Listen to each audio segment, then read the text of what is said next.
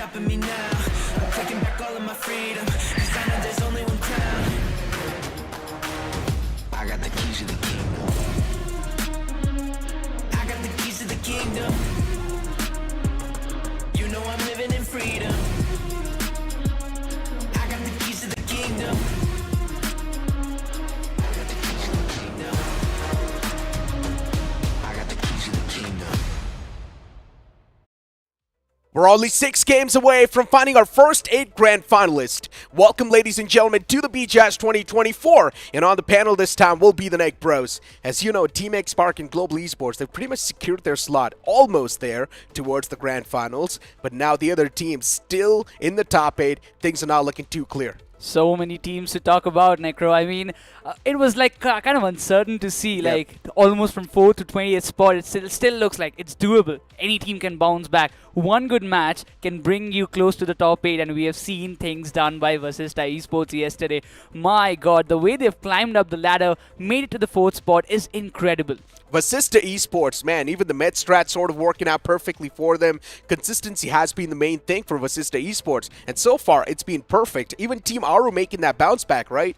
Oh, that final match was really incredible. I mean, Necro predicted just before the match got started that, this time it's Team Aru who's going to take the win. I kind of contradicted that, but it seems like his prediction game is working pretty nice. But on the other hand, the teams like Hyderabad Hydras, if you talk about 7 Shore Esports also making comeback, but Hyderabad Hydras, they had a decent day yesterday, right? They had a decent outing for themselves, but still not able to complete the day in the top 8. Now, this is concerning because still, there are so many things that they need to focus on, and this is the final day, the last 3 games that they can make it up for themselves to be in the top 8. And as you mentioned, last 3 games for every group that's going to be playing in here inside of the week 1. If they do not manage to qualify towards the grand finals, then they will be pushed on towards the week 2. This is sort of like that cushioning that comes into play. But you know what? How are they going to be able to qualify inside the semifinals or even the grand finals in the future? Well, all thanks to this points distribution that you have on the screen. First spot getting 10 points, the second one getting 6, the third one getting 5, and it's going to keep on descending downwards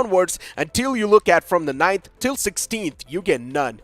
This has concerned a lot of teams. Reckoning, they had got so many finishes in a lot of matches, but not able to finish themselves in the top 8 spot has concerned them of getting a lot more placement points for themselves. We've seen Reckoning getting taken down so many times in the 11th to the 9th spot, which did not grant them any position points and has costed their position in the overall standings itself. I mean, for Reckoning Esports, as you mentioned, they like to go on full aggressive inside of the game. And so far, they have been focusing on those elimination factor. But for now, we have the team preview in front of us, right? Group A, Global Esports, a team that's doing super well for themselves. IQ Soul as well, doing really good in the top 8. But still, it's all about being able to pin that spot down in the top 8. Yes, final 3 games, IQ Soul. They will be needing one good match to just seal the deal for themselves, but for HH, as we were talking about, they need at least 2 good games to make that presence in the top 8. But talking about the next teams in Group B, Godlike Esports, Team Limra. I mean, Team Limra, they had a decent outing in the previous day itself, but yesterday's 3 matches went all downhill. But for Godlike, still, I would say the same. They are in the 12th spot for sure, but they need to make at least 2 good matches out of the 3 that they have. Godlike, they need the first game to be really good. They've only got 3 final chances. If things do dwindle down, then it's done for. Even for Raven Esports, they need 1 solid game to make that bounce back inside of the top 8. Now, you've also got Group C, FS Esports, that were doing really good. Right now, they're inside of the top 8, but still the position is not secured yet. Team Timilas, Team Aru doing fantastic, so you can't say Group C has been the toughest group so far. Group C has given us good impressions. Even Cheminix Venom coming up with some comeback matches for themselves has been good. LOC Esports trying to come up with some good performance Mogo, as Magnet. well. Mogo has also done good. I mean, they're still in the top 8. We'll be looking forward to secure the spot in today's day. And Magnet Esports, I'm really hoping that they would qualify from the week 2. But talking about the teams of Group D, the most impressive ones in the entire lobby. Rivalry Esports, such a great comeback. The consistent performance that they have been delivering has brought them back to that position from where they can qualify for the top 8. Yes, they definitely do have a massive chance. Vasista Esports in that top 8, actually on the 4th spot in the overall standings, doing really good. That massive leap that we saw yesterday just saved the day for them. Now 8-Bit there too, Reckoning Esports is right there, Galaxy Esports. Honestly, I'm not going to lie, I had a lot of expectations from THW, but unfortunately, they sort of failed us. Moving forward towards today's matches, once again, it's going to be the same schedule. Nothing taken away from that. It's going to be Group A and B to kick things off. Then we go down to Group A and C in the map of Miramar. Then we see Sanhok, Vikendi, and again the Miramar and Erangel. But for Group A, it's a little concerning. They will have the first 2 matches for themselves. Then they play Vikendi directly after having 1 game break for themselves in the map of Sanhok. But the Group A, for Group A teams, it's going to be really crucial. For Hyderabad Hydras, 7 Shore, it is like they have to set a target for themselves before the day end and have to kind of count on their stars so that no other team from behind just come up and grab their spot. Exactly. I mean, especially for IQ Seoul as well. Even their position is not pinned yet. They need a decent game in the hand to sort of pin that position down, because you never know. If you're not able to set up a good enough target, then things are definitely going to be quite dicey. And we were speaking of the overall standings over and over again, and right now they're right in front of us. Vasista Esports on the 4th. You see IQ Seoul on the 5th. FS Esports, the position will be compromised if they do not do good. Team Timilas, the same thing will be said. Team Aru barely just clinching on that 8th spot. Yep.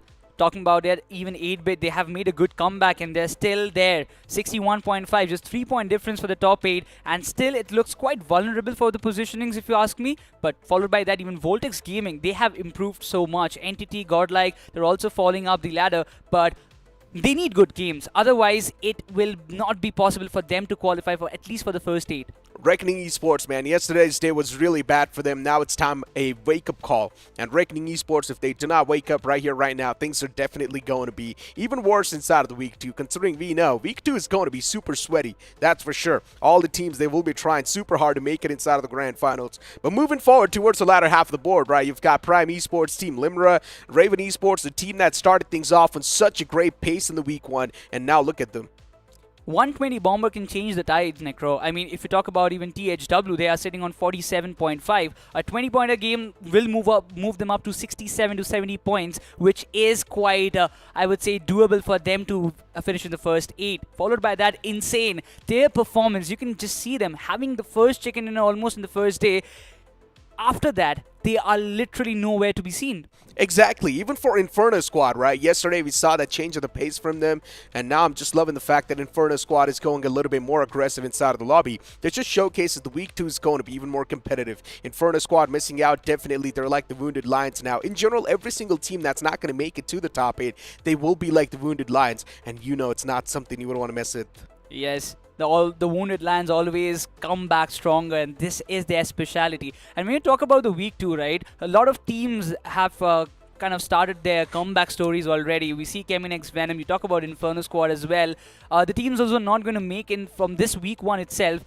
They have set up a benchmark in front of all other teams, those who are moving down to the Week 2, that you just can't take us lightly. We are coming back in form, so it is an alarming situation for them. Even 7 Shores, man, they're doing Exactly. really good for themselves, right? 7 Shores, a complete undergod lineup, coming through, doing really good inside of the Week 1. But still, as I mentioned, it's all about being able to pin that spot down in the top 8. If you're not able to do so, well then no matter how much hard work you showcased in the early days, it's really not going to matter. The position will be easily capitalized. Moving forward, even Prime Esports is trying to make some waves, right? Prime Esports definitely focusing on the elimination points. They're going for the early battles. They're actually getting those battles as well. So I'm just loving so far how the tide's shifting.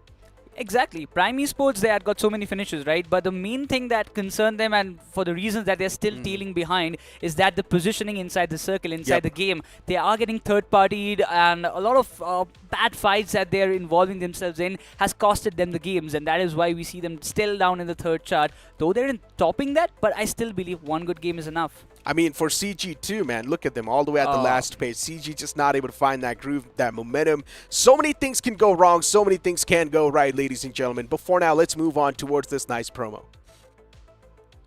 आप क्यों नहीं खेलते हो? Time नहीं मिलता यार. ऐसा क्या करते हो? अरे यार.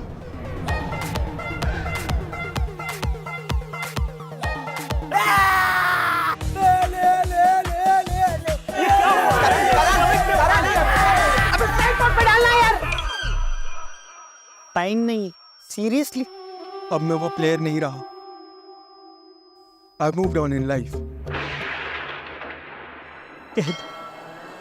कि तुम अपने दोस्तों के साथ चिकन डिनर मिस नहीं करते क्या?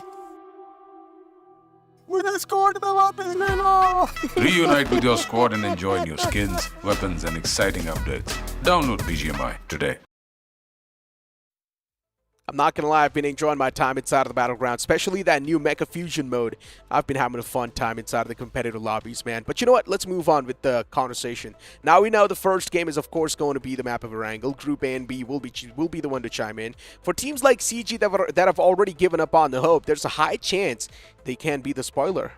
They can be the party spoilers, there's no doubt about it. And they have done it. Yesterday we saw, right, Akshat just surviving till the final circle, spoiling the games for Rivalry Esports. It would have been their chicken dinner, but it was a different scenario. He survived, and I really want to see the players of Carnival Gaming make a comeback, at least try to bring back the momentum before the week 2. That is true, right? If CG, they do end things on a great note in the week 1, not being able to crack inside of the top 8, that's completely understandable because, of course, the starting was really bad. But at least the ending, if it's good, you can sort of move inside of the week 2 with a good groove.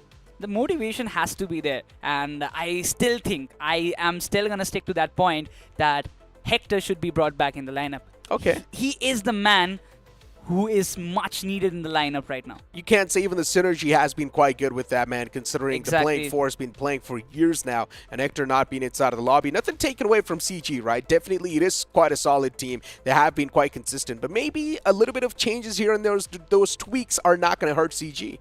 I really don't think so. And even they have got the room to experiment, right? Yeah. The last 3 games, you're not going to make it to the top 8 and you are quite aware of it. So why not just try Hector at least for the 3 matches and let's see how it goes. But for now, we have got the matchup in front of our screen as well, Necro. Group A, Group B teams coming into the question, while the mighty teams like X-Park and Global Esports will be involving themselves in this match. But teams like Iku Soul, Hyderabad Hydra, 7 Shore, NTT, Godlike, they will be looking forward to grab as many points as possible. And we also need to speak of Team Insane, because you remember day 1 they started things off in quite a fire note, and now look at them all the way on the 3rd page, somewhere in the latter half of the board, not even doing too good for themselves, considering after that first day things just came completely crashing down for them. Team Insane, this has to be a wake-up call. 3 more games to go. Definitely a chance if Team Insane does manage to pull off a 30 bomber, instantly they can catapult themselves in that top 8.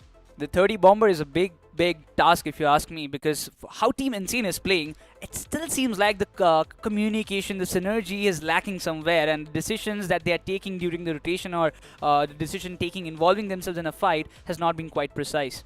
Hands down, for Team Insane, it just feels like they've been lost a little bit inside of the Battlegrounds, right? And the competition, nothing taken away from that. It's been rising up, it's been amping up slowly and steadily, and the waves that it's making, it's sometimes just a little bit too much for the players, too, that are performing in the lobby. Even for the players of Magnet Esports, slowly and steadily starting to claw their way back up in the overall standings, but I feel like the snail pace approach isn't working for them.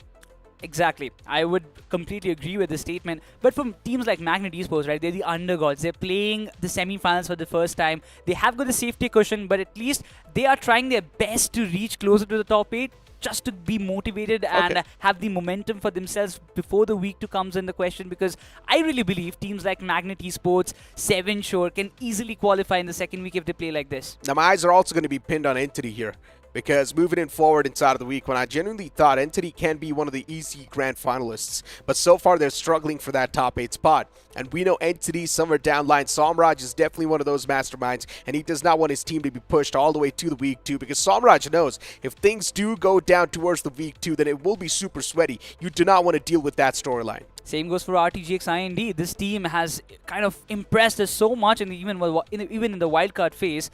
Really thought that they might not make it in the week 1, but at least they would put up some competition in front of the other teams. But it doesn't seem like that. Every match you see the same storyline continuing from their side. Early eliminations, maybe in the 15th, 16th, even in the, I would say, 11th, 12th spot? Yeah, I mean, Entity's at least doing better than RTGX IND, right? At least they're on the second page. Yeah, pretty much in the top 16. So you can't say Entity, they can easily crack in that top 8. Nothing taken away from that. But you speak of RTGX IND, they're struggling way too much. I mean, at this point in time, it's next to impossible to move inside of that top 8. So RTGX IND as well can be the one to play that spoiler. What do you think? Even Lifecraft can play the spoiler. I am really disappointed by how Lifecraft is playing. I mean, I really thought they would come back much stronger after pulling off that 19 finishes game for themselves in the wildcard phase. this is not a life crowd that we are looking forward to, but again, being the party spoilers is the main story for the players or the teams those are still lying below in the 3rd and 4th chart. I mean, especially for Seven Shores, right? These are going to be some crucial games now. And considering it is one of these undergods lineups, Seven Shores, they know how much there is at the stake. And if Seven Shores misses out on these chicken dinners or in these games, then they know the position won't be pinned down. They're so close to cracking inside of that top 8. And if Seven Shore barely miss out on that spot, then trust me, it's going to be a massive heartbreak for the players. Exactly. But talking about the map performance as well, Team Limra Esports, a team that we were talking about because of the comeback that they have made so far in this entire semi-finals. This is the performance that they've only done in the map of Erangel. 37 finishes that they have accumulated in 7 matches that they have played, acquiring 62 points for themselves. I still think that Team Limra has got that potential to come on top, but they need to be very, very much patient about all the decisions that they're taking for themselves. Team Limra is supposed to be methodical. They're supposed to be balanced. And considering these stats are till the wild card, Team Limra, I'm not sure how the future stages are going to look like, because so far inside of the week 1, things have been way too dicey for them, right? Yeah, one single game they did really good, but then after that, once again, the inconsistency hits them like a truck, and now Limra is so nowhere to be found once again. Same goes for even Inspiration Esports, I would say, because I also had eyes on them because the kind of performance that they were putting on the table. But again, as you mentioned, a roller coaster ride for them. They had some decent matches, but not a chicken in, as what Team Limra at least did.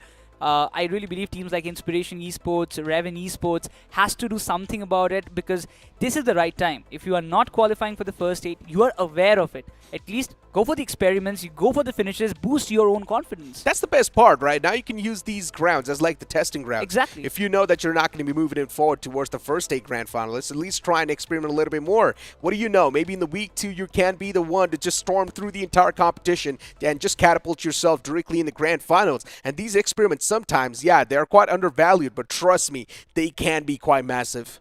It is hurting in so many teams. We see the top names getting so, harshly thrashed by a lot of teams like the undergods. You see, sometimes it is Seven Show versus Esports in the map of Vikendi. Upset so many teams like Rivalry Esports. They were this close in getting the chicken dinner because they were in the dead center. But Vasista, then Aiku's Soul coming into the picture, completely spoil their dreams. And right now, Voltex Gaming is the only undergod team that is really close to cracking inside of that top 8. All they need is maybe 5 or 10 points and they can easily move in. But once again, just easily moving in, it's not going to do it. You need to set up a target for all the other teams that are going to be trying to crack inside of the top 8 as well, because there's a high chance your position will be easily capitalized. Imagine for Group A, one of the teams is barely sitting on the 8th spot, and then their games are done, and then Group B and C chime inside of the action, and that man's position is easily going to be capitalized no matter what. So you can't say it's a double-edged sword. Things can be looking pretty bad, or things can be looking pretty good. Moving forward towards this map of Erangel, as the plane flat path's going to be starting all the way from Georgopol towards Yasna Poliana. This plane flat path is tilted completely to the northern side.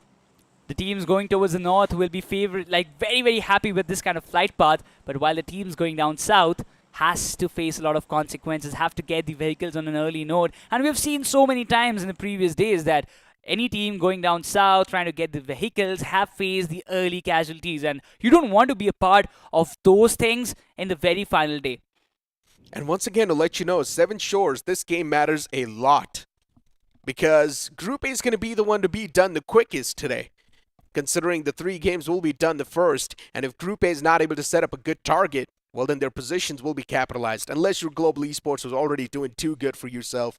And right now, there's a high chance Global Esports, they will just be on a manhunt.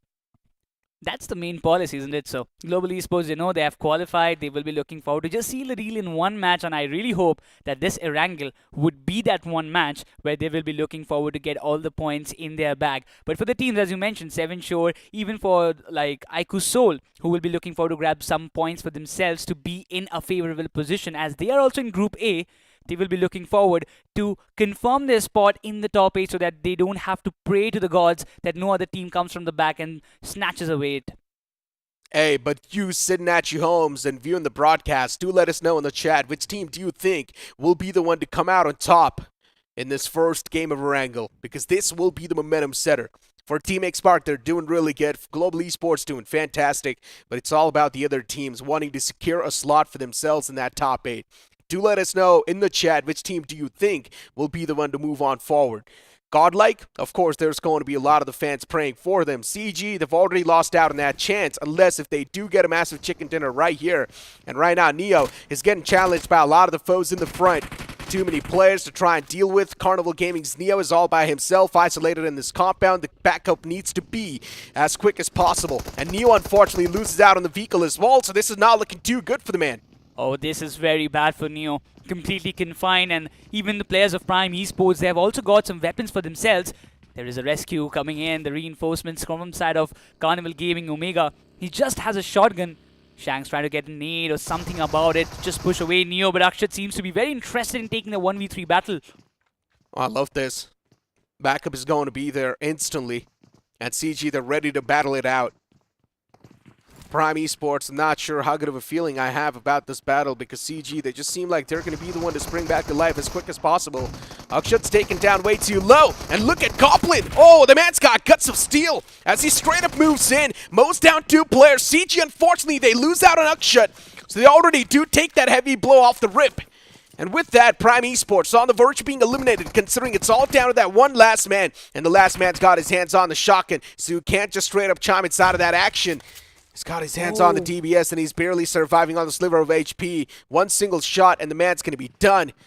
But considering he's holding that TPP angle, too, he's just waiting for someone to walk inside of that doorway. And the players of CG, they know exactly where the man's positioned. So the pre-fire is going to seal the deal. But unfortunately for CG, they started things off on a bad note, considering they lost out on Akshat. Look at that, even Entity walking out the corridors. They have definitely heard the sounds. And Carnival Gaming, this has to be the moment. They need to rotate quickly. They have to be Mogo Esports, what they did in the map of Erangel yesterday. Quick reflexes to rotate instantly. Otherwise, they know that they have made so many sounds, so many noises, that any other team, specifically as when you know Entity is playing, they might just come on a hunt. But as you mentioned, not a good start for Carnival Gaming. But Prime Esports, one of the contenders to make a comeback and kind of have a good performance for themselves, has been diminished on an early note. So this is a very bad news for Prime Esports. It is. Prime Esports, off the rip, getting taken down like that. Yeah, bad start. Carnival Gaming taken down to a 3-man squad. In my opinion, considering where their position lies, it is still a bad start. And I'm pretty sure at this point, CG, they've given up on making the comeback anyway, so you can't even blame them. It's fine. Yeah, losing out on that player is completely okay. Now it's time to test the waters. Maybe try and go a little bit aggressive inside of the lobby. Not play that defensive play style anymore. They can definitely try and do so. Global Esports just wait for this team to be on the manhunt. I'm really concerned about the western corners. You see Godlike Esports, you see Lifecraft, you see even Hyderabad Hydras around the corner. So we've seen Godlike being confined and sometimes facing the early casualties just by losing one player at a time. Hyderabad Hydras, they can be that nuisance in the nose of Godlike so that they can trouble them a lot. But talking about rivalries as well, in the map of Erangel, we have seen Aiku Soul always facing some backlashes from the side of Global Esports. Do you think it's going to go again? Good question.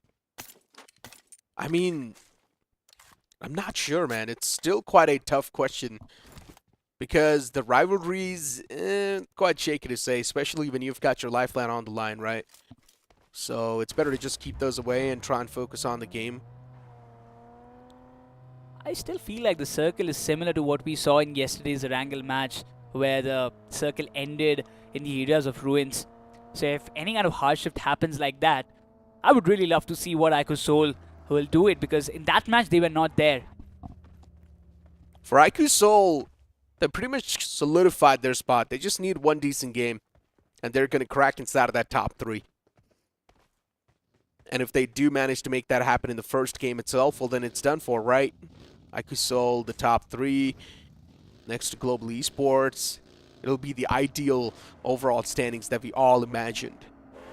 Well, Sister Esports was definitely quite the wildcard entry, I'm not going to lie, considering they started doing quite good for themselves. And this is how Rampage slapped off that one man of CG. Akshat, unfortunately, not being prepared for that DBS to his face. And for CG, as I mentioned, if they're still hoping for a comeback, then it's a bad start. If they're not, well, then it's whatever. Talking about a good start as well, the eastern corner seem to be quite vacant, and it's good news for Seven Shore, a team who is definitely looking forward to grab their spot in the top 8. They had their drop in the areas of Lipovka. It's fine for them.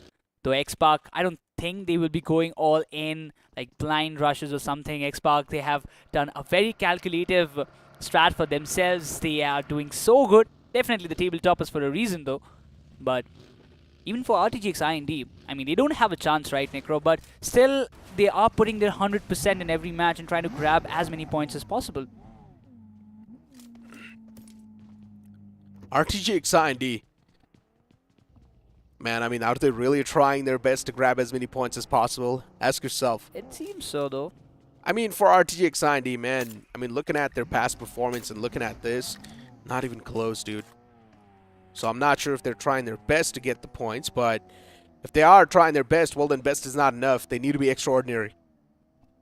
Completely agreed. But what about Insane Esports? I mean, on paper, this lineup is so aggressive, but the gameplay that they're putting up on the table has not been the same. They are looking very passive in their approach. The fights that they're involving themselves in, they're not kind of having that calculations or the communication among themselves, because it seemed to me, as in being in the observer perspective, as you just see them in their past performance when they were in blind, it was completely different. I mean, for Insane, it just feels like the lobby's forcing them to play slow. And it's not such Insane. The entire lobby is being playing that way. Everyone's been playing super slow. And it's because they know what's at the stake, right? The bigger picture. Being the first 8 grand finalists of the official tournament where the prize pool is 2 crore rupees. There's too much at the stake. The champions will be taking away the lime shares, 60 lakhs. So, yeah, I mean, I think so is the pressure that's really forcing these teams to come up with some new strategy at the last moment. And for Hyderabad Hydras, the same thing repeats itself, right?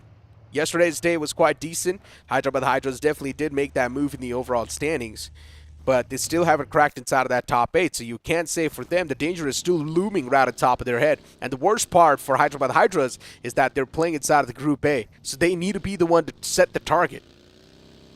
And in this match, you also have Godlike and Entity just tailing behind them. It's not at all an easy task, but Hyderabad Hydra still looking forward. So one thing about Hyderabad Hydras has always clicked in my mind, that every time you see them inside the circle, having a good spot for their name to hold and have a good positioning, but by the end of the circle or by the ending phase of the match, you don't even see them grabbing so many finishes, even after having some decent spots for themselves. For Hyderabad Hydras, sometimes I feel like they're confused themselves. They do not know exactly how they want the game to go, what position they want to acquire. Right now they're towards ruins, and in my opinion, it's not this good of a position considering the zone is centered towards that school area. And Global Esports definitely looking forward to take a fight against Livecraft, and this is going to be a rotation collision. Global Esports looking forward to stop the players of Livecraft in the tracks, considering there's another man who's a little bit isolated from the pack. And Global Esports, they do spot out the entire team moving in towards that compound, but are they going to take any measures? The answer is going to be no. A couple of shots were taken, but nothing found. Good decision by Global Esports. They've always been those mischievous boys in the lobby to go for those third parties and grab a lot more finishes in their name. I wouldn't call them mischievous. I would call them brave. Yeah, you can call it, because the way they have decided to get finishes is really nice, right? It's also an art that you get the finishes and you get the points. Ultimately, what matters is you need the points to qualify. Constant points. 5 to 6 points per game, maybe 6 to 7 at the start of the entire tournament. That's still going to seal the deal. And that's what Global Esports have been doing, right? Constantly getting those elimination points. And they've also got the highest finishes so far in this Group A. Only team to perform that well, because even Ikusol, they're lacking behind. I wouldn't say that they're lacking behind because of the performance there, but the situations that they have already faced themselves in the previous day was really bad. I mean, every match you see one of their players getting taken down on an early note during the rotation. That was really unfortunate for them. It was. Raven Esports and Team Insane, both the teams desperate to find any sort of momentum inside of the game. For Raven Esports, they're in the Group B. For Team Insane in the Group A. Team Insane, things are going to be a little bit more dicey. considering they will be the one to set the target. And looking at their position, Team Insane, they at least need 40 points today itself. So they can be on that 80 marker. At 40 points in the span of 3 games, it sounds too tough, but Team Insane, they have a lineup that is capable of doing so. You have to get almost 10 finishes in 2 games, finishing in the top 3. That can make it doable, but by seeing the past performances, what Insane have done, I don't think it's going to be easy. And there you go. The first knock, Spy getting taken down, and every match the storyline is getting continued. But this time, Revan Esports, they will be looking forward to get some more frags, because this team, I am really disheartened to see them in that position that they are in right now, because by the end of first day, they were in the top 8, right? They were. And now the zone's going to start to close in within a couple of seconds. Next circle shift, I'm not sure where it's going to be forming towards, but if it does move up north, then Godlike's prediction will be right. If it does move down south, well, Godlike will be screwed, and the fans will be disappointed. Team Insane, a lot to look up to. And right now you've got Afu on the screen. Considering this man, Afu himself, in the past we've seen Afu pull off some glorious moments. And now in the week 1, he's just been deactivated completely. Team Insane, I'm not sure what the main cause of concern has been, but the performance dip that we've seen from the day 1 to the day 2 to the day 3 has been the main point of concern, in my opinion. The consistency dip there after the first game, Team Insane just completely deactivated from the overall standings. Nowhere to be seen inside of the game as well, just trying to play it as safe and sound as possible. And these strategies are really working out for them. CG spotting out the players of Seven Shores, taking a couple of shots, no casualties. Not a good sign for Seven Shore. They don't want to involve in those early fights, at least for now. It's just the stage 2 as we see. Seven Shore, they are completely disengaging from this fight, not ready to take it on. Finding good compounds for themselves is a very beneficial move, and I really don't think that Carnival Gaming will be going so over-aggressive to take all those finishes, because they already lack in number, and they will be looking forward to just play a little bit safe and grab as many points as possible. For Seven Shores, consistency is the key. Barely making it inside of the zone towards the edge. I'm not sure how well this strat's going to work out, considering the center of the circle is already filled up. All the prime spots taken away, and if the circle is actually favoring the majority of the teams once again, then Seven Shores, a high chance they will be screwed. Finding that good position inside of the zone will be next to impossible. Seven Shores, the only thing that can be the day saver for them is that they hope it's going to be a hard shift towards down south, and then Seven Shores can have a clean rotation moving in from the southern side. But looking at Godlike towards the north, if the circle does pan down short, then Godlike will be messed up. And right next to him is another team, which is going to be Aiku's Soul. And that's what exactly happens. The circle pans down on the southern side. Entity will be going down once again, but the teams like Team Limra and Inspiration Esports, they will be pretty happy.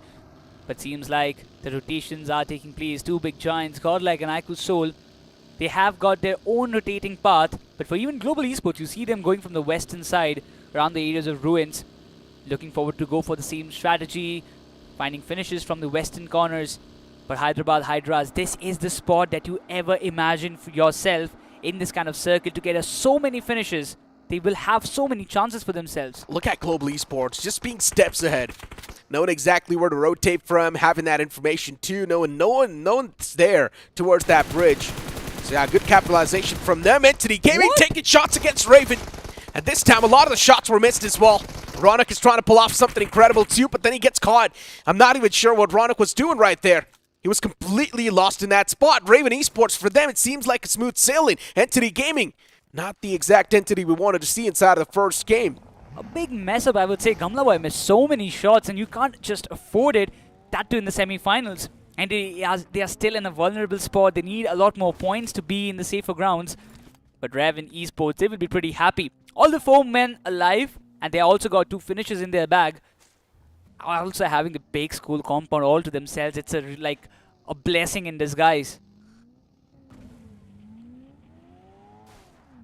But for now, Aiku's Soul, looking forward to grab good spot for themselves. But right now, even Insane versus Inspiration Esports, it seems to happen. And around the corners, you also get Team Limra. Team Limra, for them, I'm not sure if they're going to be engaging inside of this fight. Probably the main game strat's going to be to keep themselves as anonymous as possible. Global Esports taking the same rotation pathway that Godlike. And as Godlike is moving in on the same trails, I'm not sure if the breaching point's going to be the same as well, considering Global Esports can be the Guardian Angels. Godlike moving in. They're going to move down south a little bit more towards Pachinki area. I'm not sure how good of a maneuver this is going to be. But this is what I'm talking about, right? Global Esports, they're on the northern side. As soon as they saw the circle shift down south, they knew exactly where to rotate from. Just planning a couple of steps ahead. That's Movi's supremacy that we just talked about it. A man with big brains, and same goes for a lot of teams though, but next circle shift will be very, very important for a lot of teams. Inspiration Esports, Team Limra, everybody there just sitting tight, but Omega, he went so close to those players. Carnival Gaming still doesn't have any permanent spot or a good spot for themselves to settle down, and now it seems they might engage with Godlike Esports. CG to the players, Neo and Omega next to each other. Godlike, not a team you would want to mess around with. The Wounded Lions on the block. That's why CG is now starting to back away. CG, they've taken too much damage. Shot. Admino, nice shots, and the conversion's also going to be on the fly. Good tracing that was. Jonathan gets the conversion, but the confirmation's still on the name of Admino. CG taken down to a two-man squad. Such blunders from the side of CG cannot be afforded, but Godlike really watchful. Completely confused, it seems, Carnival Gaming. There is nothing that we can just talk about it right now. We'll be looking forward to grab some loot, but no, Jelly, just being cautious, just being alert that there is another team in the corner that we need to take care about, and that's Team Limra. But Godlike doesn't seem to be settling down in these compounds in this quad house, because the next circle shift will determine their course. Jelly spots out the entirety of Team Limra. He knows exactly where the foes are too, and now goes for the loot too. Look at the amount of nades Jelly has as the circle moves up north once again, and Mavi is going to be on the scout for Global Esports. He's the one to move up forward. He's probably going to try to scout out a couple of more areas and then give his teammates the call to move inside of the zone. So I like that from Global Esports, but still the breaching point they're looking to find, or at least they're going to find clear, is quite exposed. So I'm not sure if that's going to be a good breaching point. The Spider Hill circle has always been very favorable to Mavi, because his previous drop was around the areas of Water City, so he knows this circle pretty well. Though in the death center, you see the boys of Entity as well, holding around the corners. They might be looking forward to clear off those compounds of Inspiration Esports and Insane. But so many shots are being fired on Seven Shore. From the school compounds, you see Revan Esports taking the shots from different angle. It can be Team X Park as well, because Rozok Hill is not an ideal spot that you want to stay as a team. Raven Esports spotting out the players of Seven Shores. At the top, I'm not sure how good of a position this is going to be for Seven Shores, considering the backs are quite exposed. They need the constant smokes, because there will be a couple of shots taken from the school itself. And CG2 losing out on Omega. Not a good news. Confirmation not there yet. CG, they can definitely get the recovery, and that's why you see Goblin closing on up. So Goblin's going to hand out the recovery instantly. Oh, even he could have been knocked out within an instant. But yeah, Omega will be able to get back upon his feet. It's all good in the hood for now. But Raven Esports, the constant pepper off the shots, is really keeping CG on the bay. They are trapped. I don't think like Carnival Gaming, it would be an easy job for them to move inside the circle. That too when Raven Esports, they're inside the circle and have pinned them down. RTGX IND just coming down to the compounds that Godlike were holding just few moments ago. But Godlike, they do have the eyes on them as well. I don't think they will let RTGX IND slip away like that. Jonathan was on the screen. I'm not even sure what Godlike's plan is going to look like now, considering the zone shifted away from them completely. What is the rotation going to look like from Godlike? Do they keep on moving up the same pathway that Global Esports is moving, or do they try to pull off some weird shenanigans? If they want, they can make the crash directly towards Water City. That will be the highest chance of survival, in my opinion. But there will be Global Esports on the trail. Hyderabad Hydras 2 instantly will be the Bloodhounds. So you never know how that's going to pan out. But that's what exactly happens, right? Godlike, they take the same rotation pathway that Global Esports is trying to take. But they also do take a lot of damage in return. And now Simp is going to be up close and personal against the players of Global Esports as Amino as well gets caught out in the open. And now Simp and Chili are the last two remaining players from the side of Godlike. The rotations, once again, looking quite shaky. But Godlike, they're hitting back even harder as even Simp gets fall down. And even Global Esports, there's a third party coming into play. Jelly is confused. He doesn't know what to do next because he has lost all his teammates in the blink of an eye. The circle might be favoring the side of Hyderabad Hydras and Global Esports, but they have to be alive in the final moments. Iku Soul charging up on RTGX IND. This is the final moment that you look forward to as they're settling down, getting all those finishes in their name, and even Carnival Gaming seems to be around the corner. They indeed are. As Power, this nade's cooked up to perfection. It's doing some more damage, but not the confirmations yet. RTGX IND, both of the players looking healthy for now. Ronnie's the man who was knocked out. The nade sailed in from the side of S-Power, does a lot of damage, and S-Power instant reposition as well.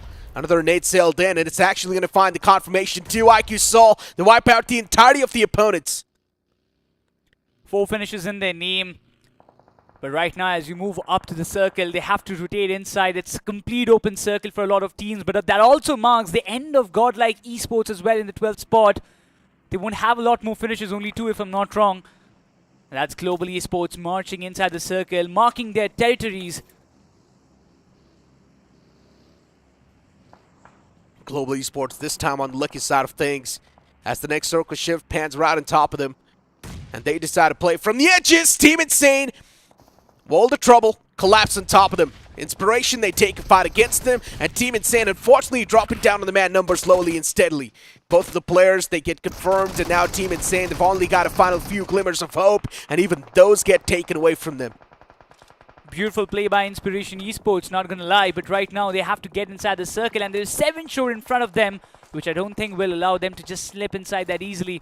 But from the backlines, from the areas of Rozok, so many teams in the contention. Revin Esports, IQ Soul, X-Spark, Carnival Gaming.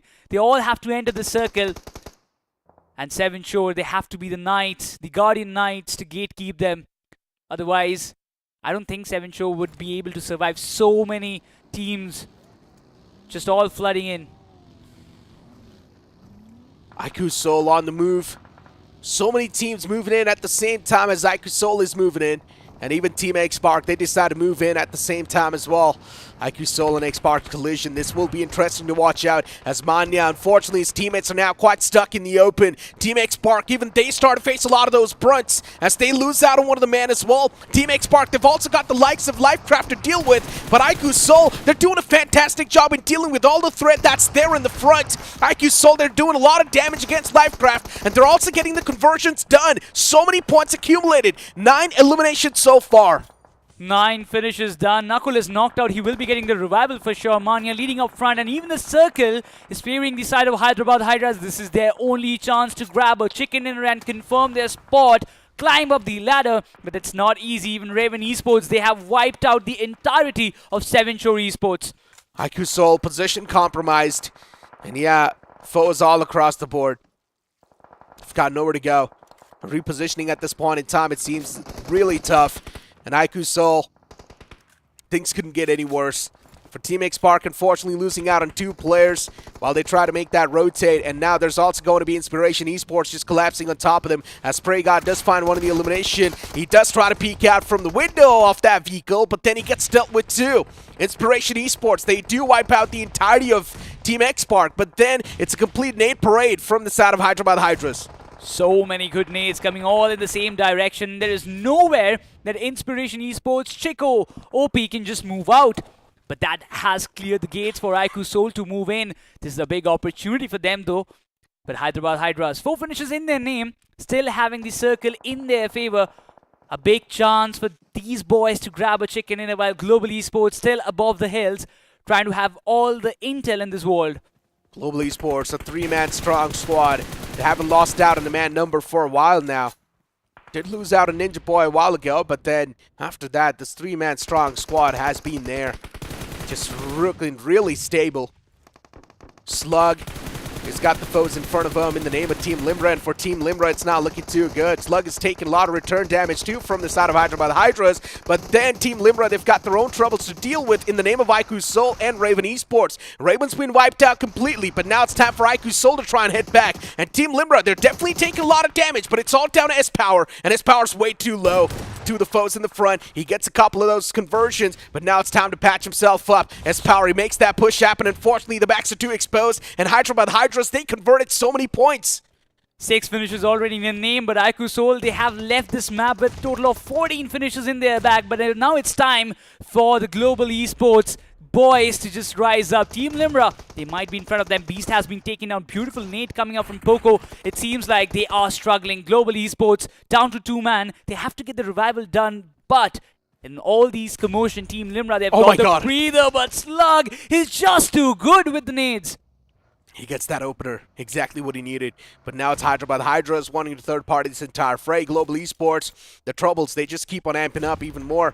Utilities being tossed in from both the side. Beast gets re-knocked once again. Slug is quite softened up as well. Inspiration, you see Chico OP right there inside of the smoke, but he's also being chipped up a lot with the utils. Another nade sails in. This time it might just be the confirmation they need, but Hyderabad Hydras is the only team with all the advantage they can ask themselves to be in.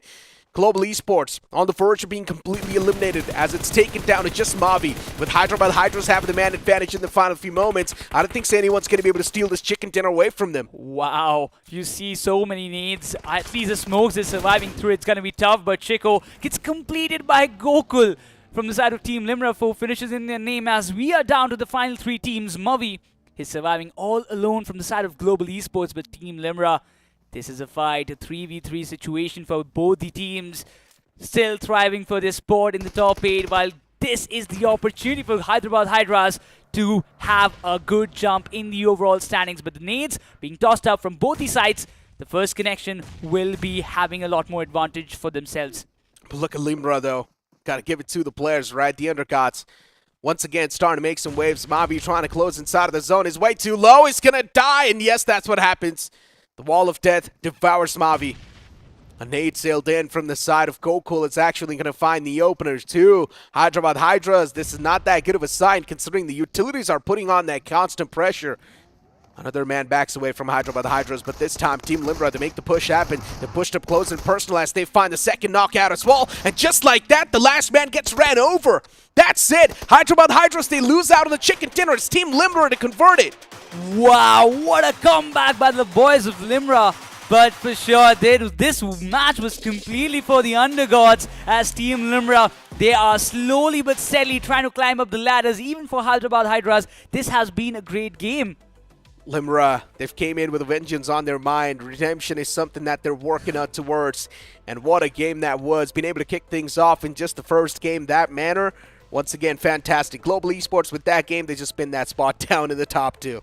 Even IQ Soul, 14 finishes, my god, the way they were playing from the very start.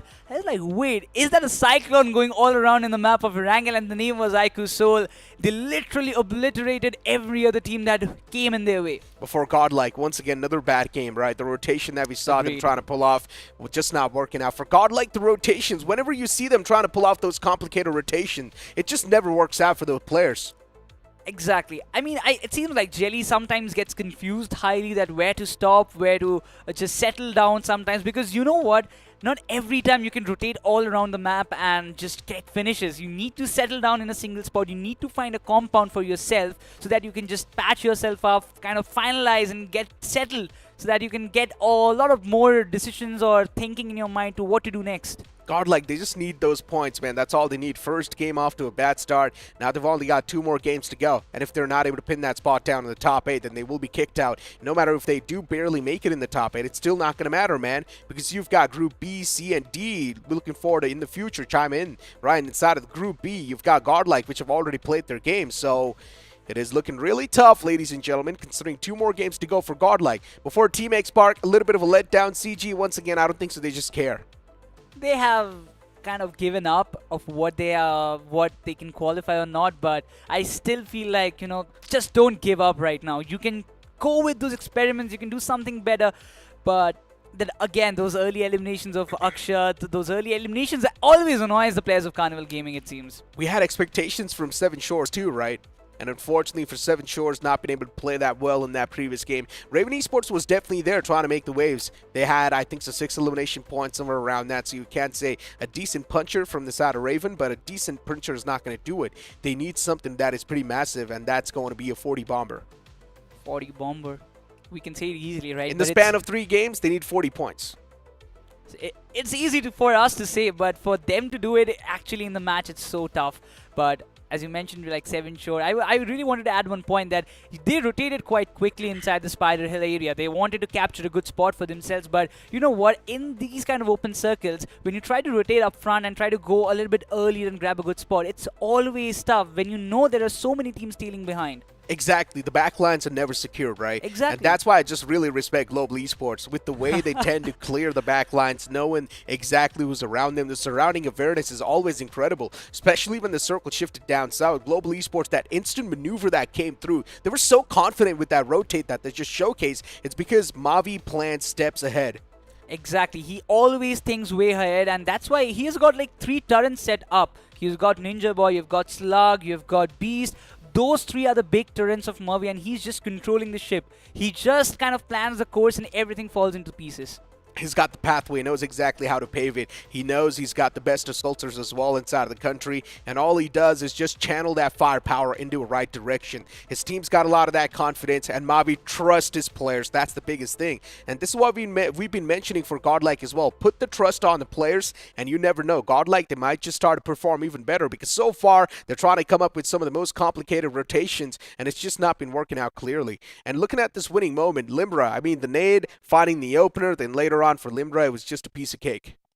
They did an exceptional job just waiting patiently for the right moment, and it was a disaster for IQ Soul. Otherwise, I guess Team Limra could have been wiped out by them, though they faced so many kind of consequences when they were entering the circle. The blue zone giving the damage, they are getting shots from different directions, from Global Esports, from HH. So IQ Soul were kind of confused, but it happens. I mean, they have done the job. 14 points just by finishes, also adding the placement points. It is quite summed up. It's quite clear that IQ Soul have qualified. The amount of teams that moved in from Rozhok in that previous game, right? It was such a massive cluster. You had Team X-Spark, Lifecraft, IQ Soul, even Hyderabad Hydros was taking shots from the far fray. So you can't say there were so many vehicles in that one single area. You also saw IQ Soul crashing against Lifecraft, and Team X-Spark as well was right there. And while Team X-Spark, they tried to make the rotate, unfortunately, they lost out on 2 players. So in general, it was such a scuffy situation. It was so confusing. But IQ Soul still somehow they thrive in those type of moments. Experience, gunpowder. These 2 factors helped IQ Soul to breach through so many teams, but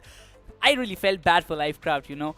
They were completely confused from where the shots coming, because they were in the dip, right? They never expected a team from uphill to come down and just get all the knocks. And IQ Soul, even before Lifecraft to kind of finalize or figured out that it is IQ Soul in front of us who are taking shots on us, they got completely decimated. I mean, even for Raven Esports, right, they were also part of that entire kerfuffle. Raven Esports, they try to move inside of the zone too, considering they were inside of the school area.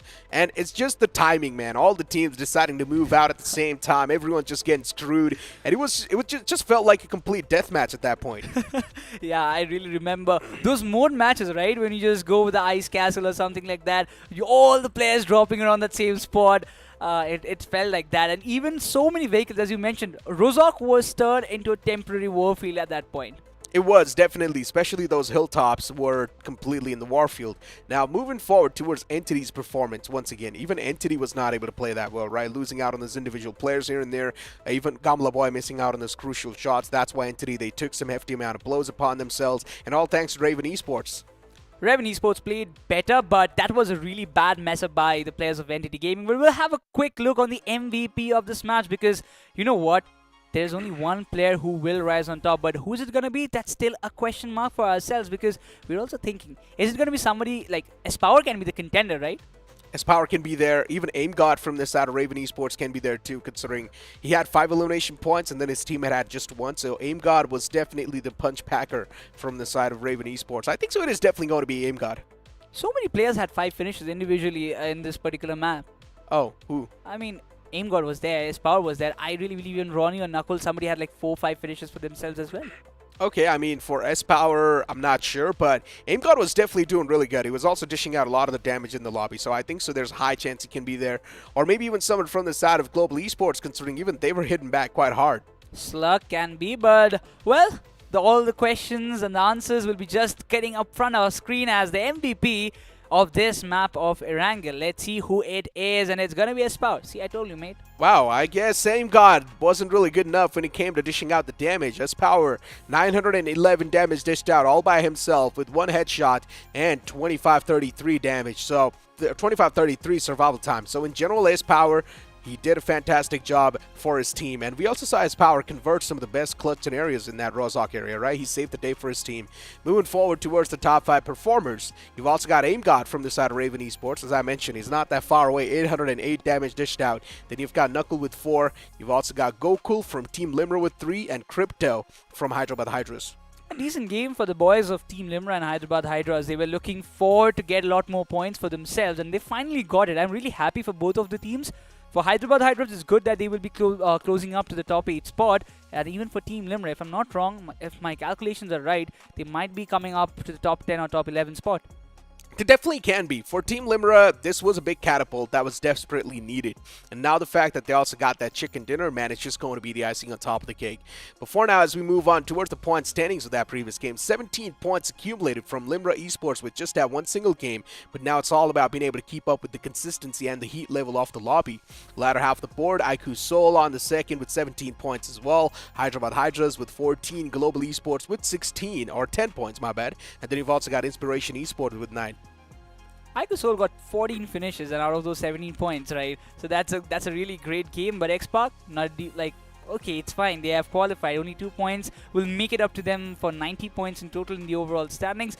But not a lot of big names. Again, in this first chart, we don't see Godlike, we don't see Entity. For the ones that was the teams who needed the points mostly in this particular match. But have a look on the second chart. We will find their names down here. Even for Prime Esports, only 1 point. Godlike 1, Entity 0. I mean, this is a bad performance, a bad day.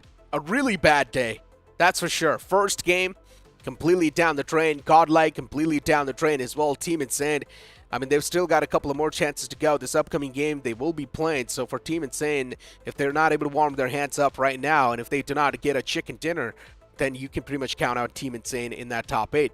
Overall standings over here, Team Limra, they barely do breach inside of that 8th spot with 65.5 points, but right now that position is not secured. Oh my god, look at so many changes in the overall standings. Team Tamilas, Aru, 8-bit all coming down. Hyderabad Hydras climbing up to the 4th spot with 72 points on the board. It seems like the top 3 is quite confirmed as they have already moved up to the 80s. IQ Soul on the 2nd position as it seems. But for the teams like Entity, Godlike, Reckoning, Raven Esports, they need a 20 bomber. At least one 20 bomber game is what they need to confirm their spot. So you can't say IQ Soul, Global Esports, X-Park, they have secured their spot. With 83 points, they've also gotten that cushion to play with. Now, for teams like Reckoning Esports, Raven Esports, and even Godlike to bounce back in that top 8, they're going to need a chicken dinner. Nothing less than that. Considering, knowing the fact that Godlike, not a lot of games left anymore, they've only got 2 more games to go. And if they do not manage to pull off a chicken dinner, then at least they need 15 points per game to sort of keep themselves in that top 8 with the cushioning that's needed. Latter half of the board here, 7 Shores. What a big leap taken down. This was not the ideal start that you would ask for. 7 Shore did not get a lot more points. Even for Prime Esports, they got taken down as the first team out of the lobby in the map of Erangel. So both of the teams still trying to make it up to find a good spot. As you mentioned earlier, again, I would say for these 2 teams as well, even counting Magnet Esports, those who are yet to play their first match on today's day, they will be looking forward to grab at least 10 plus points on an average in every match that they play. I mean, look at the last page, man. Galaxy, Livecraft, RTGXI, Indeed, Rivalry, LOC, CG, everyone's done. No chance. I don't think so. They've got any chance. For CG, they've already played the first game, so they've only got 2 more left.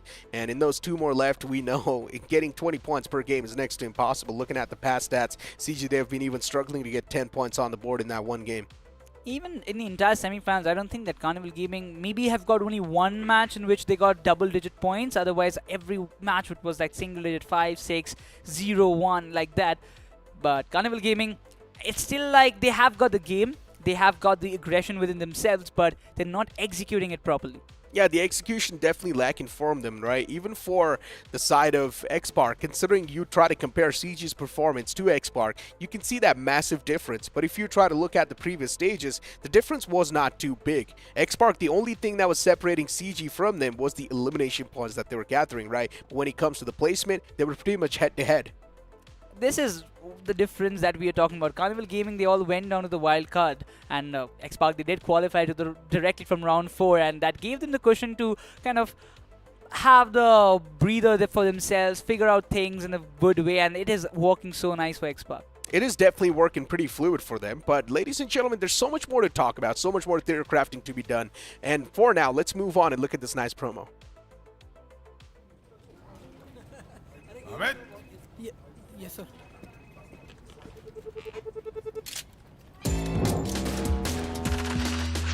Amit, you're doing an excellent job. मतलब एक death match. Amit, why no sales in the first quarter? इसका मतलब 2 death match. Amit, we must talk about your performance. ये लंबा जाएगा. 4 death match.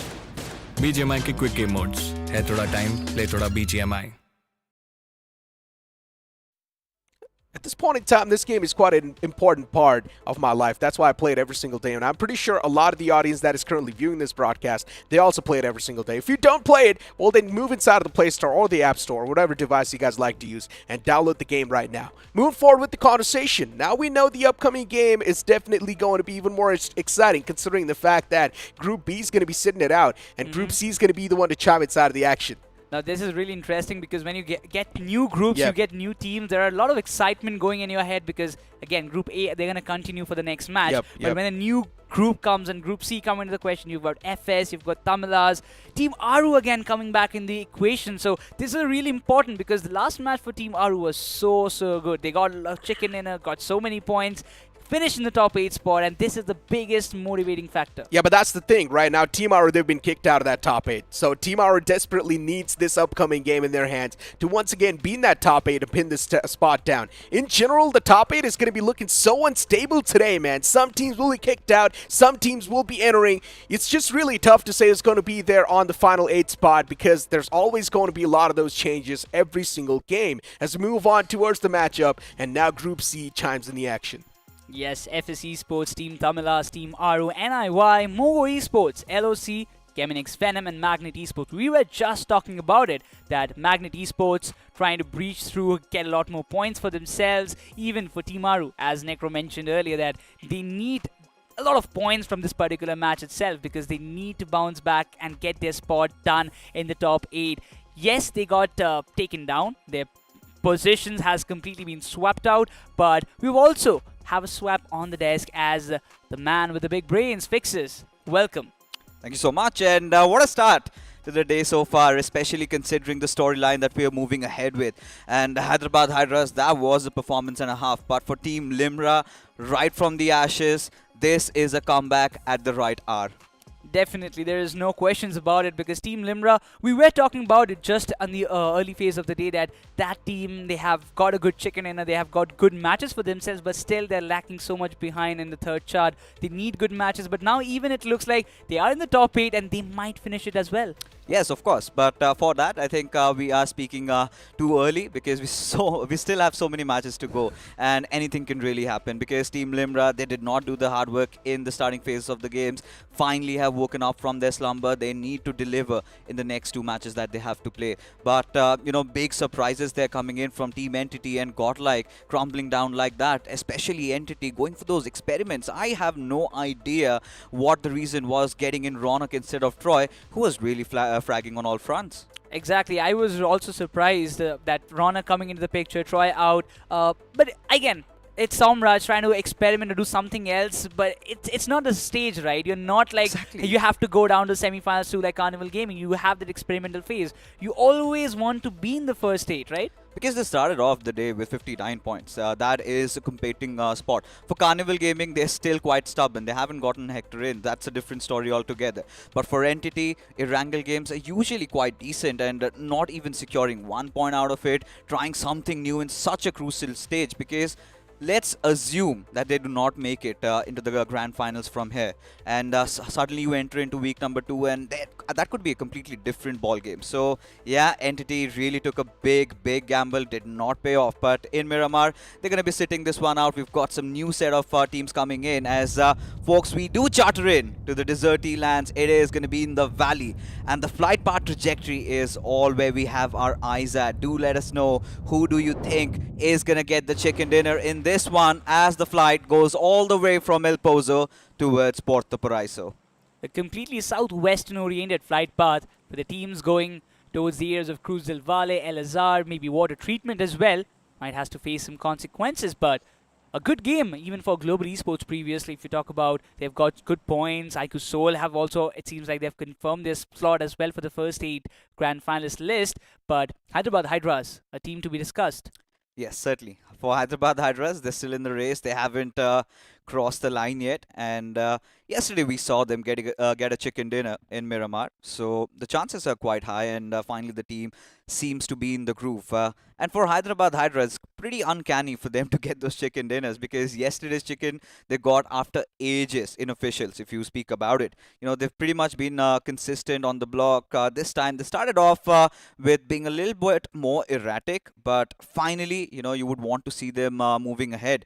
But I'm really eyeing out for the others, especially Team Aru, for the likes of even you know, the players of Keminex Venom. Now, this is one of those teams, they have to strike gold if they want to qualify from the top 8. They've slowly and gradually improved from their performance from the past matches, as we witnessed yesterday. They have made a good comeback, and I'm really happy for these boys. Before going to the week 2, if they can bring back the previous momentum that they had, it would be really beneficial for them, and they also might qualify for the next 8 from the next week. But for now, talking about Magnet Esports as well, Fixes, they have taken a drop in El Pozo. There is no Entity around the corner, so they are quite having the breathing space all to themselves. But they're also lagging behind. They have been dropped down as well in the overall standings. Yes, for Magnet Esports especially, day number 2, day number 3, they had a couple of good individual games, but that was pretty much it. You know, we were hoping for some consolidation, and that was not there. Haven't really worked as a cohesive unit. But when you take a look at the circle, this completely changes the dynamics of how the players are going to approach this game, completely towards that eastern side, centered around Minash and Aralis. And I'm really hopeful that we finally get to see a circle around Truck Stop. Destro will be pretty happy. He can just literally move up to Impala, because I don't think there is any team going towards that direction. But if NIY, as it seems, if they are heading towards that point, then we might have some early contestments between both of the teams, like Mogo Esports. But Hyderabad Hydras, on our screen, they had a good match previously, and they will be looking forward to grab some more points, even from this Miramar as well, as they will be ending their matches on an early note compared to any other group. For Hyderabad Hydras, surely, you know, the matches end soon, but the way they started, I really feel, Necros, that they might squeeze in. And that's the idea, right? This is where you've got to put the pedal to the metal. You've got to give it your all, because now the intensity of the competition is just increasing tenfold. Now all these teams yesterday who were kind of languishing down the bottom, they all had their comeback. So you cannot really be complacent over here. And considering they've had a good game in the previous one, they have all their brains working together. And who knows, in Miramar they might find some success. But you know, moving on ahead, for certain teams, the ones that are still at the rock bottom, for the likes of NIY, such a good day for them in the office, right? They know they're going to be playing week number 2. They've made peace with their fate, and they might be a little mischievous. They might go on wrecking the teams down, maybe the ones trying to qualify, but spoil their games. Yes, the party spoilers that we were talking about, I and Necro were discussing on the desk. It can be. Even LOC, it seems like, I don't see them qualifying from for the first 8 at least. They had a decent outing in the wildcard phase. They qualified in the semis. They will be pretty happy. And I'm even happy for these boys. But for now, Global Esports Beast. Those DMR shots are always pleasing, but not that pleasant for LOC boys.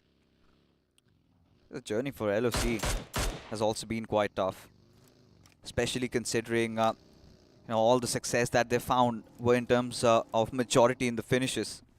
The position department is something that could have been really worked out for them. And that is something that they really need to fix ASAP. Because I'm pretty much assuming that they're going to be coming to play in the next week. Unless and until they pull off some miracle. But yeah, for LOC, we've seen those fights in those 4v4 situations. Most of the times they do come out winning. But it is them really being careless with how they rotate inside the circle. You talk about rotations, NIY making quick work there, going towards El Hazar. Like you said, for Mogo Esports, this is a game they wanted. But really eyes on Team Tamilas, Team Aru, Hyderabad Hydras, and even for Kemenex Venom, FS Esports also. Every single day up until yesterday, they've had one chicken dinner per day. But yesterday was a little bit of a decline. I was really disappointed. I mean, it's fine. They are in a good spot though. But if you have to retain it, you need to come up with performance like what IQ Soul or Global Esports are doing. They are also having some matches in which they are not getting points. Specifically for IQ Soul, they have crumbled down in so many matches yesterday. Yeah, for IQ Soul, the first two games did not go the way they anticipated. You know, they were caught in really some rocky situations, were having such a tough time. But eventually in that map of Vikendi, they somehow pulled off a rabbit out of the magic hat. But, you know, when you talk about the others, right, the likes of Magnet, you can talk about that. Global Esports and IQ Soul. If anybody had any suspicions or if they're going to make it or not, I think the previous match, Heroics, did seal their fate. They also will be heading towards Hyderabad. And the fans will be very happy. You know what? They will be like, okay, the deal is done. They have qualified. But for now, Mavi has to take care about a lot of situation. But look at that. Lifecraft coming from behind and Mavi getting 2 knocks in a single spray. This is a green signal for Global Esports and they just don't want to back off. A big, big mistake done by Lifecraft. You just can't let your guard slip away as Mavi was completely in the open lands. Yeah, you have to be watchful as the 4 horsemen of the apocalypse come riding through, just taking every single player down, whoever is visible. And Global Esports, I think, now they've got their blinders on. They can be gate crashing anybody inside of the lobby because what they wanted were some definitive points which they have secured for themselves. They know that they're heading towards the grand finals and now they can play with so much room and freedom. And even if at this point they get eliminated, really nothing much to worry about. Yes, but it doesn't seem like though they are willing to get eliminated. But for LOC, they had some kind of damages on them. One of the players got knocked out. It was Sketch, if I'm not wrong. But finally they've patched themselves up and they will be looking forward to rotate in a good direction. But the way or the course that they have set their sail on, Global Esports will be the pirates to stop it. As you see them rotating just up front. And Global Esports, they are those hungry sharks right now, Fixes. They are not willing to stop their hunt no matter which team is coming up front of them. Yeah, Global Esports definitely aren't. Beat anybody.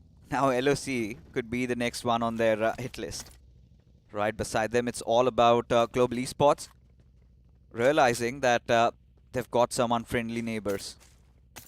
And once they snuff them out, they're gonna go after them. Because Lifecraft, they were pretty much out in the open. And when you talk about Lifecraft also, they did also experiment quite a lot yesterday. Instead of Pasha, they had Clowny come into play.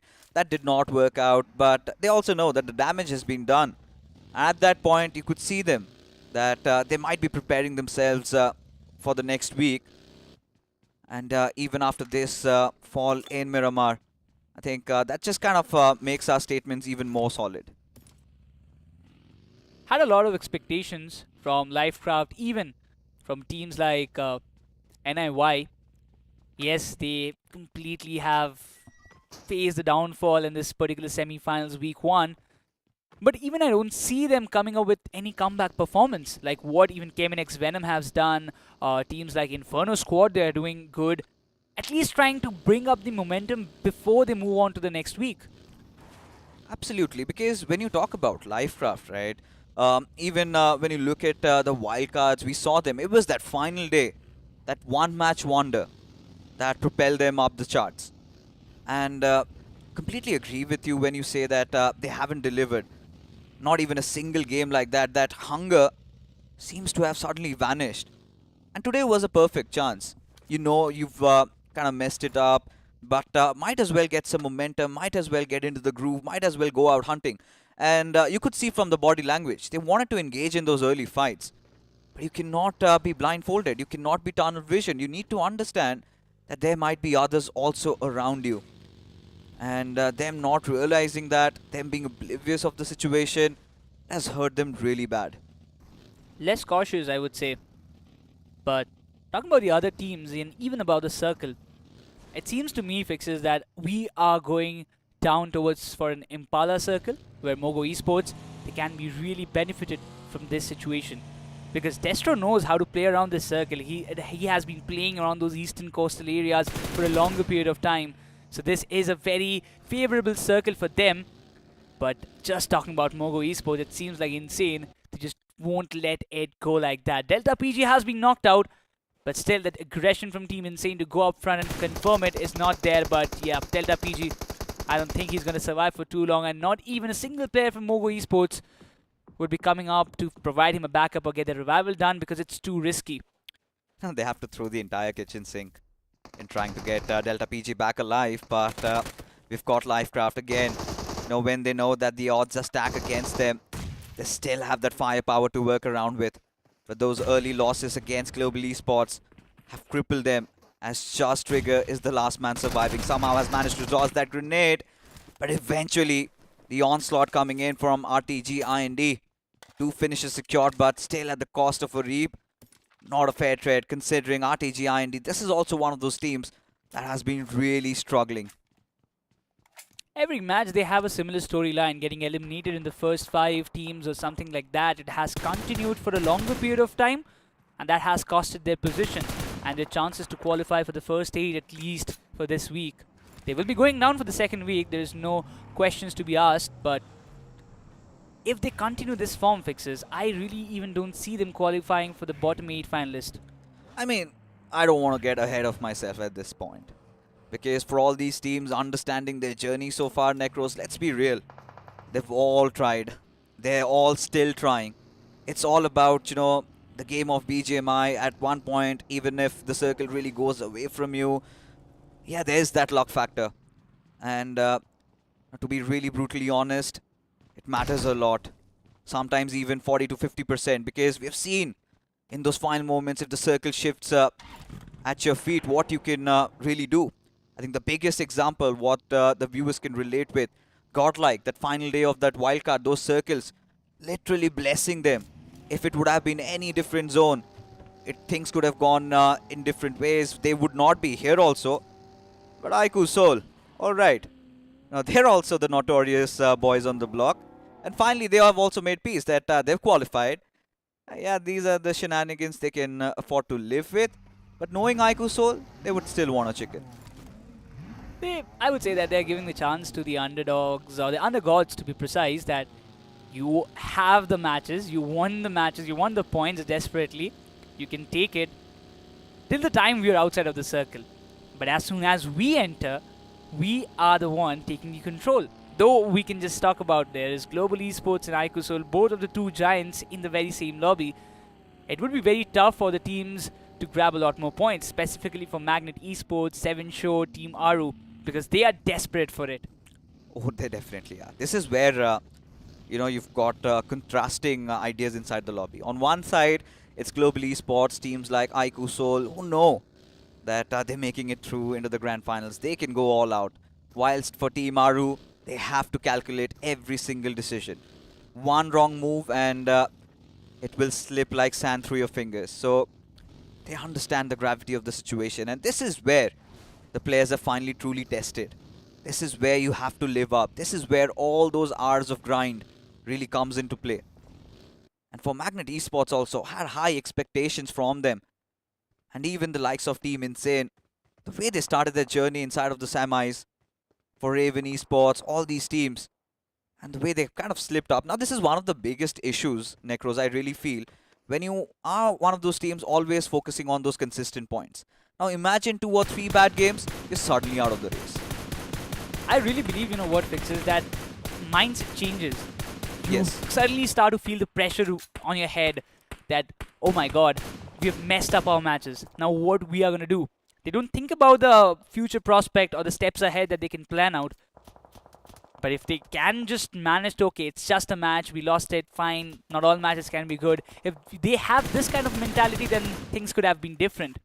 As of what Murphy do, always. We have seen him planning the steps always ahead. But for now, it's 7 Show versus NIY. The utils are being exchanged as 7 Show seems to be very aggressive on the players of NIY.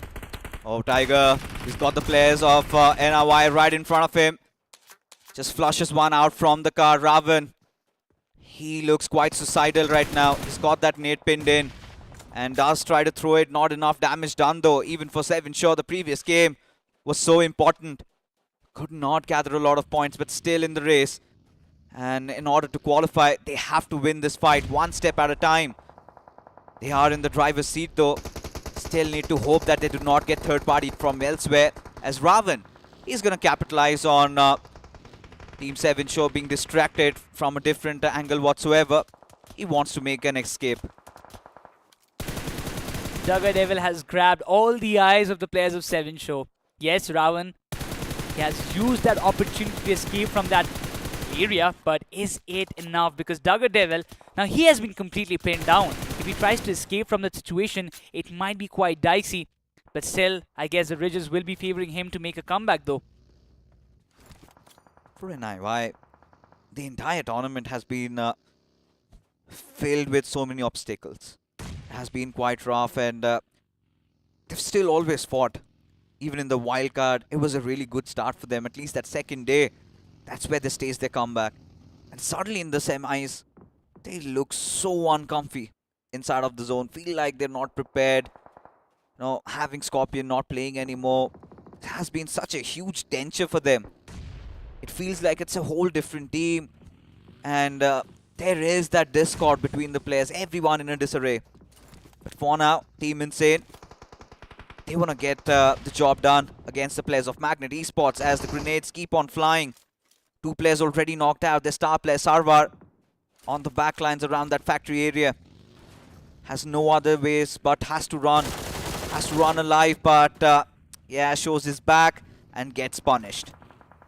This is the typical Insane esports that we wanted to see for a longer period of time. I'm really happy for the boys, but not ideally the great start for Magnet Esports. They have been decimated in the 14th spot. No points earned from this particular match of Miramar where it counted the most. This is going to hurt badly to the boys, but Insane Esports, I mean, it is quite late though, but you never know. They might just make a 20 bomber or maybe a 30 bomber in this match. Yeah, I really think that the clock has struck 9, and this is where they're literally on their toes. Can't afford to make those mistakes, and in fact also need those bigger games if they have to keep their dreams of qualifying. But NIY, this is what we were talking about. Throwing a wrench to the other teams. And for Insane, this could be heavy. Quite costly because losing out on Afu, yeah, they've got a knock onto its Duggar Devil. Unless and until it's converted, unless and until they get at least 15 to 16 points in this one, their road to qualification looks quite bleak. Insane Esports will be trying to go up front and finish the players of NIY, but they have a lot of second thoughts in their minds because that's a risky move.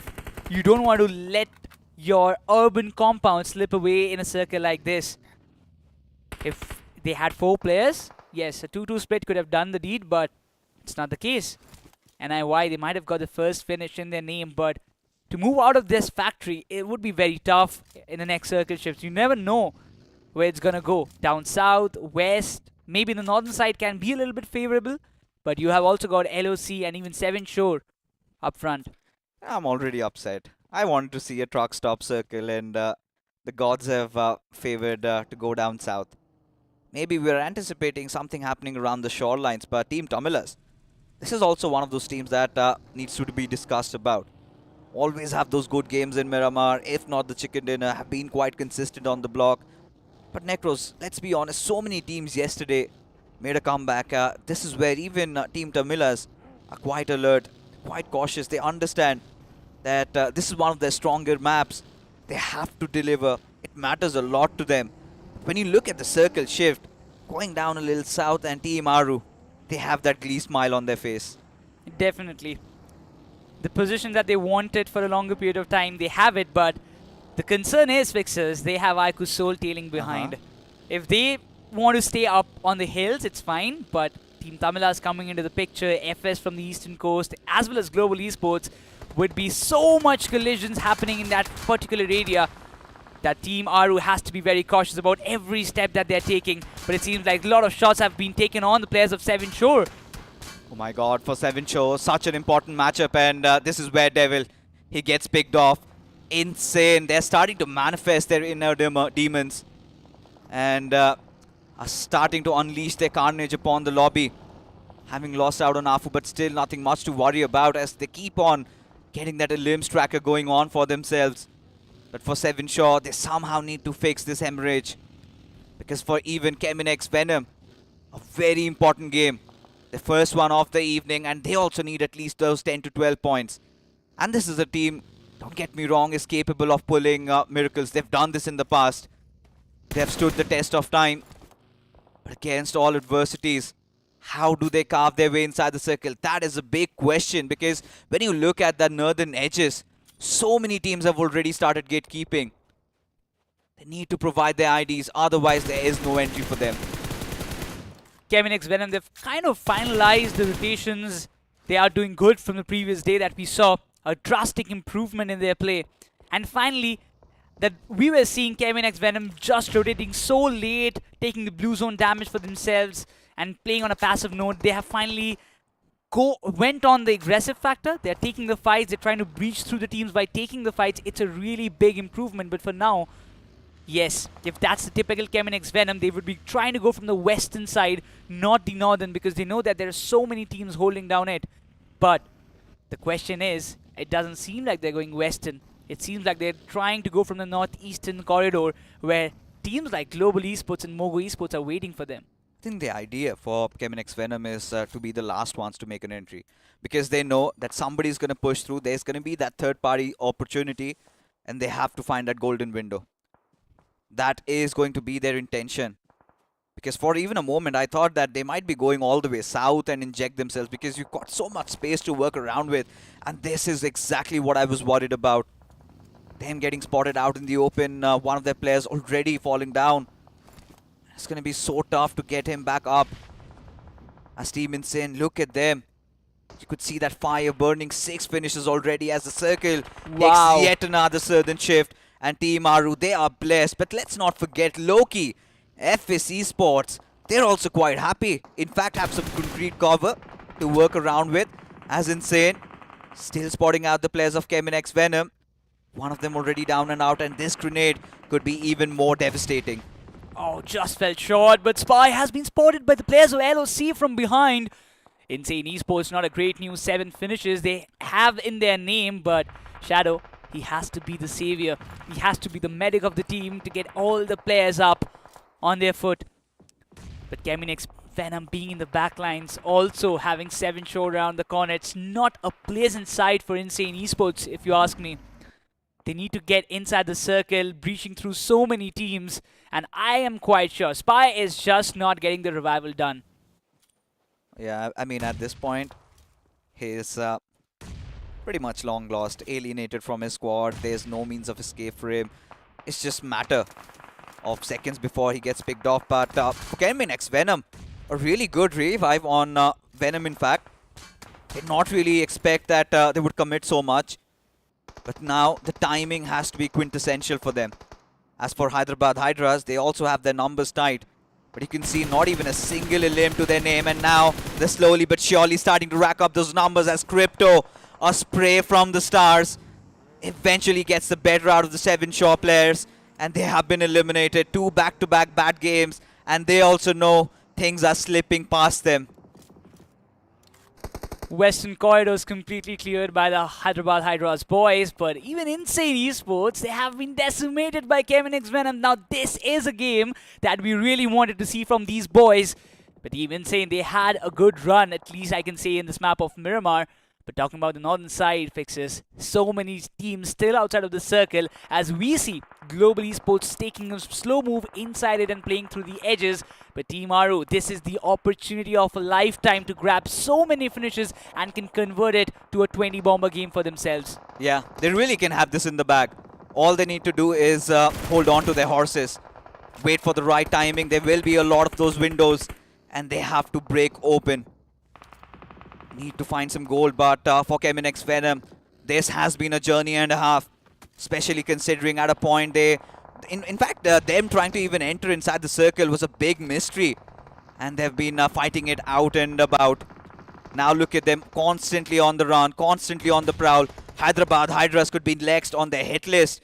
Yes, Crypto, curtsy to him. Those two amazing spray, taking down the players of 7 Show, but out in the open, Madrek is really chipped down. And for Hyderabad Hydras, to make matters worse, they've got Aiku Soul right beside them.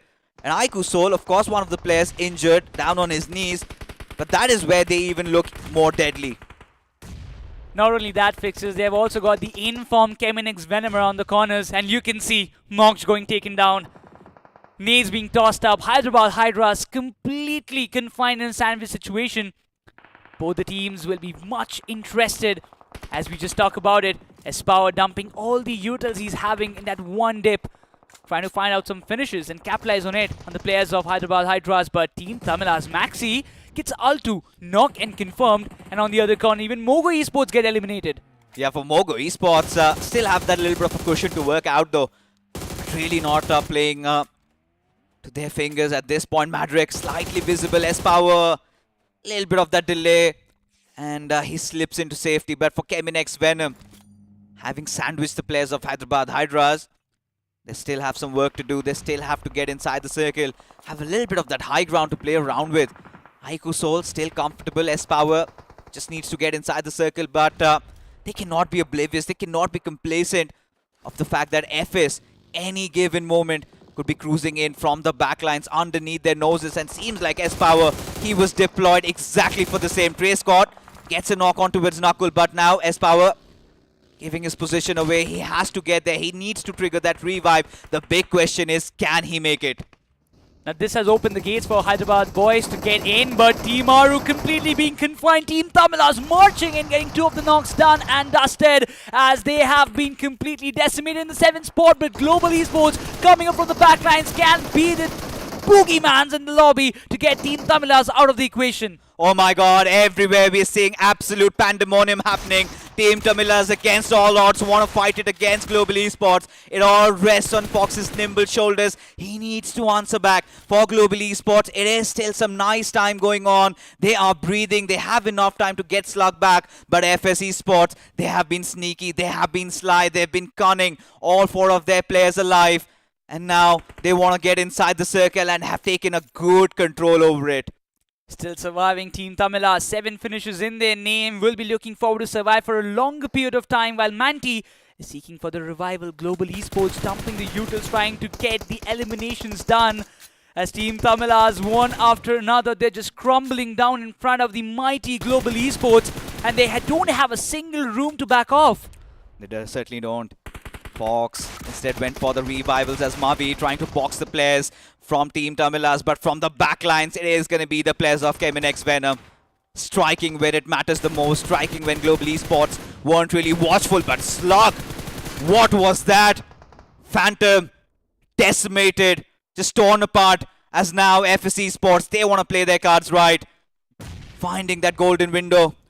Wizard already cooks up that grenade, goes sailing in, and this could be the end for Keminx Venom as the last player survives. They have been incapacitated. At this point, Trey Scott, knowing where Slug is, even for Mavi out in the open, still finds some cover. FS Esports in the driver's seat to already win this game. 6 finishes in the bag. FS Esports have the circle control for sure. Mavi, he has been taken down almost, barely breathing on a very low HP. Goes up front, clears it off. Global Esports are down and out. Venom, he's going for the heal battle, and it's none other than FS Esports who will be capitalizing on even the last finish itself to get this winner chicken dinner in their bag.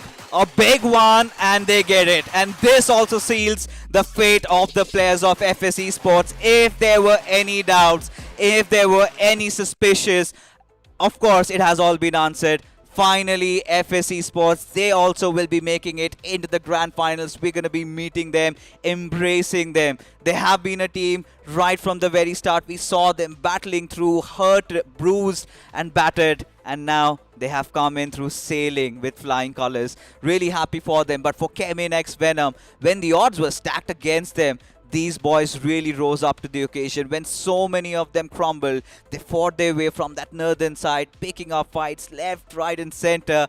Still a second position finish, not too shabby.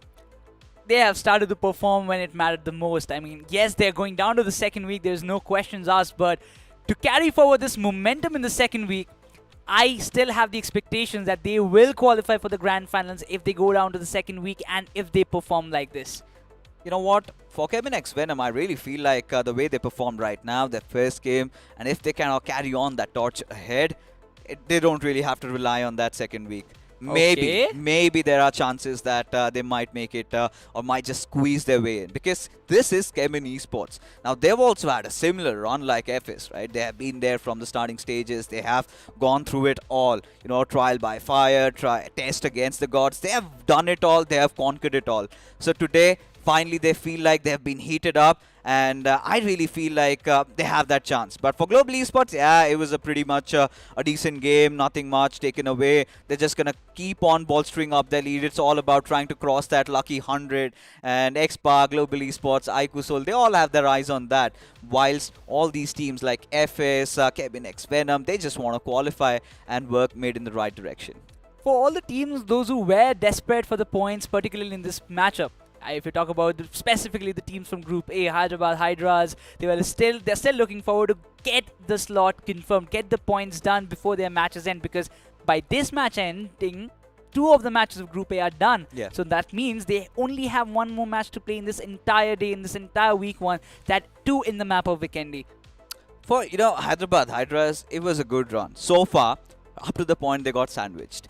Got between iQSOL and Kemin X Venom. They did not really anticipate Kemin X Venom to be coming in from the backlines, and once that happened, they pretty much knew that no matter whatever they could do, they're eventually going to get taken down. And whilst they were kind of tunneled on the players of iQSOL, suddenly Kemin X Venom strikes from back, and fights happening from multiple directions. It was just too much to handle for them. But there was another team that had a really golden chance. That was Team Aru.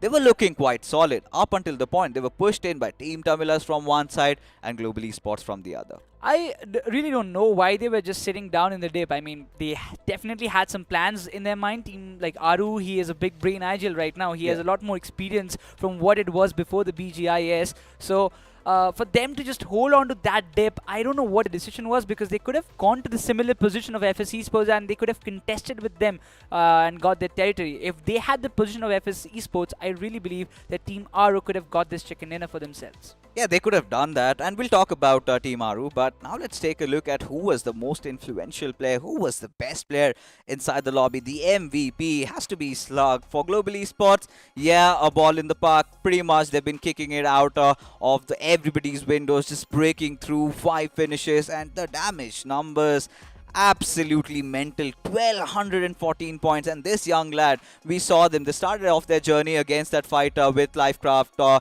got 2 of their players down, and ever since they never really looked back.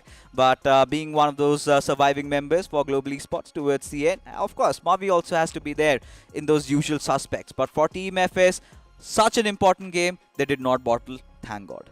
Trace God has been stepping up big time when it matters the most, and yes, yesterday was a little bit of roller coaster day for FS Esports, but today the start that they have is exceptionally well, and we are seeing the top teams, those who have already finished themselves in the top 8 by the end of yesterday. They are still performing to just confirm their slots for the first 8 grand finalists. iQSOL, they have done it.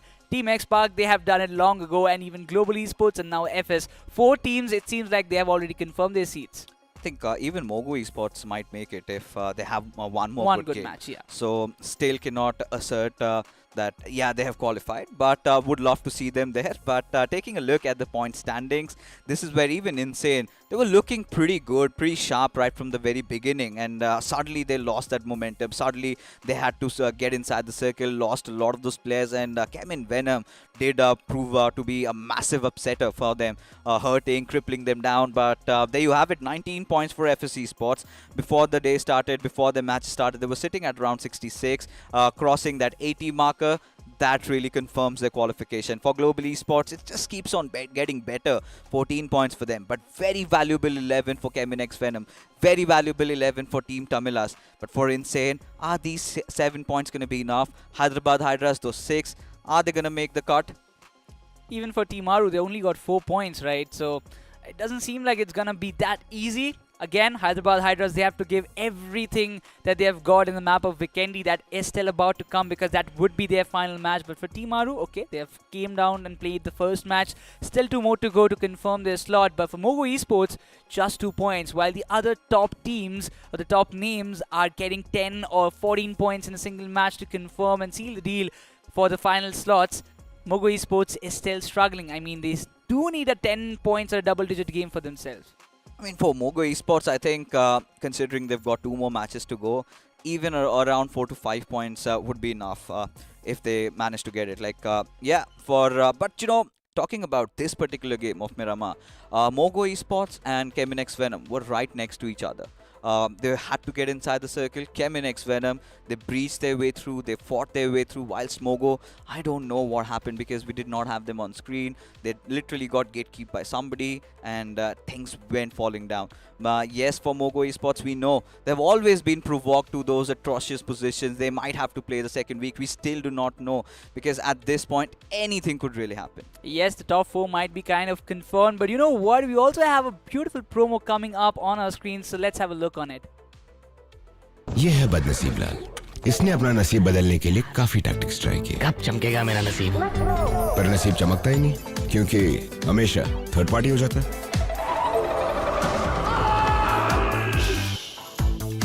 Gold spin में items जीतने के tactics तो बहुत होंगे। तू मेरी मान, बस स्पिन करता जा। अरे मिल गया। Let's get spinning.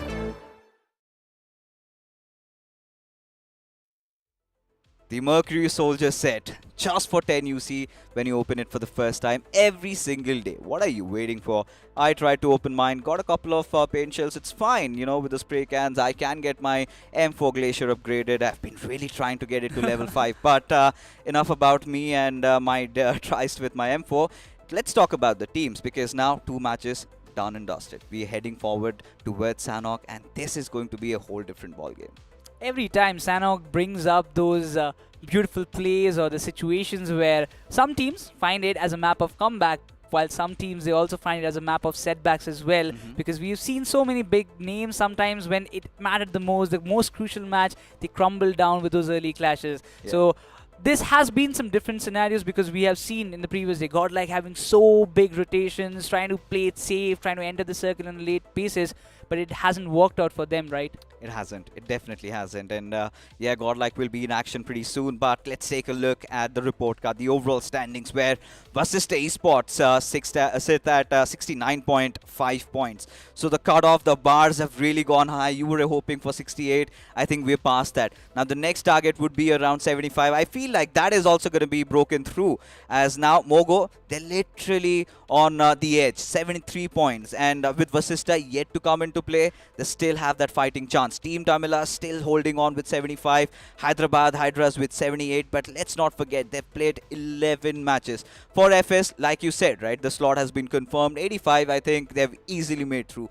Now 5, 6, 7, 8. 4 more spots up for grabs, and so many teams are fighting. I really feel even down to Raven, they can still make it through.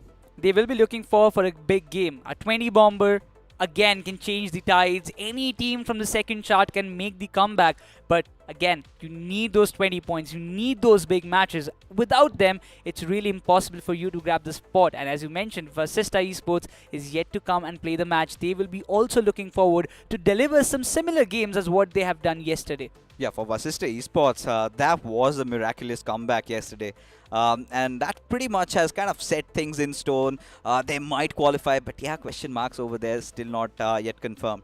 But even for the likes of Keminex Venom, 55 points, I think isn't too shabby. They still have 2 more games to go, and if they can get a chicken dinner in at least 1 and maybe 8 to 9 points, who knows, they might also make the cut. But for 7 Shore, I really feel bad for them. The way they started off their day number 2, really felt they were in the race till the point they collapsed massively in those matches. Yes, just the last game for them, even for Insane Esports, they're on the same page, on the same line, I would say, of what 7 Show did. This match was really very nice for Insane, just kind of comparing to the past performance that they have already done in the previous days. 7 finishes, but still not getting a single placement point and not finishing in a good note has definitely hurt them. Yeah, they started off really with the shabang. They were getting so much eliminations done. They were getting so much on the block done, and suddenly you see Afu falling down. Who did that damage? It was the players of NI. Why?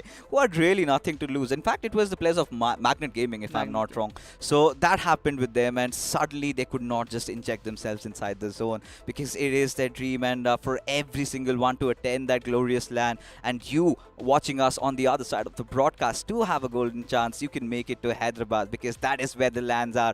High-Tech's Exhibition Center, Hall number 4. And the tickets, Necros, they're going to be live pretty soon. And we have also heard there are going to be some premium tickets also up for grabs. So make sure you are subscribed to our channel on YouTube and also follow us on Instagram for those updates out there. But now it is going to be Sanhok. Group B coming into the picture. Group C, they'll still be carrying forward. What are your speculations? I definitely see Group C as a better performing group, because almost all the teams have performed very nicely. But for Group B, again, still fighting it out for the teams. Those who are still trying to make it up and qualify for the first 8. The contention is real, but one thing is for sure fixes: the late rotations won't work out because it hasn't been for any other team.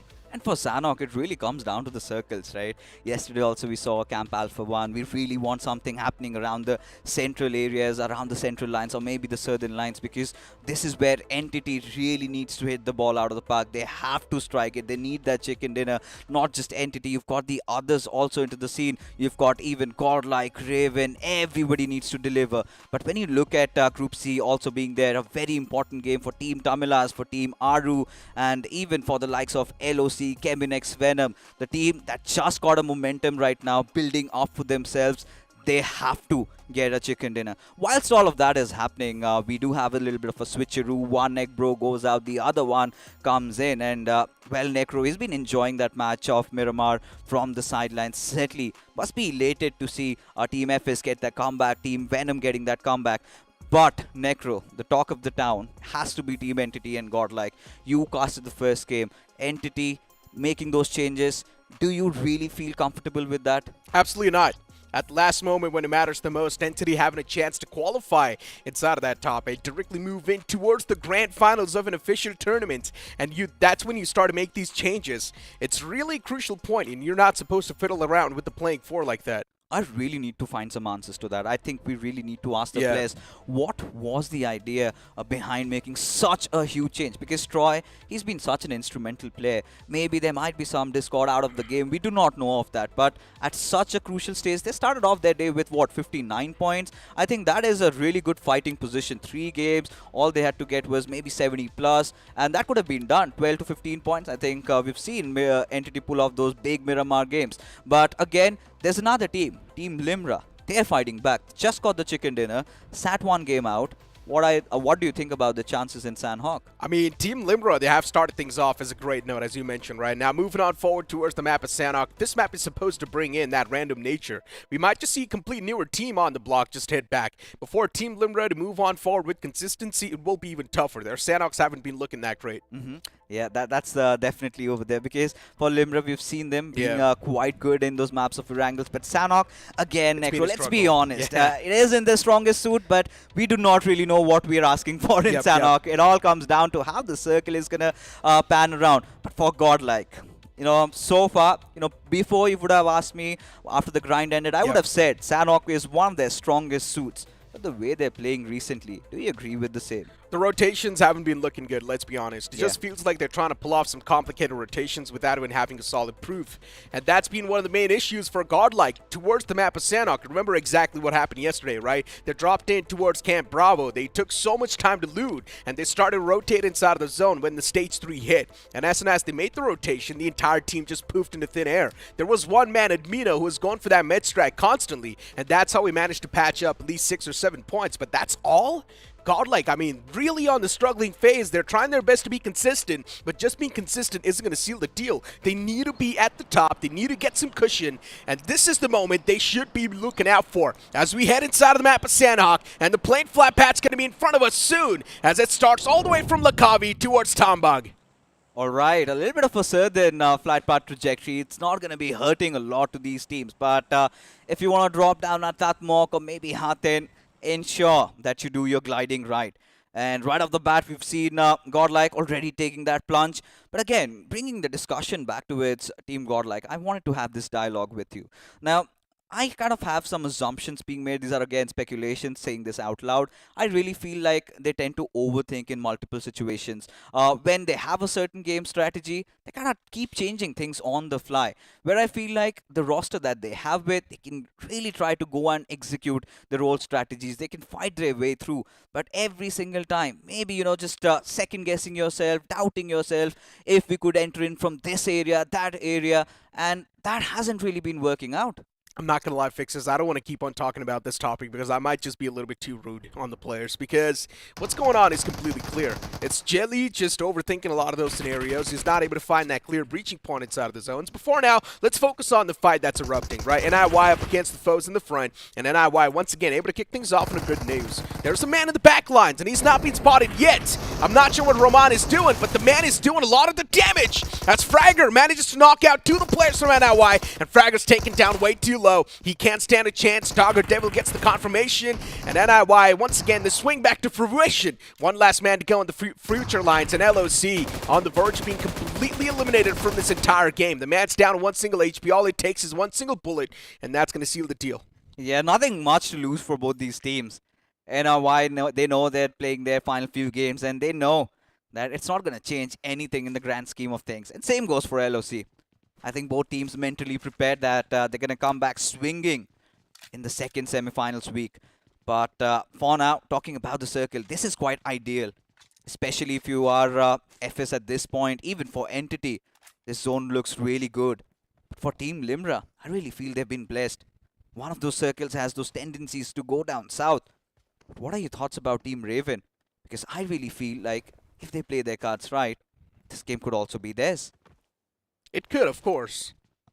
I mean, Team Raven, they have been proving their potential time and time in the past, and moving forward towards this map, we know what they're capable of. Team Raven, they've been trying their best to be consistent on the board, especially that first day. One of the most consistent teams we've noticed so far on the week 1. But then after that, the consistency dropped down, and that's why we see Raven on the latter half of the board now. But one thing is for sure, there's a chance if they do get a 40 bomber in all the games that they've been playing so far, then maybe there's a chance they can move in towards the top 8. But at the same time, looking at the stats, asking for a 40 bomber is next to impossible, knowing the fact that Raven Esports, they have been struggling in the firefights. So yeah, even that's something we need to consider. So Raven Esports, there's a high chance they will be moving in towards the week 2. Before teams like Mogo Esports, who still haven't gotten that spot pinned down, they need to perform. They have to. There's no other way around it. But again, you know, coming back to Raven Esports, I think it'll be smart to say that they did have a decent start. The first Erangel game did accumulate quite some points, still in a fighting position. But yeah, they need to perform some miracles. I think this has to be their game. If they sort of hit a 20 bomber, all they need is 10 eliminations and a chicken dinner. All they need is 10 eliminations. All they okay, need. Fixes. All right. You know, we're going to be believers, right? We want this team to be out there. You know, considering when you look at the overall scheme of this tournament, we want to find those underdogs. And Raven have been beautiful to watch and witness. Of course, we want to see more of them in the second week. But when you talk about these players, they do not want to go through the same pain.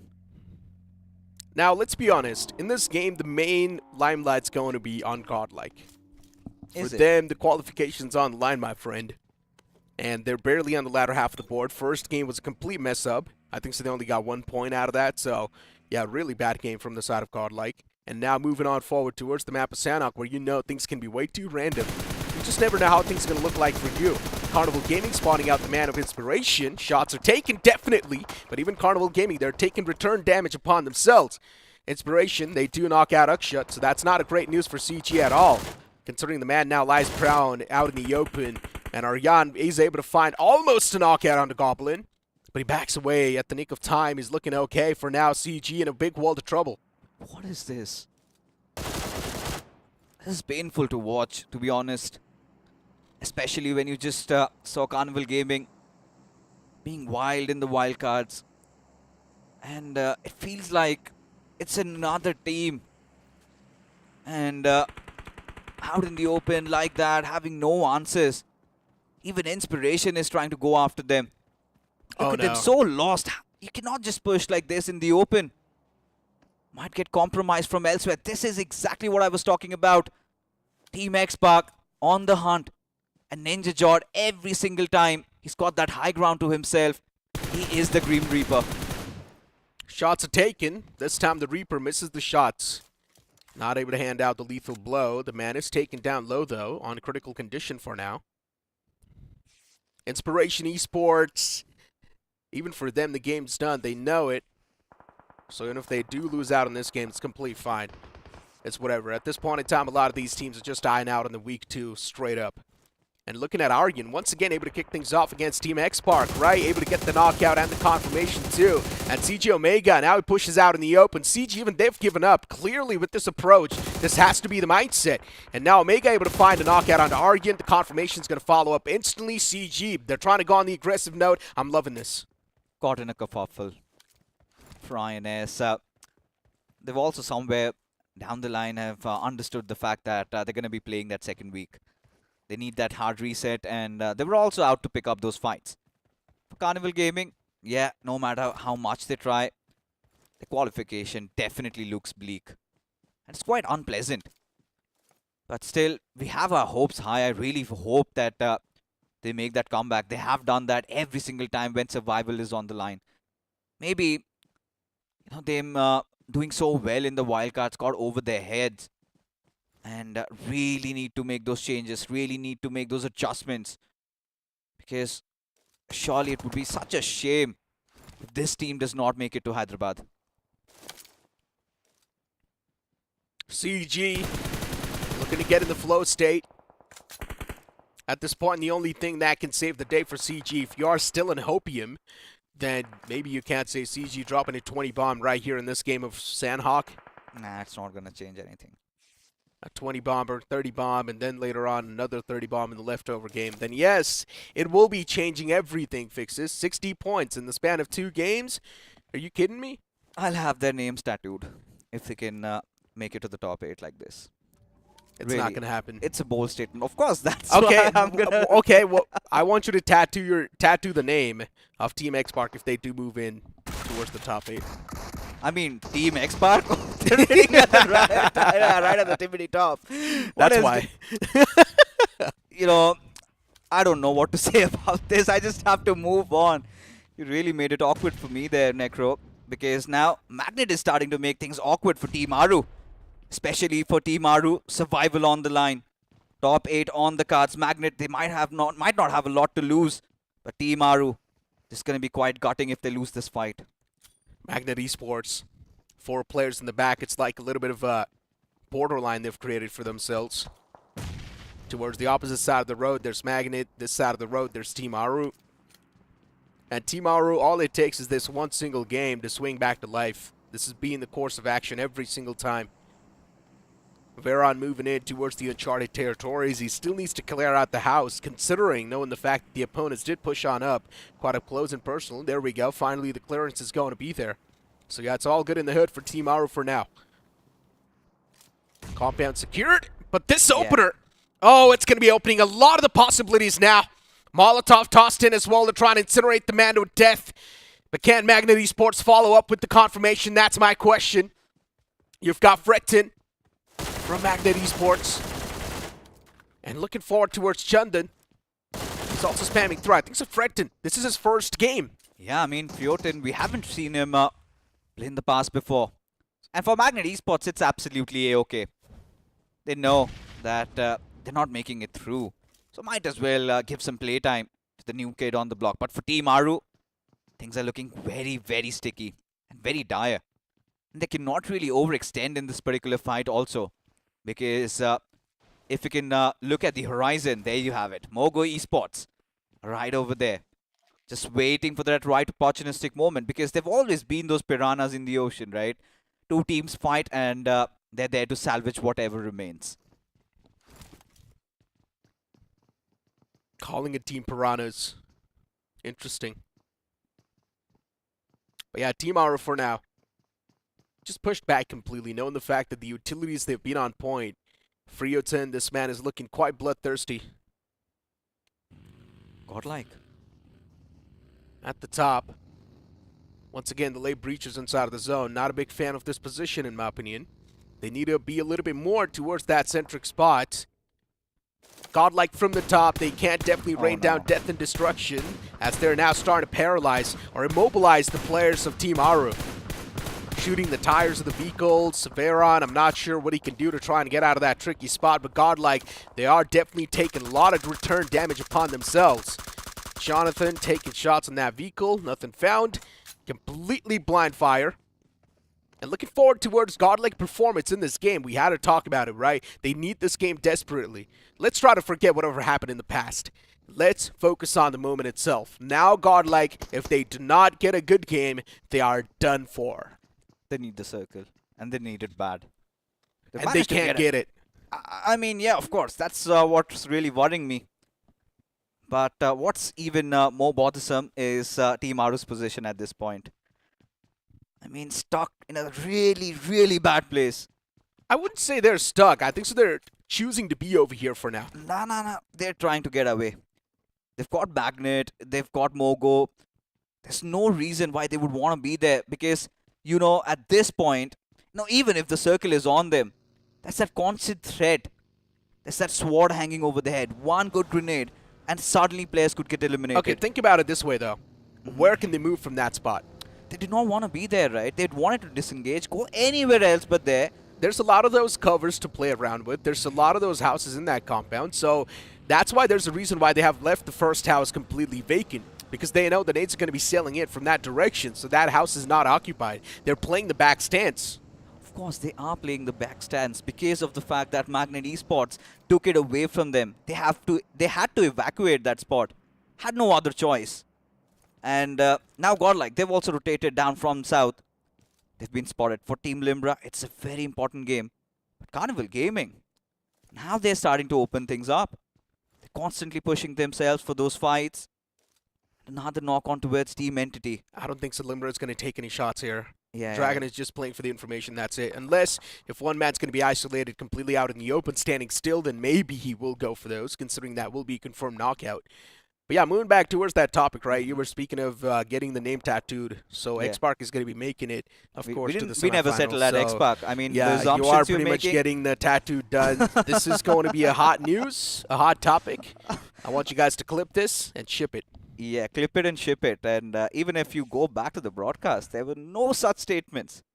We settled upon Carnival Gaming. You just brought it up. And living in your fancy prime world, I do not know of what you're assuming. But seems like Prime Esports, they're also in the fancy world of their own. Now, when they came into play in round number 4, they were such an interesting prospect. Felt like they had magic in their fingers. And that magic just poofed away inside of the semis. This team, yeah, they found some semblance of recovery, but not enough for us to say that, they're really competing hard.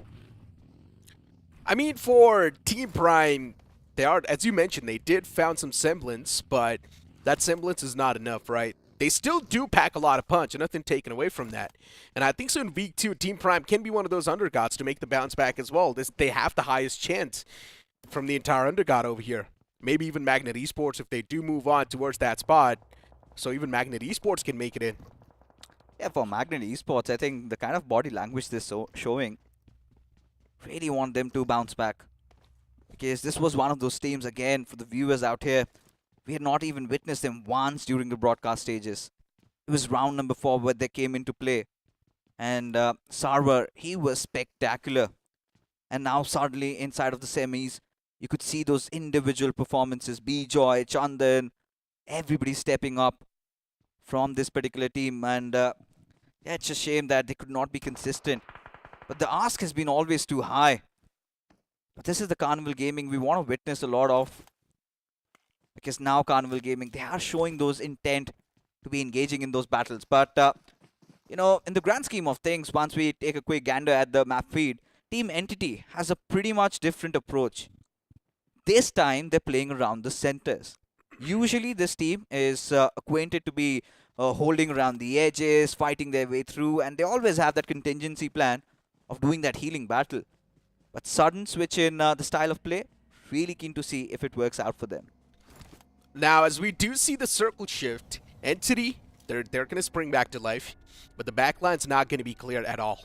Entity, they would need to be the Guardian Angels. First of all, try and clear out the backlines, and then focus in the future. Raven Esports as well, finding the same breaching point that Entity is holding, so Magnet Esports, now they're going to have the prime contentions. But moving on forward towards Godlike, this rotation that they're looking for to pull off, I'm not a big fan of that. So once again, Godlike, there's a chance they can be easily capitalized and decapitated. Looking forward towards Godlike. They do see the foes in the front in the name of Raven Esports. All it takes is one single knockout to initiate the things. And Godlike right now, quite shaky with the approach. As the players, unfortunately, they collide against each other. And Simp was taken down low. Yeah, he certainly was, but still manages to survive though. And seems like Team Godlike, they have ran out of luck, Necro, in the previous week. In fact, after the previous week of the wildcards, the circle's really not favoring them. But now, they have to withstand the assault of Team Raven. And Raven, they have been the hungry sharks. They know going in for those finishes really matter a lot for them. And at this point, Reaper, he is the player they have to rely upon. He is the player they have to bestow their faith in. Because this fight could begin any given moment. It could, and I think so it's already initiated. Considering Reaper's moved out of that vehicle, but finally gets back in. And now it's time to move up, considering Godlike as well. They've got no intentions of challenging this fight. They do not want to battle it out against Raven.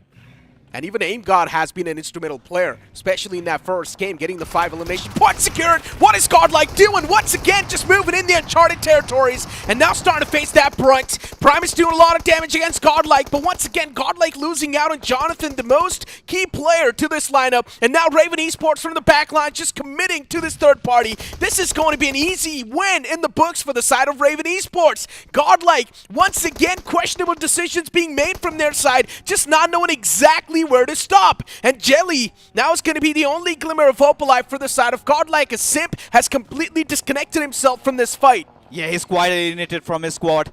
He needs to resort to that healing battle for Godlike. Things are looking quite murky at this point. We're quite unprepared.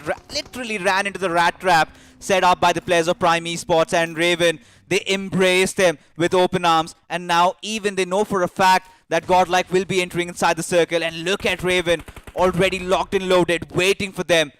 But are Raven Esports aware of Team Entity's position? Because they could also be devastating. And now, this is where it gets even more exciting. Raven Esports knows that there is Team Entity around them. That's why they tossed in those nades. But now Godlikes from the back can be the real backstabber here. 3 of the players once again reuniting as they do get the revival on the fallen player. And now even Entity, they're going to be having some problems. Entity, they just need to deal with that one single threat in the name of Godlike. And Godlike just looking really lost, driving around inside of the blue too. I'm not even sure what the breaching point's going to look like for Godlike, but if this game is missed out, we know they're done for. They cannot move in towards the grand finals from the semifinals. So, yeah. But looking forward towards Entity. Godlike, they somehow have found themselves inside of the zone, so you can't say for now Godlike is okay inside of that compound. But still, moving in the safe zone is going to be the main priority. But on the back, there's also Entity. Godlike needs to go on a hunt. And they certainly can, because Team Entity and Raven might be fighting it out against each other. This is not the time to be hiding. It's about the time to be on the prowl. They need to understand that just mere 3-4 finishes aren't going to make the cut. They need to go big. They've got the players to do so. And now, Team Entity, Pukar, lobs in a grenade, and now Team Aru also in a fighting position against Team Limra. And suddenly, Team Limra bites the dust. The comeback that we were hoping for, curtains have finally fallen on it. As Team Aru 7 finishes strong already. The previous game, they did not have a good starter, but now they've really found some momentum. Team Aru, they spring back to life with this entire trap as they wipe out the entirety of Limra, and even Godlike now starting to face the brunt as Jelly gets knocked out. What can Godlike do? A lot of the time is being wasted. Jelly completely out in the open, gets knocked out like that. Questionable decisions once again from the side of Godlike, not knowing exactly what to do. Simp is there tossing in those constant nades, but even Simp is out in the open. I'm not a big fan of what Simp is trying to do. All it takes is a couple of more shots because Samraj is playing that headshot angle. Simp now behind the tree. Godlike just trapped in that spot. What can he even do? For Entity, they've got some decent cover to play with as Godlike's out in the open. All Samraj needs to do is just keep on spamming over the common angles. And to make matters worse, it is going to be the players of FS Esports. Could be quite devastating. Admino finds a knock on Ronak, but instead has his comrade falling down. This is what I was talking about. Again caught between a rock and a hard place. As Admino, he has to be the hero. And Samraj, he's been quite sacrificial over here. He knows that Admino at any given time might be coming out of his position, quite vulnerable. That is where he strikes. As Admino, he's got that HP working around for him. Samraj, he's been done and dusted. Entity taking an exit at the 8th position. This is not good if you are an Entity supporter. And indeed it's not good. Admino slowly and steadily ticking to his death as he's got the buggy in the front to try and make that great escape inside of the zone. Team Aru getting pounced on by the entirety of Team Raven, and look at Raven. The decision making has been really good on the fly from these guys, right? Considering it's all down to Aru Gaming. But what a great pre-fire that was. Catches the man directly swinging back in the trap. But then Magnet Esports from the back, they third party it. And they shut down the entirety of Team Aru now. Magnet Esports looking good as well in the top 5. But even Raven Esports, considering they've got the man advantage inside of the compound, Magnet Esports, they've got a formidable force approaching them. Yeah, and for sure, let's not forget Mogo Esports also. 3 players alive and 2 finishes to their name. They're all waiting for the commotion to begin. Carnival Gaming, this is more like it.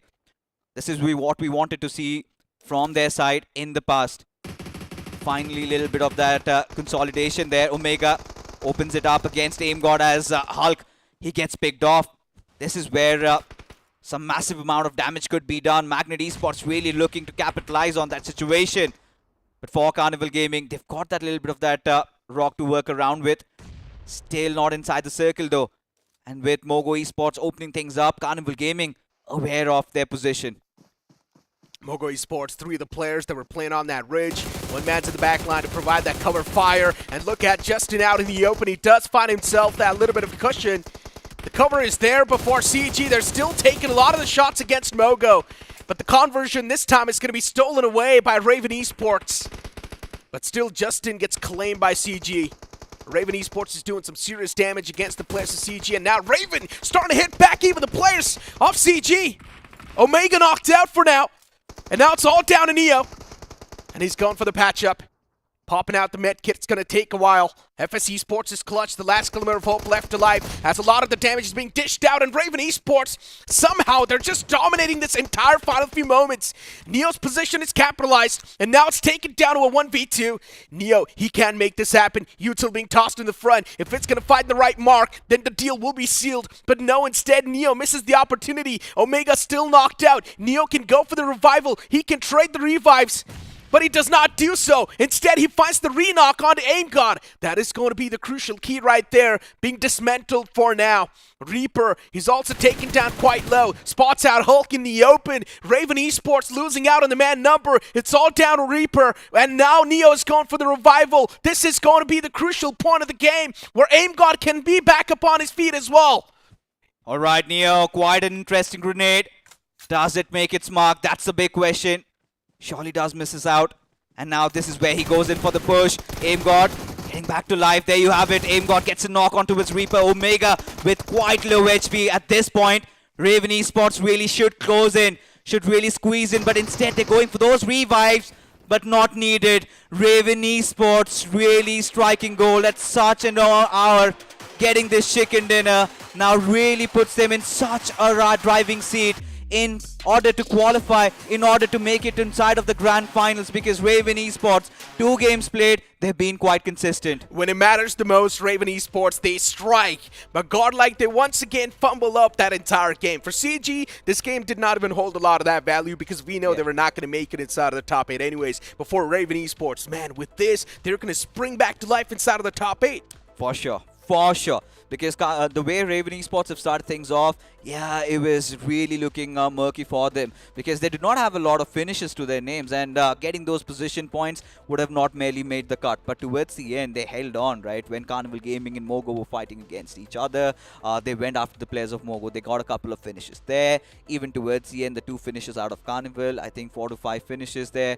15 to 16 points, I think should be breaking that 65 barrier. With 1 last game remaining for Raven, it's still doable. We had expectations from Entity too, and that switch up that came in, right, with Ronak, it's not been working out too well for them. They need to bring back Troy, and I understand Troy's performance lately hasn't been too good, but still, he's been playing with the playing for a while, so he knows exactly how to adjust. Before Ronak, he seems lost in the game. I'm just going to be straight up. I do not know what's wrong with Team Entity. Yeah. Such a big change at such a crucial moment of this tournament. Exactly. I mean, let's not, take anything away from Ronak. He's quite an accomplished player, but he hasn't really been practicing with the team for a long time. Yeah, there were certain instances where we saw him play, but not enough, because you're talking about filling in some big boots of Troy, because he's been such a crucial figure for this team. He's been that entry, he's been doing so much. Yeah, there might be a little bit of a dip in form, but the Entity need to understand when to rub it off their shoulders. There might be some disparity between the players, but you need to focus on the goal that's lying ahead of them. I do not know if Troy is unwell or whatever. That is understandable, but at this point for Entity, I think the stars are definitely falling down for them. I think so. The only reason why Troy is not playing is because he's not been performing that well recently. I think so. And that's why we're seeing this change coming through inside of the playing for. And this is something that I personally saw coming as well, but knowing the fact that you're such in a crucial point of a tournament, you need one big game in the hands. You cannot be going for a playing for change. No. You need to have the same playing for, because that's going to be the main comfort zone for you to play with. If you do change your play style, that is understandable, just to try and think a new way. But Entity Gaming just changing out the main assaulter, that is something that's really hurting them for now. Now, this is where that conversation comes in. It's not Aiku Soul where you've got Joker sitting on the bench. Yeah. Right? He's been playing with the team even off the streams. They've been practicing together. But for Ronak, yeah, you see him once in a golden moon. That's all for Ronak. I mean, he's still a good player, but he was a good player in the past. And for him to really, for me to kind of accept him inside of this roster, I need to see him play more in the competitive arena. And still, at this point, when you draw those parallels, having Joker, it's understandable. Even if for Carnival Gaming, if they could have gotten Hector in, that's still understandable. But making such a massive change when you were just on the doors of qualification, because now look at this, right? We've not really seen any impact coming in from Ronak whatsoever. He's been pretty much getting down. Our Team Entity, 2 games, barely have managed to get any points here and there. And yeah, that is quite hurting. It is indeed quite hurting. Now, for Entity Gaming, they've only got 1 more game to go. And if they miss out on this game, well, then the top 8's going to be out. And the only way Entity Gaming, they can't solidify their spot in the top 8 is by getting a chicken dinner. And if they're not going to be having the cushion, if they barely move inside of the top 8, well, then they're done for anyways, because you're going to have Group C and D chiming inside of the action later on. And the upcoming map is also going to be the map of Vikendi, where Group A will be moving in once again. And inside of the Group A, there's a decent amount of teams still looking out for that top 8. So there's so many teams so close to breaching inside of that top 8. And not even Raven Esports making that leap, so that means another team has been kicked out from that top 8. Oh my god, yeah. So many teams making their way in, so many teams going out. It's looking so volatile. But who is the best player inside of this game? Who's the MVP? Let's find out.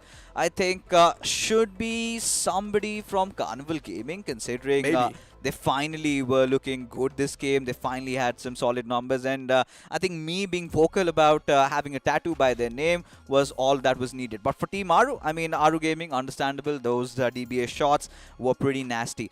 4 finishes for him. But again, when you look at the bigger picture, the points that Team Aru have accumulated, are they going to be enough, Necro? I think so. Our Gaming, they should still be on the consistent streak, but to breach inside of the top 8, no, it's not going to be. They need a little bit more, and as I mentioned, just making it inside of the top 8 is not going to cut it. You need that cushion, making sure that you won't be kicked out again. Magnet Esports' players also there. You see Chandan, you also see Aim God from the side of Raven Esports. Now, recently Reaper hasn't been able to perform. It's Raven now. It's Aim God now from the side of Raven Esports who's able to step up and make waves. You've also got Admino from Godlike getting those 4 points. Omega as well with 3. So you can't say, at least for Godlike, maybe a teeny tiny bit of sigh of relief with those 4 points that have been accumulated just by Admino himself. Moving towards Matt Summary, 57 finishes were converted in that previous game. 6 grenade finishes too. You also see the longest finishes, which is going to be 256. Yeah, I mean, in a map like Sanhok, I think these are some big numbers. Really expected the healing battles to be there, and not a lot of teams did resort to that. I think it was just, I guess, Destro trying to go for that, and for Mogo Esports also it was needed, much needed, because they're still in the race. And let's not forget, let's take a look, in fact, at the point standings. Raven Esports, these 17 points, so crucial. For FS Esports, yeah, pretty much have already qualified by the virtue of that previous game. Magnet Esports, 10 points. Aru, 9 points. For Godlike, 6. Okay, I understand that. But with just one more game remaining, and hey, Necro, let's not forget, Group D hasn't played a single game yet. My point, exactly. Now, Godlike, even if they do barely breach in the top 8, is that really going to seal the deal? The answer is no.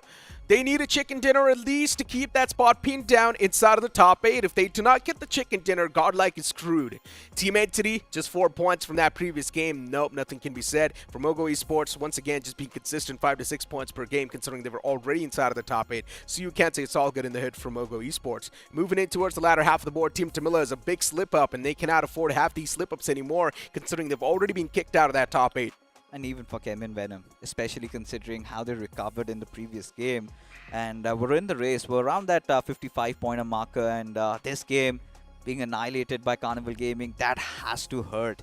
And this is about the final day where you kind of are witnessing so many upsets, so many surprises, because the names that weren't performing throughout the entire week suddenly have woken up from their slumber. They're starting to deliver. And the names that are in the race are really crumbling down to pressure.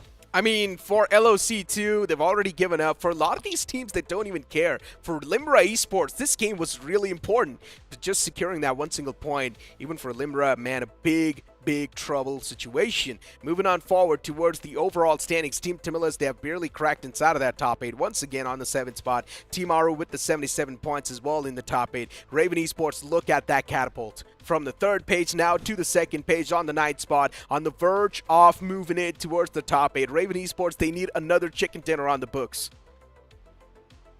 I am stupefied. The cutoff, look at it. It's already at 77.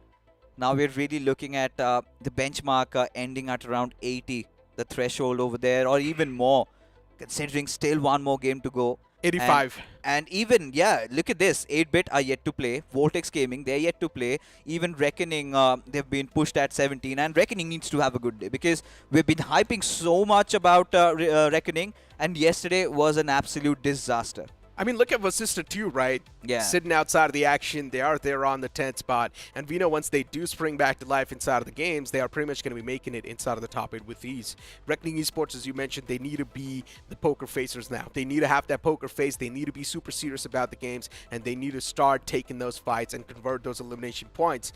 VG right there. Keminix Venom too as well. Not having that good of a day. 7 shorts. I mean, yeah, they've been struggling. Nothing taken away from that. CG, that was a decent game, so that's why they got 53 points. For now, CG, they've already given up on qualifying, and that's why they're testing the waters, being a little bit more aggressive in the lobby, and I respect that. Prime Esports, also getting those elimination points. You can see they're doing decent, but even for them, they have pretty much given up. In general, you can't see the teams from 20th to 31st. They have given up. Yeah, they pretty much have given up. All they're trying to do is just make the ones that are about to qualify or really fighting a run for their money. Because at this point, I think the best example has to be Prime Esports, right? The way they kind of laid down the trap for Godlike, that was quite painful to watch. And just a couple of more games to go until we find our first 8 grand finalists. And the grand final this time will be happening in Hyderabad itself. Yes, it's going to be a LAN event, and there's also going to be some premium tickets being sold soon on the website. To find some more information about this, make sure to follow Crafted Captain India Social, and all the money accumulated from those premium tickets will be used for a good cause. Oh yes, and that's what we're really excited to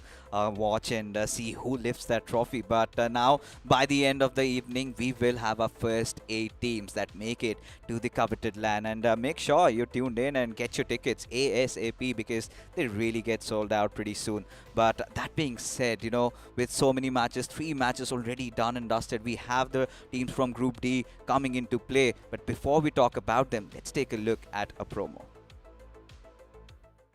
Sharma ji का दिन ही खराब था। Gold fish का देहांत हुआ और कोई मूर्ख में इस पे धर दिए फिश फ्राई। अब गुस्से में उड़ा दिए फ्रिस्बी की तरह। किट्टी को बैक स्टोरी थोड़े ही पता है, बस लपक पड़ी। फ्लाइट पाथ पर आ गई बेचारी तिवारी मैम और इस चबन्नी ने बना दिया उनके मीम। बड़ी हंसी के फुहारे छूट रहे हैं, लो निकल ली बस। बड़ी मेहनत से बनता है थोड़ा वक्त। BGMI के क्विक गेम मोड्स है, थोड़ा टाइम प्ले, थोड़ा BGMI। Always find a time to squeeze in. Stop scrolling through those reels, start playing BGMI, start grinding in those TDMs, or maybe in the classic matches. We've got the Mecha Fusion going in, and we've been loving our soiree with those jetpacks, right? Really cruising through the lands of Erangel. Hey, that's our favorite map. So far, we've been playing that only. But in the BGIS, you need not just master Erangel, but also the other maps, because the one coming in front of us, we are going into the icy plains of Vikendi. And Necro, over now, we will have a slight change. We'll have Group D coming into play. What are your thoughts? Group D, we had to speak about this, right? We had to talk about this. Reckoning Esports desperately needs to perform now. They're on the latter half of the board, and all they need is one decent game. Once again, they're going to spring back to life. They are going to be there towards that 16th spot, or maybe even on the latter half of the board. So all Reckoning Esports needs to do is one decent game. But then you cannot forget, it's going to be Group A in the action too. Team Insane, which have already given up. Hyderabad Hydra is still in contention. IQ Soul, they're pretty much going to be on the manhunt. RTGXI and D, they will try to play the spoiler. Seven Shores, even they do have a chance if they do get some big games in the hand. For Lightcraft, they have given up too. So many teams will be having a chance to play the spoiler and stop teams like Reckoning Esports, 8-Bit, Vasista. Just stop them from qualifying if they want. Yeah, for sure, Necro. But again, this is the first match for Group D, right? They're gonna come back. Vasista Esports will be definitely looking forward to seal the deal like any other team who has done it, like FS, Global Esports, even IQ Soul. But just, I was watching the match from the backlines. The Sanhok match was so incredible. Raven Esports stepping up in such a big time. It has completely changed the overall standings flow. Once again, it has. And now Raven Esports, if they do step inside of the top 8, one team will be kicked out. Exactly. And the only reason why Raven Esports should be able to get another chicken dinner is because they want to move in with that cushion. If they just barely make it inside of the top 8, the position can easily be capitalized. So Raven Esports right now, they definitely do have the ball in the court, but all they need to do is just look for the better picture. And the better picture is with the chicken dinner. If they do not get the chicken dinner, it's done for. Now Group A, once again, they strike back to life, considering the upcoming game is going to be played by them, which is going to be the map of Vikendi. And inside of Group A, you've got some interesting prospects. Once again, looking forward to breach in that top 8, right? Hyderabad Hydra is definitely one of those teams.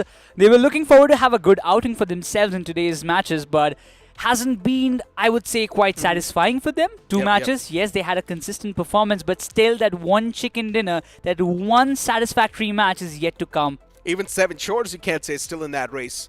All they need is that one single good game, and they can move in towards the top 8 as well. For Group A, this is going to be the last game. So a chicken dinner or nothing. Go big or go home pretty much for them. I still feel like, you know what, Seven Shores, it's going to be really tough for them. And even if they get a chicken dinner, I still feel like the other teams, those who are like playing from Group D or Group C, they might just overthrow them. That's for sure. I mean, for Seven Shore especially, speaking of them, with the way the performance has been looking like, with how they've been playing so far, the momentum is not there. Yesterday, of course, Seven Shores did decent, but what about today? First 2 games just not there. Seven Shores struggling off the rip, and that's not a great start at all. Considering now you're going to move on towards the last game of the day for the Group A1, then we just know that how things are going to be looking like, right? For Global Esports, they've already made it. Team Insane, they've already given up, that's for sure. Moving in towards Hyderabad Hydra, still a chance. And the only way Hyderabad Hydras can crack in is with also a chicken dinner. Just barely making it inside of the top 8's not going to do it. Even when you have so many teams just tailing behind, Vasista Esports, 8-Bit, Reckoning, so many big names around the corner, ladies and gentlemen. But right now, as we move up, the chilly lands of Vikendi are awaiting us as the Big Bird takes the flight high up in the sky, and the flight path will be starting from the areas of Port and ending in the southeastern corner above the areas of Hot Springs. This planned flight path is definitely quite interesting because moving in all the way towards Winery, Volnova, Milnar, it's going to be a little bit of a tough of a stretch, but it's not impossible. Inferno Squad yesterday, they put on that aggressive stance and they were looking quite decent in my opinion. And if Inferno Squad, they once again go on that manhunt, it will be really interesting because it will be the purge season for all the teams that have given up. Exactly. Even for THW, I would really like to point out the team was still looking forward to make a comeback. Yes, they have the matches. This is the first match as Group D is coming into the question. Vasista Esports, they are in a good spot. But for THW, if they play like going all in, trying to find out values, trying to go a little bit aggressive on an early note, it might be fruitful for them. The zone just forming in the center. Castle, high chance it might be there. And I want to see Castle circle, man. Last game for the Group A, ending towards Castle. Wow. Now, that seems like a dream ending right there for the Group A. But it's not going to be too surprising, knowing the fact that Circle is also quite closer towards that spot. So for Group A, the teams that are quite proactive, it's not going to be that tough to readjust. Before teams like Hyderabad Hydras, who are really struggling, for them it will be really tough because Castle Circle, it does limit all the playing stances. And moving towards this entire drop collision that we have with Galaxy and Aiku Soul. Once again, Aiku Soul not in that good of a shoes. They are trying to inflict the damage, and even Power, he has just landed. Not a lot of very kind of weapons for them to play around with, though. Even you don't have a helmet and vest on any of the players. Nakul, he has got a level 2 at least. We'll find a helmet for sure. But in this drop clash, there is nothing for Aiku Soul to lose, right? They've already got the points that they need to qualify for the grand finals. And even for Galaxy Esports, they're not making it in the top 8, and they're quite aware of it. So both of the teams will be just looking forward to have a good fight, try to breach through in, and just buckle up for the next stages. Galaxy, 3 players. And looking at DP in the back. The man's readjusting. 4 of the players of Aiku Soul looking to just isolate that duel against DP as he's now getting pushed on slowly and steadily. And Ronnie was looking forward to toss that nade, but then S-Power just directly pushes on up with the DBS in his hands. And S-Power doesn't seem like it's going to be stopping anytime soon, but the opponent now in the front is also readjusting in quite a great fashion. Jumps down from this entire building. Aiku Soul right now being fiddled up with. Complete Tom and Jerry game. It seems from both the teams, but Knuckles' position, I don't think it has been compromised. But 2 of the players going up front, it is going to be tough. He finds one. There's still another one waiting. Knuckle has his aim, but the other players of Aiku Soul will be trying to come in the rescue, while Saurav, he has to deal with the situation all alone. TP trying to find a breach through, but eventually gets taken down. Aiku Soul, they're just better at it. Everyone from the side of Aiku Soul that got their hands on the DBSs, all it takes is one single puncher, and that's going to seal the deal. And that punch comes through. It will be tough to recover from, well, next to impossible, because they've already been eliminated from this entire game. Flawless fight by Aiku Soul, and the table toppers, or I would say 2B toppers, are still looking forward to get a lot more points in their bag. They have got so many finishes in their name already, and it's just like they're practicing for the grand finals as they've already qualified. But talking about this, definitely a good start. Galaxy Esports, again, they have to be very patient and they have to calculate a lot of things before they come in for the week 2. But for now, this was their first match in today's game, right? They will be looking forward to at least get some good points and finish on a good note. But talking about good finishes and good note, Lifecraft, their approach in today's game has been different. And indeed has been. And look at the fight escalating over here. Reckoning Esports, they need this conversion. And they do as well. RTGXI and D off to a bad start, but once again, they've given up on things already. So for Reckoning Esports, you can't say these are the free points they're feeding on. And these feed is going to be really important. Every finish counts for Reckoning boys. They will be looking forward to grab a lot more finishes because they have been doing good when it comes down to the aggression factor. But again, one thing that they're lacking is on the position points. Reckoning has to survive till the end stages. They have to find a lot more finishes because the competition for the top 8 spot has been so tough. It indeed has been. And look at Arib spotting out the entire team of Reckoning just roll out. Arib has a lot of that information to play with. Reckoning Esports in a whole world of trouble. Shikari Jod knocked out for now. Even Gravity Jod gets knocked out. RTG excited. He's starting to hit back. Reckoning Esports, they lose out on 3 players. And even the confirmations are right there. What just happened with Reckoning? They were the one to win this entire fight, but then they get caught towards this bridge camp. And now RTG D. They just flipped the odds against the players of Reckoning Esports. There is a shark in the water, but Reckoning Esports, what a big blunder this is.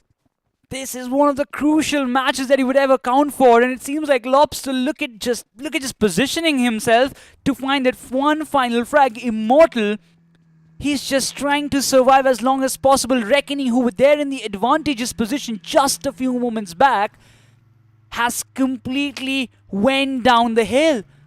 This is unacceptable. RTGX D somehow balancing things out. Lobster in the water lines as well, spotting out Immortal. Or at least still is trying to spot out Immortal. RTGX D lost out on the track of Immortal. And now Immortal just trying to play it as safe as possible. In the water lines, escaping the grabs of RTGX D.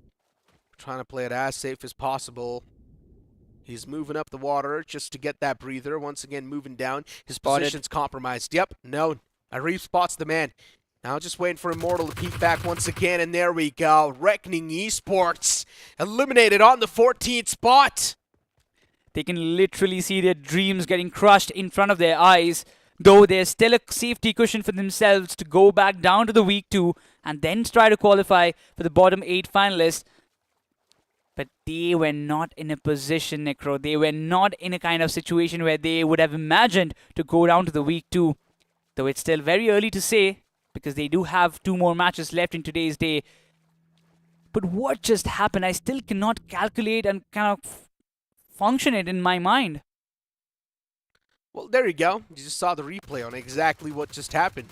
And this is how the entire Reckoning Esports just came crashing down. Rough luck for Reckoning. But now RTGX D getting pounced on top of the players of Aiku Soul. Everyone just wants a piece of this castle. But this nade being tossed, it's going to be to perfection. Lobster has also chipped out a lot of the damage from the man in the front. All it takes is the initial opener shot, and he's not able to find that because the man in the front showcasing some advanced movement. What a beautiful execution by Aiku Soul. 6 finishes already in their name. RTGX D, they did start off pretty well, but the ending, it did not seem to be pretty nice for them, though. Everybody trying to contest for the castle area because, again, the circle is always prevailing in these lands. But do you even think, Necro, that it might end in the castle area? Though I like castle circles very much, but we don't get to see them often. I don't know if it's going to be ending towards castle. I mean, once again, it's up to the BGMI gods, but I really want it to end towards that. Never know, man. If it does end towards castle, though, I know we are going to be up for a nice show. All the other teams will be suffocating to death, while the teams inside of castle, they will be in the good shoes. And a chance and an opportunity for the team in the side of the castle to try and rack up as many points as possible with the bridge camps. So, yeah, it's going to be opening the gateways for some teams, and it's going to be also closing the gateways for some of them. And there we go. Aiku Soul on the manhunt. This is exactly what I was talking about. It's the purging season, and Aiku Soul, they're here to do a lot of damage against Rivalry Esports. Aiku Soul already on a rampage as they do get 7 finishes racked up, but Rivalry this time, they showcase a perfect counter to the playstyle of Aiku Soul, as it's all down to S-Power, and S-Power's looking forward to disengage from this fight, but Rivalry, they're taking a lot of that return damage upon themselves too. S-Power closes on up, shuts down Arto, the confirmation's also going to be there. Rivalry Esports losing out on the man number slowly and steadily. It's not looking too good. Even Lifecraft, they're taking some shots in the front. Lifecraft, oh my god, from the backlines they got at least 1 finish confirmed. They got 2 knocks though. Ronnie and Espower barely surviving. But in front of them, Rivalry Esports, they try to capitalize on so many finishes, but it seems like it doesn't be the case. But Espower, he gets taken down and out. What was he even trying to do? Aiku Soul don't care. I mean, they're taking fights after fights. You can clearly tell IQ they're just here to get the elimination points. They don't even care about the world, man. They've already gotten 8 elimination points off the rip like that, and the stage 1 hasn't even closed in yet. That's the kind of aggression that you see, but 7 shows exactly in front of the radar of Livecraft Esports. That can be those free finishes that they can take just right on the time. Look at what Ronnie's doing. Look at him. He just doesn't care. I told you. Oh my god. I really wish I had this X suit, but my luck didn't favor me. The Ignis X suit. I mean, he's not using it yet, but it's the companion for you. I even didn't get that one too. Neither did I. IQ Soul. I mean, considering they know the fact that they've already qualified and now it's all down to Ronnie. Yeah, he's just going to try to close on up, toss in those nades. If he does get the wipeout, well, then the icing on top of the cake. If he doesn't, IQ Soul does not really care. Ronnie's got his hands on the shotgun, and is he really going to be backing up from this battle? That's the real question. Shot connected. Unfortunately, it's Livecraft from the far fray who claimed that point. IQ Soul out, but they just don't care. They have annoyed these rats so for such a long time. They have been taking so many shots on the direction, and that caused the trouble for IQ Soul to get eliminated, but that doesn't count. I mean, it's fine for them, right? I mean, with this rivalry as well, they give up. Because they were on the last page in the overall standings, and now considering the game is already spoiled, whatever chances they had of moving in towards the top 8 are being stolen away by IQ Soul. So rivalry 2, they are giving up on the chances of moving in towards the top 8. But for teams like Vasista Esports, this game can be the lifesaver. That is why you see the approach, right? Playing very slow, very passive, trying to enter the circle a little late. As we all know, the BGMI gods like to always test the players inside the lobby. So the circle can go literally anywhere. But a lot of teams in the question, Hyderabad Hydras, they will be also looking forward to have some brilliant circles for them. And a team like this, THW Esports, have got one finish in their name, and that to one of the players of 7 Shore. Because even 7 Shore, they have given up, right, Necro? Their dreams have already been crushed because the first 2 games that they had, it did not end on a good note, and that has caused their demise. But for THW, this is their first match. They will definitely look forward to grab a lot more points. Now, let's name all the teams that have already given up on the hopes, or that cannot qualify, right? Just for the audience to be on the clearer picture. Livecraft, RGX90, 7 Shores, and Team Insane. From the Group A, they've already given up, considering it is their last game. Moving in towards Group D, the teams that can give up, or that have already given up too, are Inferno Squad, THW Esports, Galaxy Esports, and 8-Bit can be on the fray if they do not have this one single good game. Do you really think that THW Esports have given up? I mean, Yes. I still think they might try harder, but okay, let's see. Because for now, the start is decent, and they have the aggressive approach within themselves to go up front and take the fight. Once again, they need 40 points in the span of 3 games. Can they make it happen? It is too much to ask for because the cutoff is already rising towards 85. Exactly. Now, that is a point to be noted. Even for, like, as you mentioned, 8-Bit, right? 8-Bit will be also looking forward to at least get a 20-pointer. If they can do it, it would be fine, but the nade is just too good. Devil gets a knock, but instantly gets traded off by Destiny, but the Molotov hit really, really well as THW. They're looking in a little bit problematic scenario for themselves. I'm loving this aggressive stance from THW as well, right? Knowing the fact that it's go big or go home, but the nade was so good. Toxic finds the opener, but then even Destiny finds the return knock on to Toxic, so they trade each other. THW, the last man needs to close on up. Keel Lamau in a close and personal battle with the shotgun in the front. He's going for the pre-fires constantly, but 7 Shores, they're doing some serious damage as THW, they lose out on both the players, and even Keel Lamau goes put down. And now it's all down to Tiger. And one more man from the side of THW. It's a 1v1. The last man does save the day for the banner, but is that really going to matter when you've lost out on 2 players? So many noise has been made, and you also see Voltex, Livecraft around the corner who might just be interested in coming up front and take the battle, and also the mighty Global Esports as well. They're also around the corner, would be looking forward to go for a third party as the circle has almost a central shift as well, which won't annoy any other team. For Vasista Esports, they might be way too far, but they will have all the breathing space for themselves as much they want.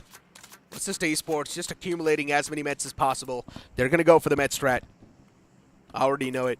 Okay. If things do go down south, Vasista Esports, instant patch is going to come through.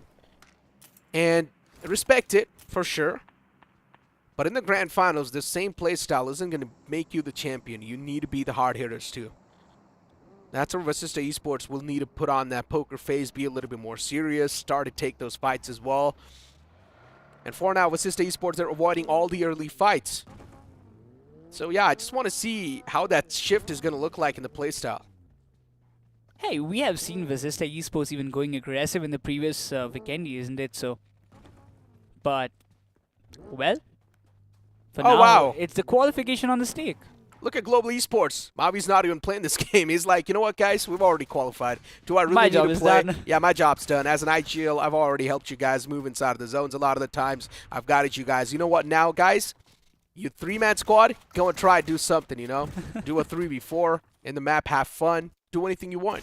Have some warm-up for your hands before the grand finals, and hey, these three are turrets, right? They will just go and push on every other team that they can just see in front of their eyes. So that doesn't actually quite matter, but Global Esports, they're holding. They might be looking forward to play those final circles because those are the circles which tempt these kind of players to go a little bit more aggressive and find finishes.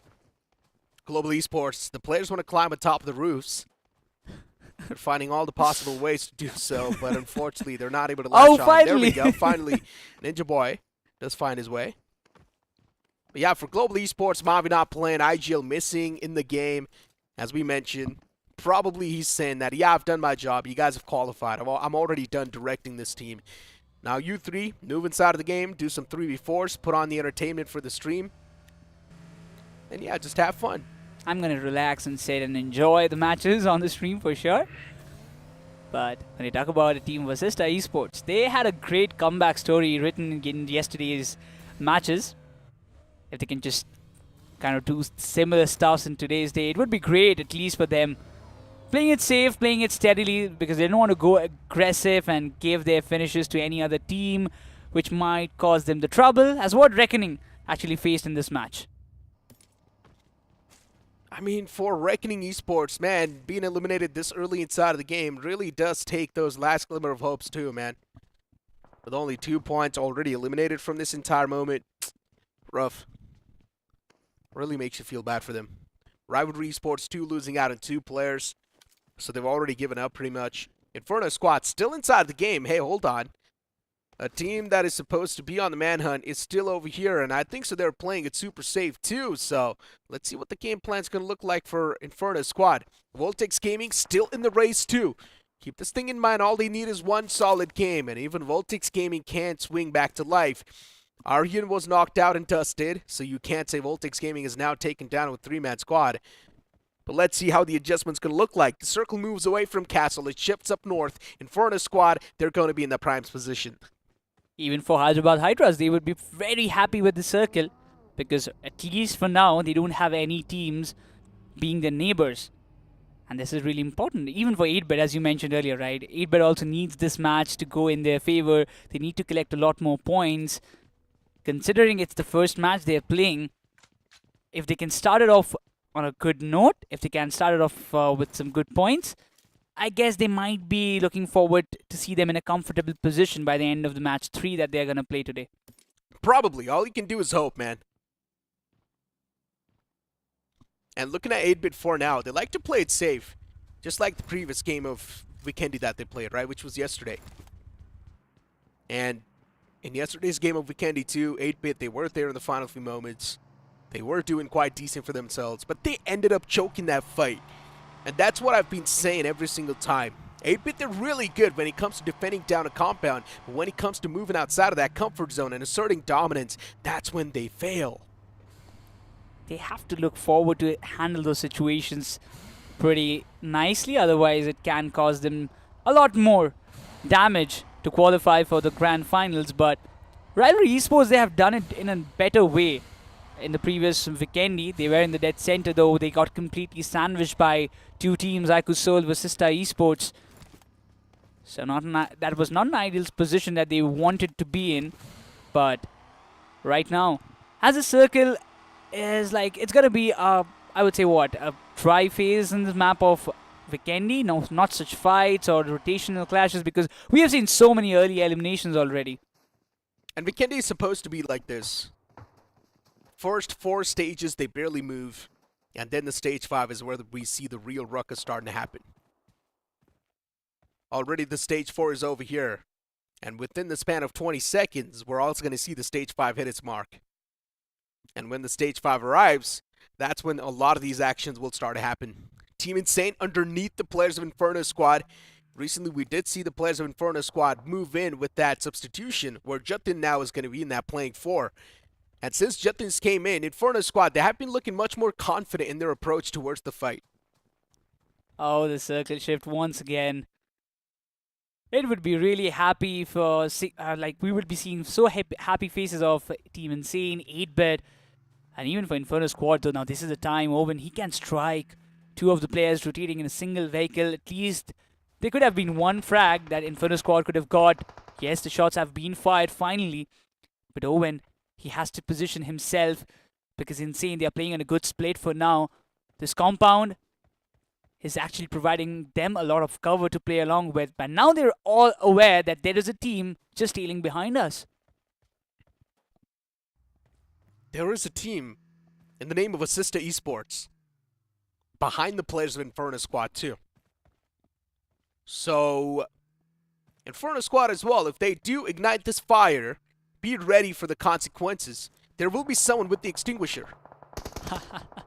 So yeah, the third parties will always be there. Hyderabad Hydra is now starting to take a dig against the players of Assista Esports. Assista Esports still haven't found that good footing inside of the zone, and I'm pretty sure they want to challenge that Mount Kresnik spot. But unfortunately, they cannot just directly do so. It's because Inferno Squad right now is holding it. And they just do not have the live tracker on the players. They do not have the exact information on exactly where the players are positioned. Before now, Omega's doing a lot of that damage against Moksh from Hyderabad Hydras. And look at Assista Esports as that one single player. He's moving it forward, taking that scouting angle. He's trying to gather as much information as possible. Omega from the hilltop is just raining down hellfire, but he's not able to get a lot done. And Assista Esports, from midst of all of that, they're making the rotation happen. Completely ignoring that there are so many shots going around the corners and across their rotation. They have found a place that should be the blessing in disguise for them in the circle like this. But Hyderabad Hydras, the other players are also coming in inside the circle, but that too in a single Zima. I'm not a big fan of that, and 2 of the players instantly getting taken down. Hyderabad Hydras, this is a big disaster for them. How is MJ even alive? His vehicle flipped out in the open. In the middle, and MJ still somehow alive from Assista Esports. Really got to give it up to the lads, man. Oh, this So nade. lucky, but Hyderabad Hydra is now looking forward to challenge this fight, even though they're getting peppered down constantly from the top. Assista Esports, they need to really realize the fact that they're in the power position right now. They're the one with the advantage. Hyderabad Hydras is out in the open, and they're also quite immobile, considering the vehicles have already been blown up. Crypto is helping the man to get back up on his feet. Moksh moves in the back lines, and there we go. Assista Esports, they finally do that send it moment, realizing the fact that the opponent's quite vulnerable for now. They're quite fragile, and they push up. They do get the elimination point secured, and now they're looking quite good and comfy. This is done for Hyderabad Hydras, Necro. I don't think they're making it in the top 8. This early elimination, not having a single finish in their name, it's never that what they imagined for themselves. Now Assista Esports, they will have a little bit comfortable position for themselves for sure. And the next focus is definitely going to be THW, but they are being troubled by the players of Livecraft from a distance as they are playing through the edges and trying to spoil the games of the teams. Those are still in a desperate need of points. IQ Soul spoiled a couple of games too, and now Assista Esports, they've got another team just straight up robbing them. But somehow Assista Esports, they stopped this robbery. Voltex showcased the gateways to hell as they take an exit as well from this entire game. And Voltex, they needed these points. They needed this game to be converted. Assista Esports just says thank you to Voltex for this all the finishes that they've given away. 7 already in the name and 4 of the players still surviving. Now this is a big blessing to the boys of Assista Esports. Have to say the map of Vikendi have favored these boys in a drastic way, but now it's Insane Esports again traveling in a single vehicle. We'll be looking forward to get inside the circle, but the focus are there. Everybody's aware that there's another team tailing behind, and Assista Esports won't just let them slip away like that. Austin is taking the constant shots. The man is now ejected, but Team Insane, they move out at the same time. Unity's going to be their strength as Vasista Esports, even they start to face that brunt. Austin, he's only got 2 meds on the back, but still the utility's being tossed from Vasista. They do some insane amount of damage as Team Insane, they take an exit from this game too.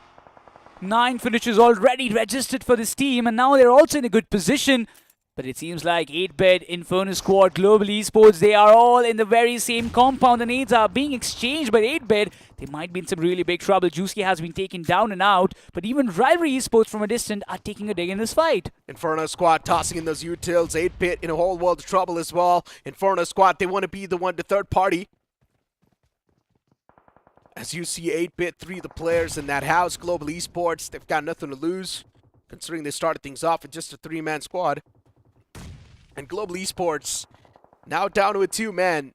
Yeah, I'm not even sure if they care, but Global Esports just there to do some more damage, right? Before getting taken down to get these players of 8-Bit. For sure. Global Esports are just patiently waiting. You can see the position of Beast.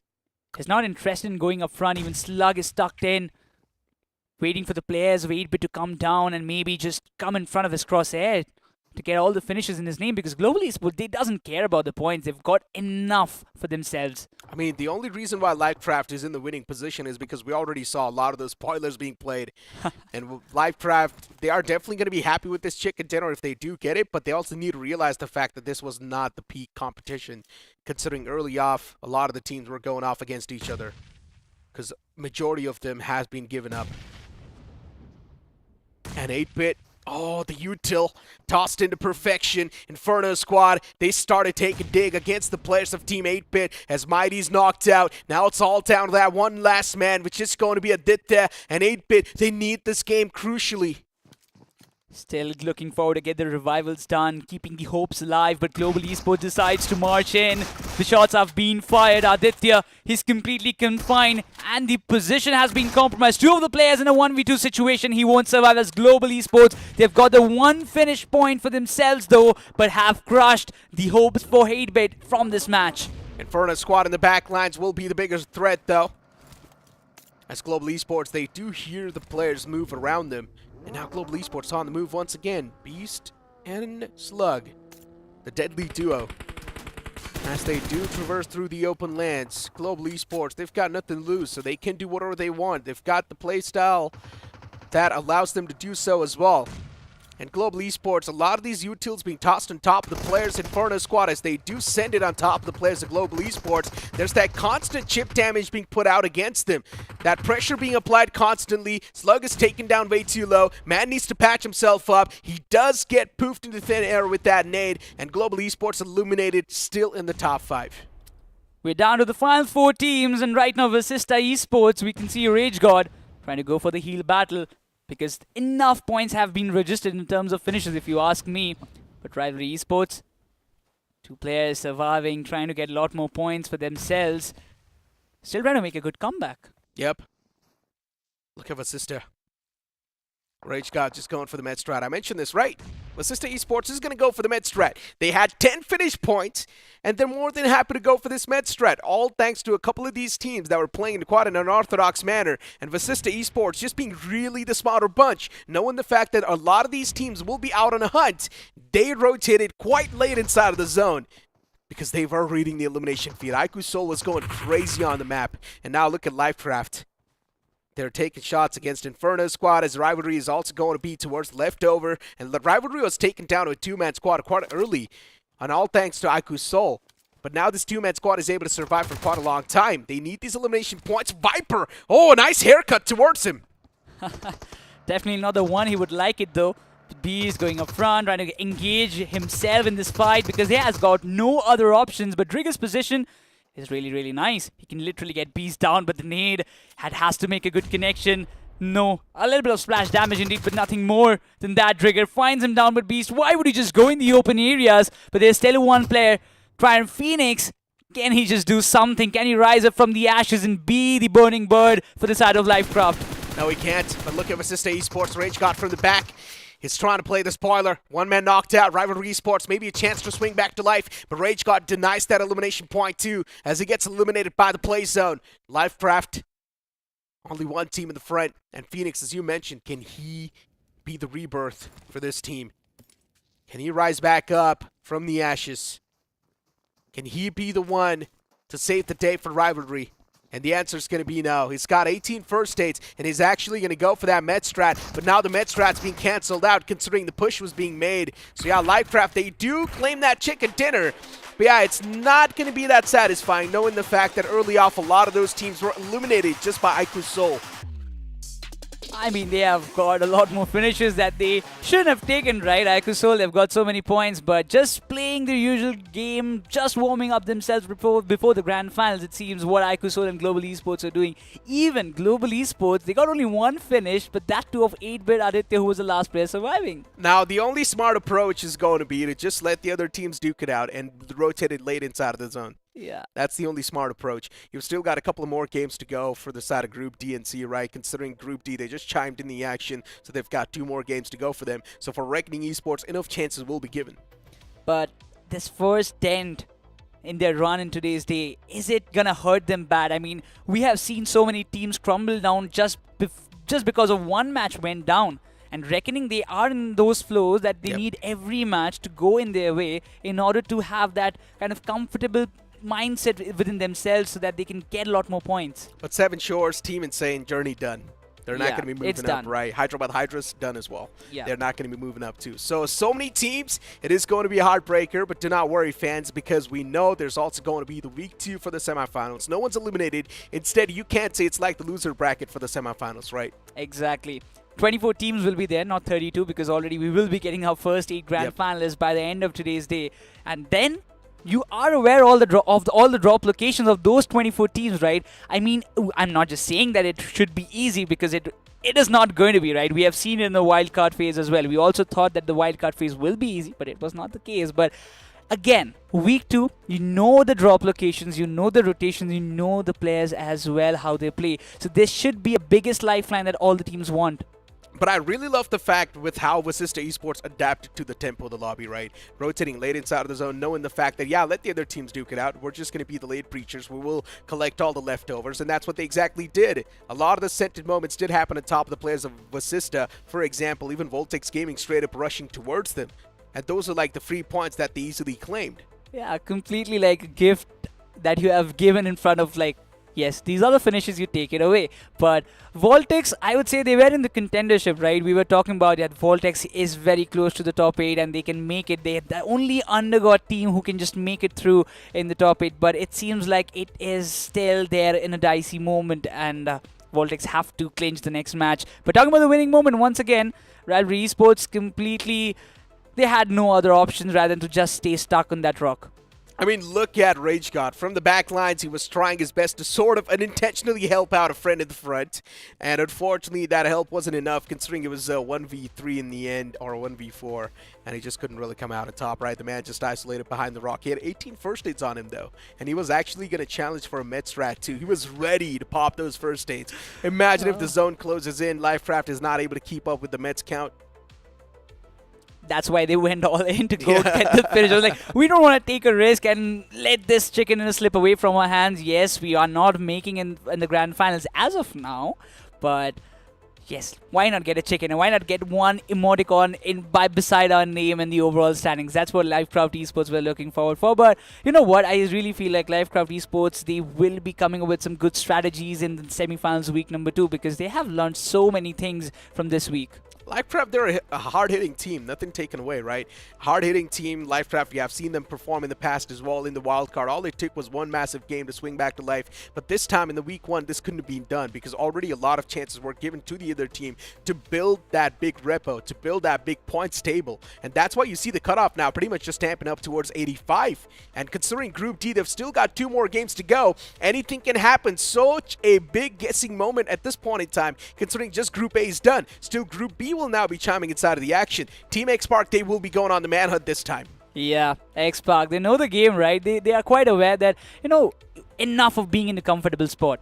We've seen Aiku's Soul going all in. They are going all out for getting the finishes. Global Esports did a similar stuff as well. Why are we sitting behind and just letting others take the joy moment for themselves? So I really believe, I'm going to agree with yourself as well, that X-Park will be going all in to get the finishes and get a good big game in their bag. The funny part is Mavi was just not playing towards Global Esports, man. Global Esports with the 3-man squad just moving inside. And yeah, I mean, the three players, they could not really find themselves a lot of those elimination points, but it's fine. They've already made it, ladies and gentlemen. We know it. MVP of the previous game, it's going to be Rage God from Vasista Esports with 6 eliminations and the damage number 756. Rage God indeed was raging in that game.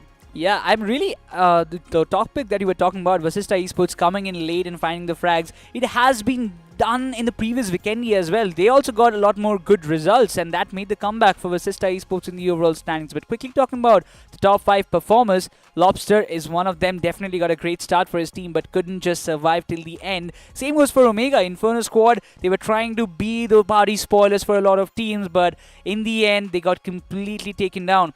Aiku Soul, S-Power, Nakul, they were trying to grab a lot more finishes and they were having fun.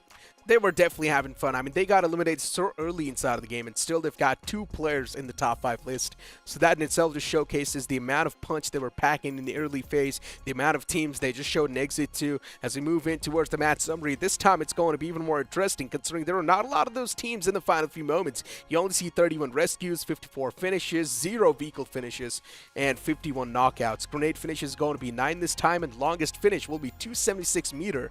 And healing done will be only 6,393. Usually expect a lot more on this map. Every team wanted to be in the circle because we saw so many early eliminations, so majority of the times we saw the fights coming in. That is why we don't see the healing way too much as what we expect, but it's still there, right? I mean, even Vasista Esports went for that. The first aids all went down. Otherwise, I would have thought that Rage God, if he had a couple of more first aids, he could have been in the second spot as well. Hands down. I mean, for Rage God, he was just able to get a lot of those conversions pretty phenomenally, man. And the fact that so many teams were just struck right on top of the players of Vasista Esports, where it just felt like a complete package being delivered to the players. They already had 10 finish points to play with, and then later on being able to stack up to that top 3 as well just helped them so much. Look at that. 5 placement points, 10 finish points, 15 points in total without even getting a chicken dinner. What else do you need? Vasista Esports, once again, back on the consistent note, exactly what they needed to perform. And now this team is going to be breaching in that top 8 too. They were almost close to the top 8 and now almost, I would say, 1 match away from confirming their slot for the first 8 grand finalist list. But talking about the second chart as well, there are so many teams still. Disappointing performance. Reckoning Esports, Voltex Gaming, one of them, Hyderabad Hydras couldn't stand out.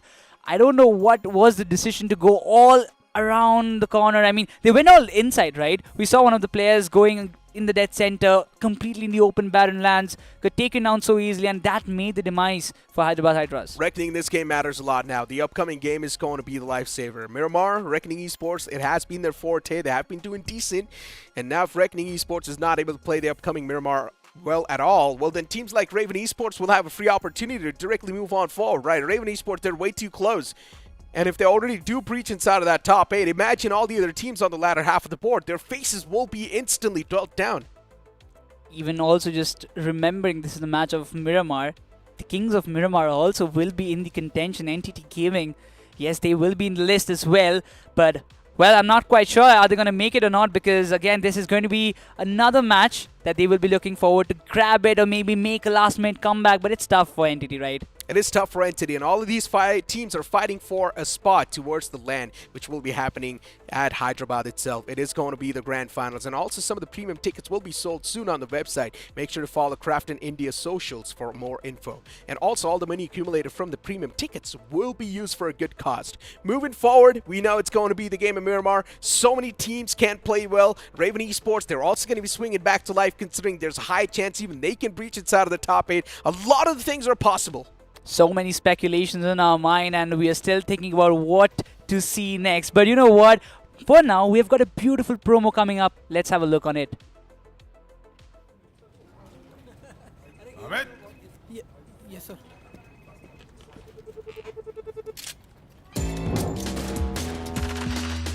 Amit, you're doing an excellent job. मतलब एक death match. Amit, why no sales in the first quarter? इसका मतलब 2 death match. Amit, we must talk about your performance. ये लंबा जाएगा. 4 death match. BGMI के quick game modes है थोड़ा टाइम, प्ले थोड़ा BGMI. BGMI, a game at this point in time I'm just addicted to playing, and I'm not gonna lie, I love my time inside of the Battlegrounds. And you too, I'm pretty sure if you do download that game on your devices, you will also love your time in the Battlegrounds. Moving forward, right? Miramar on the horizon, Reckoning Esports, so many chances will be there, but if they do not grab these chances, everything comes down. They have to be very, very much cautious about not letting the pressure go inside their head, because we have seen so many teams crumble down. Hyderabad Hydras is one of them. I'm quite sure that this was not the natural game of Hyderabad Hydras that we saw earlier. This Vikendi map, I really felt like they were under pressure because of they were in a desperate need of points, and that made the one mistake that they shouldn't have done. Hey, but you know what the good thing is? Rivalry Esports, they're really close. They've still got 2 more games. Exactly. The previous game was really good, considering they squeezed inside of that top 2. So maybe you can't say Rivalry, if they put up the same performances over and over again, there's a high chance either they can crack inside of that top 8, considering Group Day is going to be playing all the games.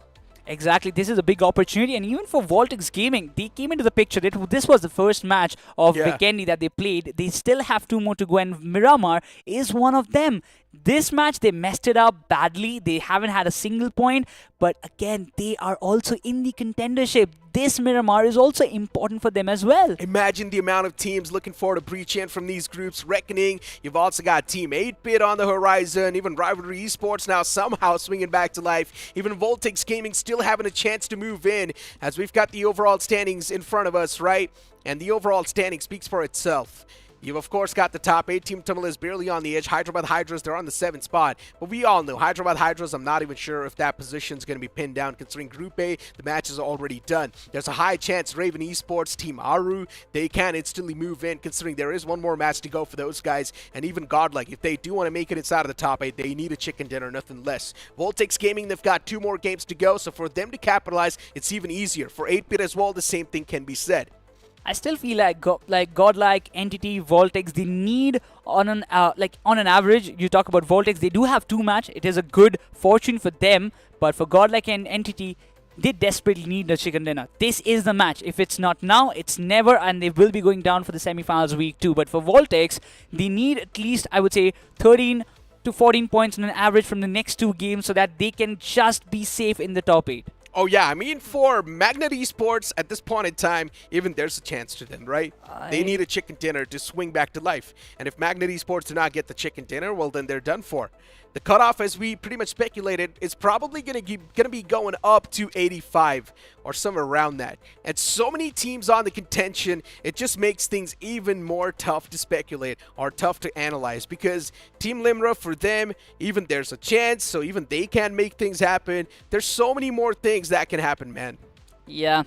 Talking about the next shot, Reckoning around the corner, 59.5 on the board. 2 next matches definitely, or on a 15-point average, they have to play through to be safe in the top 8. Otherwise, they're also going down for the second week. Insane Esports, 7 Shore, yes, they are pretty much summed up. There's nothing more that we can ask from them at least, but THW and our Inferno squad. I mean, I really thought that THW could have made it possible, but they didn't had any good game. 7 Shores is done. Team Insane is done.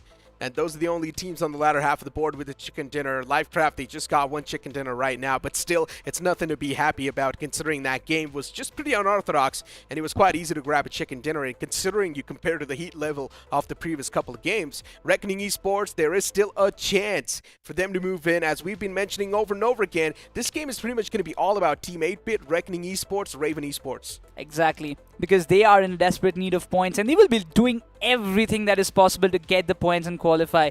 As we mentioned earlier, it is a little bit easier for, I would say, Voltex Gaming to make a comeback. For 8-Bit, it would be, I would say, comparatively easier, because they're, again, very close to the top 8. One good game, they can be in the safest spot. But for Reckoning Esports, I'm a little concerned, as I mentioned. Yes, they have 2 games in their hand, but do you really think with this kind of performance they can? I mean, even Godlike, same question now start to ponder. Can Godlike make it too? The fans are still eyeing out for that qualification spot, right? If Godlike does not make it from the week 1, well then good luck towards the week 2. But I'm not going to lie, with the rotations that we've been seeing from the side of Godlike, they just seem completely lost. It feels like they do not even know how to play the game at this point. Exactly, completely agreed. I mean, you need to settle down. I'm still not seeing in a single match where Jelly decides, yes, this is a compound that we're going to hold, and let's kind of discuss and strategize where we are going to head next, because it seems like Godlike, they're rotating like lost people, lost players around the map, not kind of figuring out that where should they stop. It just feels like they're moving inside of the uncharted territories every single time. They've got no information on exactly where they want to go, and they try to come up with a plan on the fly. Yeah, it's completely fine to come up with a plan on the fly, but still, man, having a proper playing structure, having a proper playing plan can definitely help you better. And for Jelly, he needs to have a little bit more better scouting, that's for sure, because he's just moving inside of the unknown lands, and that's just getting his entire team caught off guard. Moving forward towards Reckoning Esports, we are definitely going to be hoping that Reckoning Esports this time, they take a little bit of that back step from the aggression and just not try and chime inside of the fights that early in the game. Yeah, I really believe they need to play in that 1-3 split for themselves, because again, you cannot just go all in with all the teammates. You need at least one player to go up front, get the intels done for his team. And as we just talked about, it's Group B and D coming in the equation. Xpark, Team Limra, Carnival Gaming, Entity, Godlike, Reven Esports, Prime Esports, Inspiration Esports coming up for the last time in the semi-finals week number 1. As Xpark, they will be looking forward to get a lot more finishes, but we also have a change on the desk, as I've got Fixes back with me. Well, thank you so much, and what a time to come alive, because now, Necros, we are at such an impasse where anything could possibly happen. I think 5 spots are done and dusted. I think till Xpark, everybody is safe and sound. I'm telling Xpark because Team Vasista yet have 2 more games to go, including this one. Now 3 spots are up for grabs, and we've got at least 7 or 8 teams contesting for that. Now I was hearing the conversation on the sidelines, and I've got to get in some important pointers. Reckoning Esports, I think they're starting to look too cocky, because honestly, the first few days, they were amazing. We started talking about who are they, where are they from, and after that, they started fizzling out. Even in this game, not getting a lot of points. Yesterday was a pretty rough day in the office, and now, looking at how fast the games are going, looking at how all those teams that have already qualified, or the teams that have no chance on qualification playing, I think Reckoning, things are looking really dire for them. Exactly. They're going for the finishes, for sure. There is no doubt the aggression is there in the team, but you need to figure out the right decision, good fight, bad fight. You need to judge and go all in. And the last game that they played in Vikendi, it was a big blunder that all the players went on the bridge without even having an intel whether there is a player or a team holding or not, and that made the demise happen. But looking about it as well, I'm really looking forward for Rivalry Esports, because they had a decent performance. They're still looking forward to make a comeback, but it's not that easy from where they are right now. Yeah, for Rivalry, I really feel like I can, just put them aside, because too much points needed to be secured. So, a little bit of the substitutes being made. Team Xpark feeling quite comfortable. The IGL sits down. He's like, I've done enough for the team. I did my heavy lifting in the starting few games. No more gamble really comes in. But you know what? Rivalry put aside, a little bit more description about how Reckoning are going to be feeling right now, because they've been having a Cinderella run. Let's be honest. Their run so far, yes, it's been tough. They've had to grind it right from the very get-go. They've got a lot of chicken dinners. They've been flying high. They've never really felt uncomfortable. And this is the moment where they're being tested. Because you look at round 3, they had 4 chicken dinners. Round 4, they've also, directly qualified into the semis. They were doing good. Even once the semis started, they were in the race. They were in the top 3 at a certain time. And after that yesterday's matches, where they kind of came crumbling down. Now what does Gravity Jaw do? How does he play? Because at this point, Necros, he must be wondering, do I go aggressive? Do I go passive? Do I hold it out? So much questions. With so many of the other variables in the lobby, everybody is a shark right now. Oh my god, for Reckoning. Reckoning awaits, actually. I really kind of think that they have to go with a steady approach. When you are confused, to go aggressive or to go passive, I would say Reckoning has the gunpowder. They have the powerhouses, the players in their team to go all in when it matters the most. So it's better to kind of adapt to the gameplay of what Vasista Esports did in the previous match of Vikendi. Play it slow, play it steady, but when it comes, you have to get the frags in the final circle when in the ending phases, so that you also get the placement points and also the finishes. So easier said than done, right? Because when you're talking about playing steady, it's not Reckoning anymore controlling the tempo, because it's the other teams also. You've got so many of the sharks coming in, like Xpark. Are they going to be holding themselves back? No. This is where Reckoning must be wondering, how do we seize the moment? What do we do? Are we going to target to go inside the circle? Who knows who's going to cross their paths or maybe take them down, a casualty early on? That would just kind of keep on increasing that pressure. And it's not just the case with Reckoning. We've got so many other teams on the block. For THW, you could see, right, the pressure really building up. They they were in such a good position, and suddenly that last player of 7 Show just took 2 of their players away. And it was such an important game. Same goes for 8-Bit also. All these teams, especially the ones coming in from Group D, just barring Vasista Esports. I mean, they really need to thank their stars and of course Rage God, because he really held on. Nobody anticipated so many fights to be coming at the same time. Voltex Gaming just offering their lives away. And had Vasista Esports not gotten these points, I think they would also be sweating at this moment. Exactly. If any other, I would say, if you say like Vasista Esports, they didn't have that aggressive approach, but they handled those situations so nice, as you mentioned earlier. If it were not those finishes, I mean, if somehow, let us think that Rage God got taken down by any of the players of Voltex, the entire finishes that what Vasista Esports accumulated for themselves would have been different. But right now, we had enough talks as we move down to the map of Golden Sand. The map of Miramar awaits. Group B and Group D coming into the action. Will X-Park do some wonderful plays, or is it gonna be Vasista Esports again coming on the top as the flight path starts from the areas of Torea Humada and ends in the areas of Vale del Mar? X-Park, they are going to be running wild, but this game is so much more important for the others.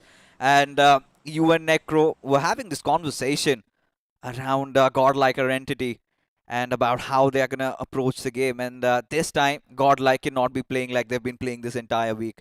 They have to go all out. They have to pick up those fights. They have to put their bodies on the line. Enough of trying to just, somehow make a position inside the circle. This is where Jelly needs to understand that all the players have got what it takes to make come through. You've got experience. Yes, Simp is the youngest on the block, but you talk about Admino, Jelly, and Jonathan himself. They have been tested.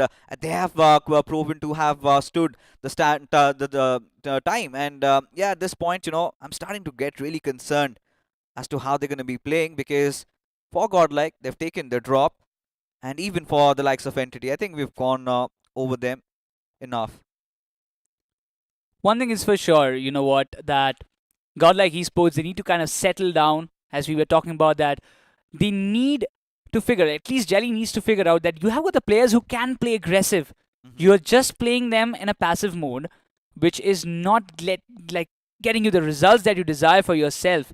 But right now, the main concern is that will Godlike play a little bit aggressive, because the pressure is already on their head right now, and there's nothing more that you can do about it. Godlike Esports, definitely looking forward for a lot of matches, for a lot of situations that might favor them. But still, there are so many teams in the contention. It won't be easy for Godlike. They had enough amount of chances in the map of Sanhok to capitalize on it, and they messed it up. Yeah, I mean, Godlike, they've had their chances. And there have been so many of those games where they did also have the circle, and eventually when it came to sharp, right, they messed it up. For Team 8-Bit though, I think very important game, and Miramar has been one of their strongest suits. Yesterday also, a decent game in Miramar. They earned a lot of those points. I'm really keen to see what can they pull off, at least in this one. But you talk about the others, right? Voltex Gaming. Now, this is one of those teams that's still in the race. But the way they started off, Vikendi, without even earning a single point, that really might be rattling them off. They must be wondering what went wrong, because all they wanted to do, Necros, was just try to capitalize and get a third party done.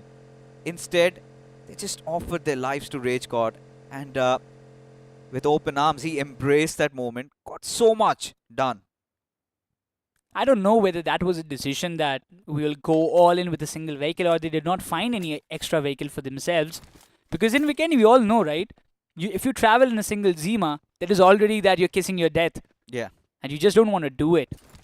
But for Godlike, I mean, every time you see them having all the 4 vehicles, everything is fine, proper loot, and everything is all going good for them, until and unless that final circle come into the question.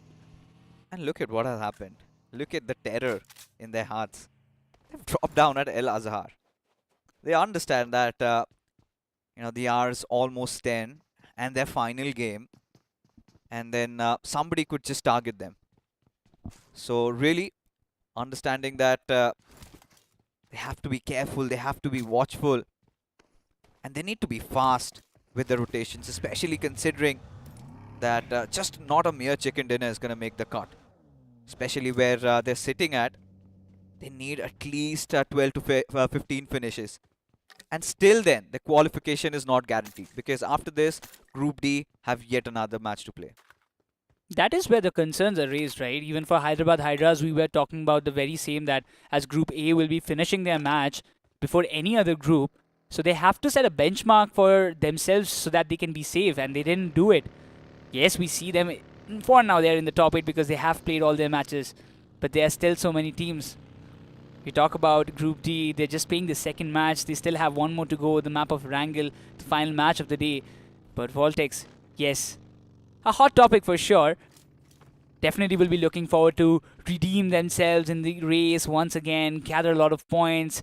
And if they get a chicken dinner, I would say that Godlike, definitely their mission won't be successful because the only thing that Entity and even Godlike need is a chicken dinner, and if any other team takes it away, the deed is done. Yeah, chicken dinner with a lot of eliminations. At this point, for Team Entity and Godlike, things are looking so rough. And, you know, the way things have started off, just even putting both of these teams aside. Now, THW, this is a team that really needs to step it up. And, yeah, just to make things more exciting, at least for the THW fans and supporters, they need 2 really big games.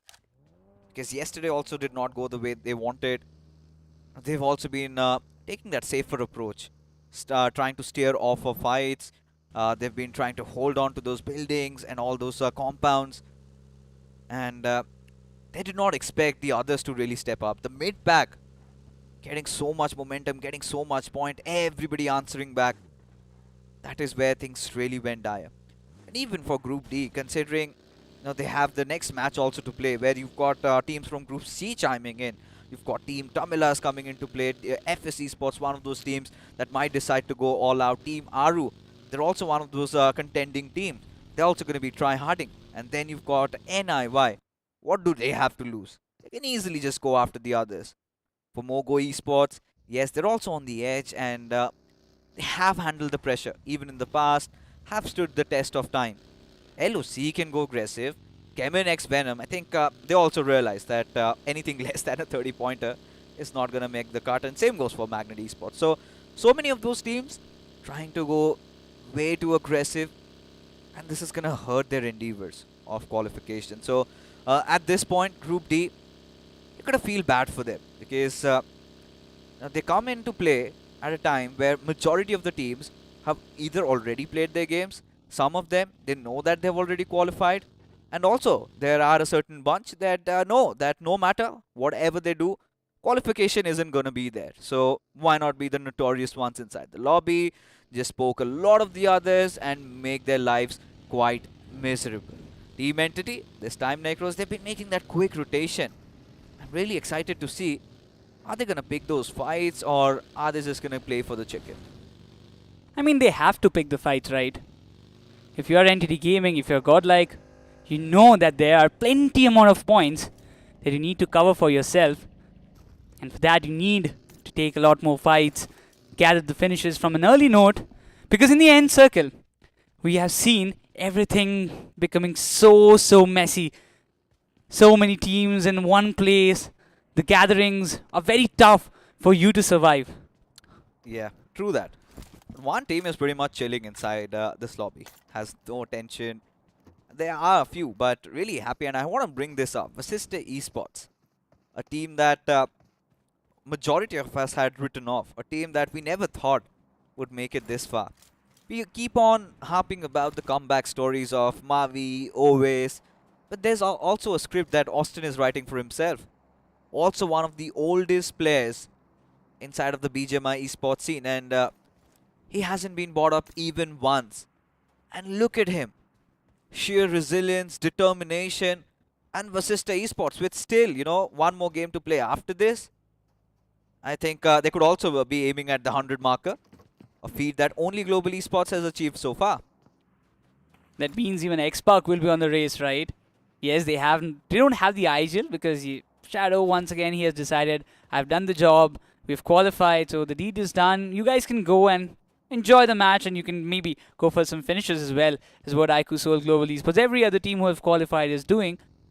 But that has also caused so many nuisance for the other teams also desperate for points. But even Ninja Jod, I think he has spotted the players of Prime Esports around the corner. Just that one edge line is guarding him. But now finally Rampage has been taken down. The first opening for sure. Ninja Jod, he seems to be a little bit more aggressive. But what a spray coming up from the side of Brook. A good retaliation indeed. X-Park, they will be needing the reinforcements very soon. But though as Prime Esports have faced one knockout as well, I think they're going to hold still for the right moment to strike in. Yeah, I mean, for Prime Esports, pretty much, they've got their work cut out. They really cannot force in that push unless and until they get another knock and they do not lose any. But when you look at the bigger picture, neither of these teams have anything to lose over here. And Reckoning on the northern side, and oh my god. This is something that Team X-Park were hoping that does not happen, because Prime Esports, they're not going to be keeping themselves tight anymore. They're going to be swinging, and there you go. The push already has come in. This is the right opportunity, and you don't want to miss it round. Spraygod is also getting so many shots on him. Brook, he's done a good job.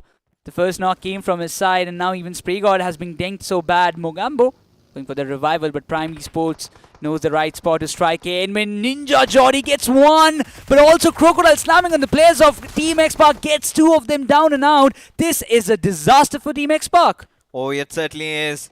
As now Team X-Park survived by two of their players, but still, they're answering back. Still, they're fighting back. Those grenades do sail in. Luffy, he's done and dusted. Crocodile and Brook, the two players surviving. It's a 2-on-2 situation. But Crocodile getting overeager there. Ninja Jot finds one more nade. And there you have. That's all she wrote for Prime Esports. As we're going to see more of them in the second week of the semi-finals. But Reckoning, this is the right time to strike. This is the right hour. And nothing could be better than this. As Viper, he leads the charge. But look at this. Inferno squad from the backlines. This is where the alarm bells are starting to toll, even for the likes of Reckoning. Inferno squads just being the party spoilers for the side of Reckoning Esports. They had all the aggression that they needed in this match, in this particular fight. But Viper being compromised now will push Reckoning to the backyards, as they will be completely depleting from this place. Not to engage with X-Park would be the right decision. As much as they want, they don't want to take any risk, because they've already faced an early elimination in the previous match of Vikendi. They don't want to repeat the same scenario once again, but I really anticipated that Reckoning would be going for all-in fight with X-Park and getting those finishes. But Inferno squad, just at the right moment, the naughty boys are in the house. Yeah, and look at the fear striking through the players of Reckoning Esports. They had to tuck their tails and run. This is exactly what I was talking about. Reckoning, they haven't been subjected to such a scenario where their qualification could be on the line.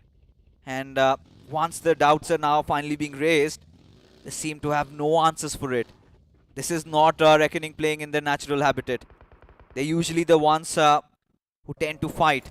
And for Carnival Gaming, yeah, nothing much to lose. Same goes for Galaxy Esports. Both of these teams have had a pretty much rough time in the week one of the semis. They get to wrestle against each other even once more in the second week.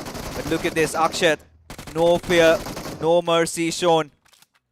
Now he gets one out of Galaxy and certainly eyeing out for more. You know what, Fixes? I really believe that Carnival Gaming should actually play like this, giving all the free hands to the players. Like, look at how well they are playing right now. When they know they are not going to qualify for the first week, at least, the aggression, all the strategies are going on point. Neo might have been taken down. A good nade by Nova to push them back. Just being a solo survivor, it's very tough. But they're trying their level best. Galaxy Esports, nothing to lose at this point. But Carnival Gaming, the kind of aggression that they are showing is impeccable. Oh, there you go. Galaxy Esports also done and dusted. And now Carnival Gaming will focus their attention on this fight. A very important one at that, as Juicy is fallen down. THW, a little bit of that recovery there. Aditya needs to hold the fort as the nade sails in. In fact, the Molotov, Aditya has repositioned himself. He really needs to hold the door there. With Sam entering in through, Aditya is hearing all that commotion, all those footsteps. But him going out in the open isn't gonna make things easier for 8-bit. Because now look at them. The only lonesome survivor. He's being surrounded. He's being hunted. And Aditya trying to patch himself up. He's gonna be pushed at this point. What do they do? Because Carnival Gaming, this is exactly what I was mentioning about. Juicy has been confirmed. Aditya gets one knock and instantly will be confirming it as well. He knows the values of all the points that he is trying to accumulate for themselves, but Carnival Gaming will not just give him the breather. Sam is barely surviving, but for how long is Carnival Gaming? They're literally craving on every finish as they can, but look at them going all in for Pan, but Sam trying to capitalize, but won't happen this time. They save all the teammates for sure as they had some different approaches. They wanted to go a little bit cocky for themselves, but 7 finishes already registered. Carnival Gaming, they're having a ball for themselves. Up to shenanigans, really. Carnival Gaming, I mean, why not? They know that they will have to play one extra week, go through those lower brackets or the semi-finals week 2, whatever you might call it. But now, with so many teams already being dealt with, Godlike Team Entity both are inside the circle, Reckoning Raven. A very important match for Raven also, because this is going to be their last one. And when you look at Raven Esports and their journey, they ought to make it through week 1, because coming week 2, that reset will be there. Everybody will be starting from 0. And who knows if you could really get a start like you've gotten in this week. The circle is very intimidating for a lot of teams, right? The Picardo urban area still being in the circle will attract a lot more players, but we also see Vasista Esports trying to take shots, but Gamla boy, this position is really ideal. Simp is barely breathing. The buggy has been completely tossed up and Simp is trapped. He is doomed in that position. Cover fire is coming up from a far distant place as Gamla boy is trying to save himself from all the shots. As Entity, they're moving up close, trying to find those finishes. Simp is completely unaware of the fact that Somraj is also coming up, tailing behind him, and that is one of the players of Godlike going down and out as they've moved down to 3-man. Yeah, for Godlike, they also have understood that no, this is going to be oh so difficult again. Got while rotating and Team Entity embracing the situation for Reckoning. Some interesting developments. Immortal has come into play. The first time we are watching him. Once upon a time, one of the best support players of India. And has been kind of on a break. A little bit of that hiatus. And this move of Reckoning, I'm starting to ponder what could have caused it. Did they want another filter? Did they want a second opinion? Because Immortal, he carries a lot of experience. For sure. The Dr. Immortal, as we mentioned before. But the meta has changed. Now he has to go a little bit aggressive. And we know he has the capability. But for now, Inferno Squad, the party spoilers, looking forward to take a fight, take a dig against Carnival Gaming, who have rotated back to their mainlands, trying to have a good spot for themselves inside the circle. That's a good decision, I would say. But right now, teams in contention, Reckoning dropped down to 3-man. I'm really concerned about them. They've literally tucked themselves in one corner. Yeah, I mean, at this point, all these teams, you know, that are still trying for qualification, like I said, all the teams from Group D are feeling so much of that heat. And they're looking helpless at this point because the others, pretty much, you know, they know where they're heading at. Some have already qualified, some haven't. They're all having fun. Everybody's gotten their 4-player subshoot, giving some play time to them. And for Reckoning, I really want to see what happens. I think Hunter has been replaced with Immortal Viper. He's already fallen down. So Reckoning do not really have the same firepower that they had when they had Hunter in play. And even when you look at Reckoning, at least they need 10 to 12 points in this game if they are supposed to be in the fighting contestation to make it through from this week itself. Talking about that, I suddenly had a thought in my mind. 8-bit got only 3 points from this match, right? Yeah. And that leaves them in such a position that they're also in a similar state in which Godlike and Entity are. I think even for 8-bit, how today's games have gone, really feel like we'll be seeing more of them next week. Same goes for THW. I mean, those 2 eliminations aren't really gonna put you out there because they have been way back. And I don't know who to blame because have they been playing bad? Not really. Is it their luck that's really gone against them? Maybe, because sometimes, it feels like a bane for Group D. It feels like they've come so late into play. They really have so much less to achieve. But taking a look at the circle shift, Godlike right at the smack center, but Team X-Pac, Ninja Jord, he's going to be charging in, and he's sometimes one-man army. Suddenly could throw a spanner to the works of Godlike and Inspiration. Let's not also forget about them. I really don't think Fixes that Godlike is aware that they have neighbors around them. Ninja Jord coming from the backlines. Admino definitely has a read. Maybe he's got some sounds. Rivalry also coming in. Ninja Jord, he has so much eyes on them. Lucifer and Phoenix dropping down to very low HP.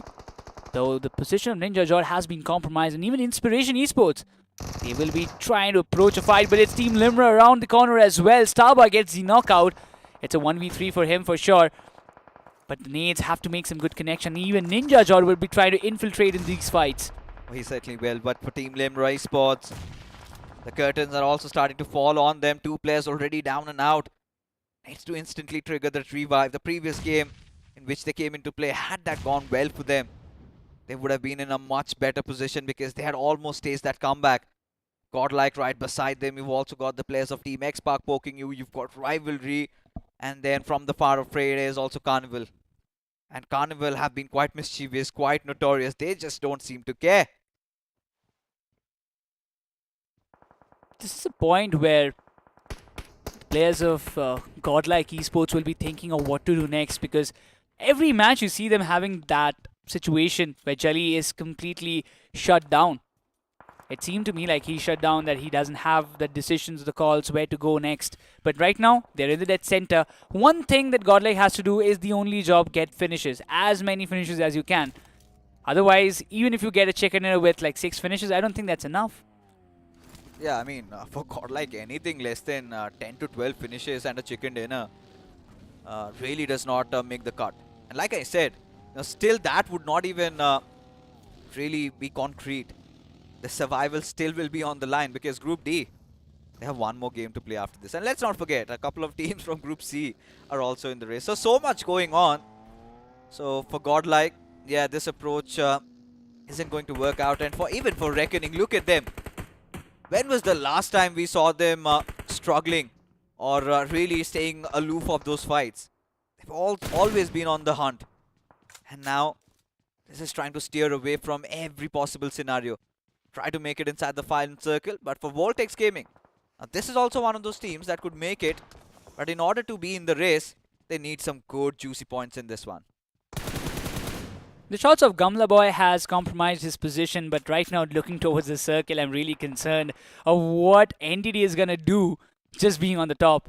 I mean, they can just literally rain hellfire on all the teams, but the teams in the compounds will be having a lot more to achieve. Voltex, Godlike, even the players of Team Limra would be safe for now, but how long? Even because Carnival Gaming seems to be having a dig on them. And around the corners, they have the neighbors, Inferno Squad, the party spoilers. It's a 4v4 fight. Both the teams, they're not making it in the grand finals, at least from this week 1, but at least grinding and warming themselves up before the week 2. Yeah, both the teams certainly not making it, but they've got one team on the backlines that still do have the chance, still are in the race. Other players of Raven Esports. Good game in Sanhok and a couple of points here and there. They also have to go big. Right around the edges, Raven Esports, they're just hoping that Carnival Gaming and Inferno Squad engage in a fight and they try to third party that one. But for Team Entity, yes, this was what I was hoping for. They were around the hills, but they have to calm down. They have to play around the ridges. And Jonathan having spotted out Goblin. That's a beautiful knock. Nothing until he confirms it. Gets one more. But for Godlike, they need these limbs. They need these finishes to their name. Because Carnival Gaming, they're really stuck in a kerfuffle. Gamla Boy also trying to capitalize on those finishes. Even Entity, Godlike, both of the sides need the finishes, and just Carnival Gaming being the prey, being a dish completely served in front of them, and they're just looking forward to who is going to get those finishes in their bag. 2 of the players still remaining.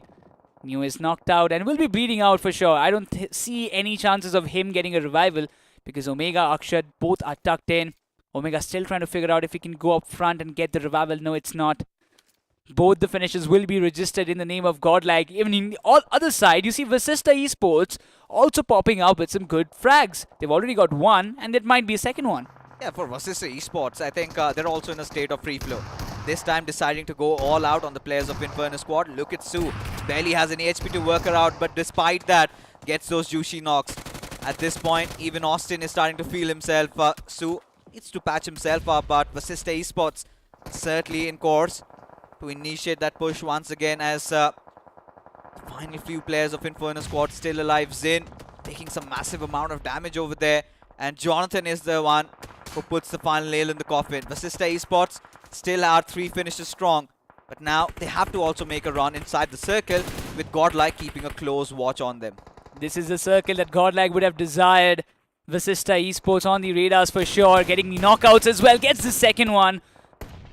But it's NTT Gaming trying to get all those frags in their name, and yes, they are doing it. Pukar, he's doing the job brilliantly for his side, as I really believe that Godlike needs to be very much focused about Team Limra coming up from the backlines. Admino's position has not been compromised. I don't see him, but he's getting knocked out. This is bad for Godlike as Admino is down and out. The nade is exactly in the pain point location. Jonathan finds double in this fight. Yeah, Jonathan is doing too much over here.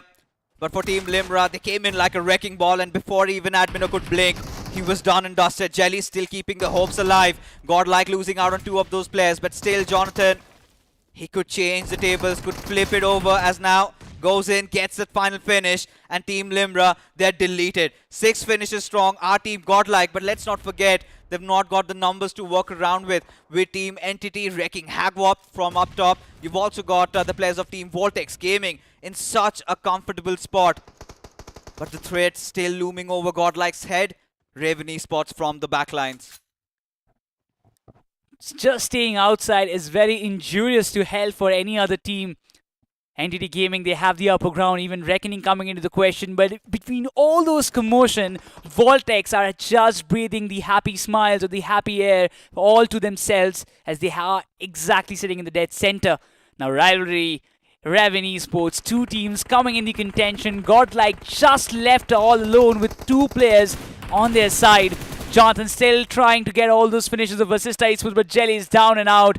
He's done for good, but Jonathan has to clutch it out. It's a big task for him. Oh, it is a big task, a big ask, and he does not deliver.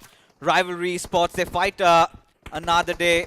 But for now, Raven Esports, this is going to be such a crucial moment. All the players of Rivalry just talk down to one corner as those Molotovs really revealing their position.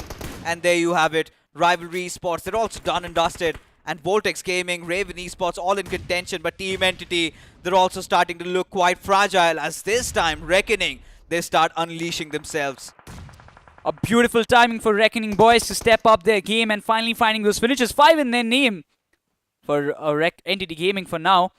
Bukar and Gamla Boy still intact, trying to find up some good frags at least to survive, because the circle has completely shifted towards the side of Voltex Gaming, so they have to go down ridge. But Voltex Gaming, they will be looking forward to get a lot more chances. Reckoning, can they survive? They need to eradicate Entity Gaming in order to enter the circle. But Entity Gaming are also craving for a chicken dinner for themselves. Yeah, big one though. For Reckoning, it's much more doable. They need to be in the race. They need to at least get 13 to 14 points in this one. And this match looks to be pretty much set in stone, at least for the players of Voltex Gaming. Just the kind of a storyline that we wanted. Because Reckoning and Entity, they're fighting it out amongst each other. But they have to understand that they need to make a path inside of the circle. As now, Voltex, they're finally getting challenged. And it is Team Inspiration knocking on their doors. They're trying to find out the frags through the compounds, assuming the players will be inside it. But it's not the case. Inspiration Esports going all in, but Immortal finding Pukar down. Gamla Boy left all alone. He's trying to cook up a nade. A good one indeed to breach through, but no, it's not going to happen. No, Gamla Boy will be going down and out by the plays, and then that's it for NTT Gaming in this match. As Reckoning move up front, Voltex Cyrex gets one of the players. Shikari Jaw taking down Reckoning. They are being down and out by Voltex Gaming. This is immaculate as Immortal just survives all alone. Yeah, and it has come down to him.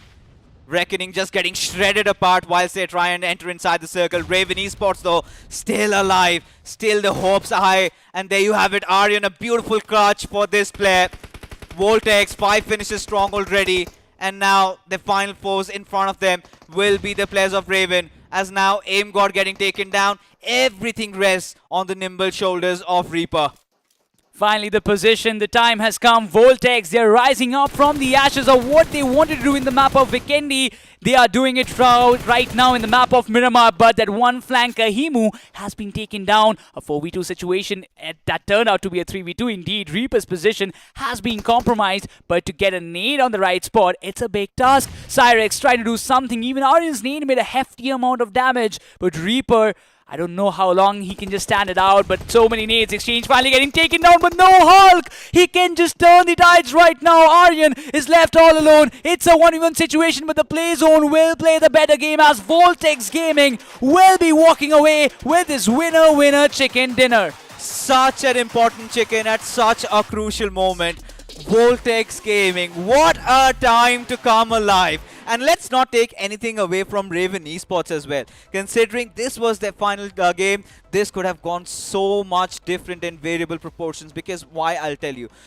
Raven, they had Reaper just over that compound. Had Hulk come in a little bit before, right? Even a second or two. Because, you know, the moment those nades were coming on towards Reaper, I think all the players of Voltex were right out in the open. And yeah, Hulk, I get the idea. He was patching himself up. But if he could have provided that assistance, if he could have gotten those knocks, which he did eventually towards the end, maybe 2 seconds earlier, things could have been completely different. Raven Esports would have got so much of those finish points. And again, that chicken dinner could have ensured them crossing over that 85 marker. Could have also maybe made things concrete for them. But still, a really good game by both these teams. Voltex Gaming, they've bounced back right into the race once again.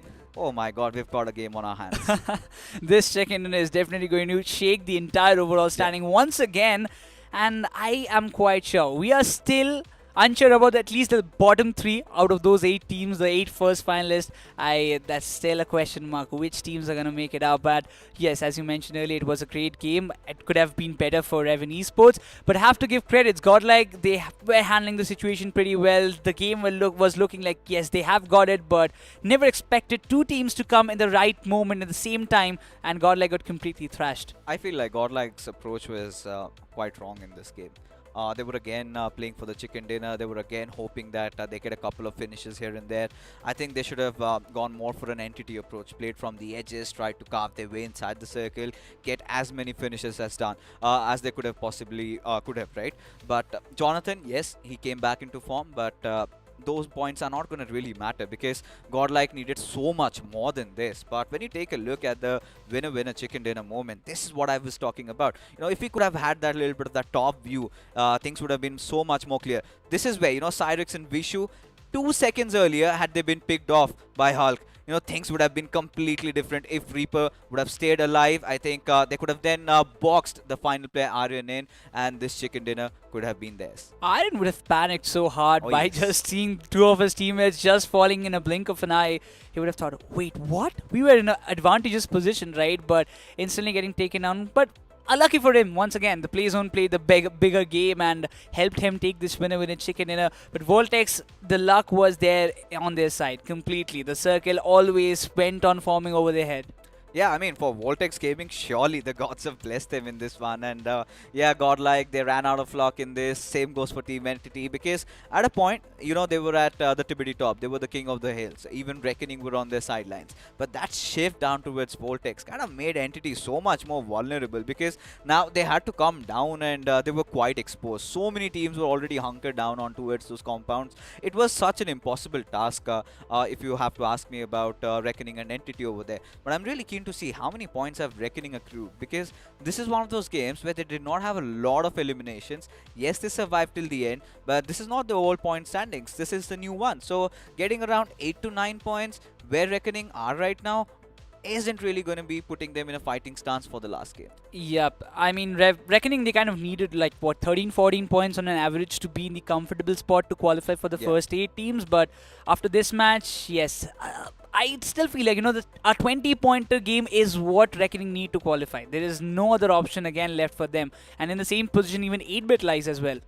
And at this junction where you're kind of replacing replacing Hunter with Immortal, that is where you're kind of taking away that firepower. You need more of that position points. We understand, but Hunter provides so much of that attacking prowess inside of the roster, right? And losing out on Viper starting into the game, that was such a bad sign if you're Reckoning Esports. And with that one last game to go, Reckoning have to go big. But talking about the MVP, who could have that been? Should be Jonathan. Yes, those 5 finishes quite crucial, but not enough to make the cut. Exactly. They will be going down for the semi-finals week 2 alongside Entity Gaming as well, because I really don't think even Entity have made the mark possible, or they have crossed the line of what it was needed. So yes, both of them will be going down, but at least seeing Jonathan back in form would be much better for the players of Godlike, as they have got the aggression. It is justifying it, but they have to use it wisely. But talking about even Ninja Jod as well, he had done a great deed for X-Park.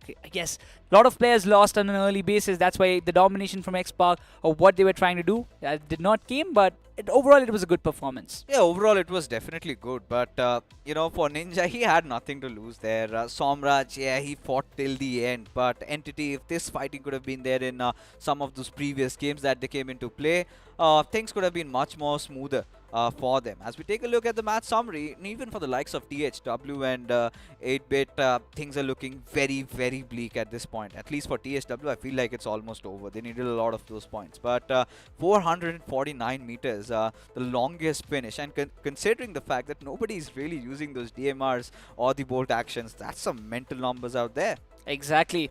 Just imagine if anybody used the AWM or like M24 in this match, it would have been like, okay, it's fine.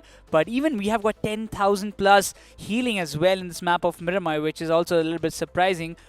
We have also 1 vehicle finish compared to other Miramars. It's very less. Yeah. I mean, it is less, but then we're seeing so many of those teams really, just pushing on each other. No, everybody wants to take those gunfights, but this is it, right? Voltex Gaming had a pretty rough start in the game of Vikendi, but instantly redeemed themselves. These 17 points are going to be so crucial. Now for Raven Esports, had they won that last fight, they could have easily had around 18 to 19 plus points, because they would have gotten 10 out of those position points, and this might really go down hurting them. Reckoning Esports, 7 points when they needed a lot more than this. They have to go really big in the final one. Exactly. If they don't go big, it's done. And for Godlike, it's done and dusted. I don't think they don't have even any single more match left for them to complete or even try to make it happen. The deed is done. Vasista Esports, they had a great run, 5 points, but it should be enough. At least they had a great game in the map of Vikendi, so they still have that comfort cushion for themselves. But talking about the second chart, 8-bit, that early elimination is going to hurt them a lot and might just be the cause of why they will move down to the week number 2. Yeah, even kudos to Limra Esports, considering how they got that first chicken today. We really had our hopes high. Maybe they could have projected that comeback. Maybe we'll have to wait another week. But for 8-bit and THW, I really feel like they're not in a fighting position in that last game. And with another group coming in, so many new contenders, we still have a race going on. And I feel like 3 more slots are still up for the grabs. And Voltex Gaming could be having a really good driving seat, because they'll be carrying forward with that momentum. But when you talk about Vasista Esports, I feel like they've got their target set. And look at them, they're so serious, so disciplined. Even in this game, knowing that they've already crossed that 90 marker, they could decide to just go all out. They still decided to hold it down. They still decided to play from the sidelines, try and take those fights. I mean, this is something really good coming in from Vasista. They just want to be much more safer. They don't want to take any risk until the final match is done, which is actually good, right? You don't want to take risk. What if if you fumble down in the last match and you fell short of 1 or 2 points? That's gonna hurt you so bad, and that's why Vasista Esports okay, we might are in this safe zone, but let's be much more safer than that, so that any other team coming from the backyards would overplace us. Yeah, of course. I mean, for Vasista Esports, I really want to see their body language in the next game. Are they going to still have that little bit of a safer approach, which I feel like they should be, constantly doing, because now the next stop is going to be the grand finals. They will be meeting the players in Hyderabad. And what a glorious storyline if you look at Vasista Esports. There have been so many of those bigger organizations. They've got those heavy paychecks. Where are they? Vasista Esports, they come in out of nowhere. I mean, Austin, he's written his own script, right from round number 1. He's been grinding it through second round, third round, fourth round. They've been bloodied. They're still there. They're still fighting. And that is that comeback story we wanted. And with a team that was just recently formed before the tournament, nobody really expected. When the likes of Revenant came in, when the likes of Godlike came in, we were all of the opinion, give them some time. We've given them some time. Revenant is already out. Godlike will be playing the next week. But Vasista, we're going to see them in LAN. Exactly. The similar things happened in the round 4 as well, right? We never expected them to be like qualifying directly to the semis, but they did it. Completely thrashing all kind of predictions that we had. But we also have a beautiful promo coming up on our screen, so let's have a look on it. Sharma ji का दिन ही खराब था। Goldfish का देहांत हुआ और कोई मूर्ख में इस पे धर दिए fish fry.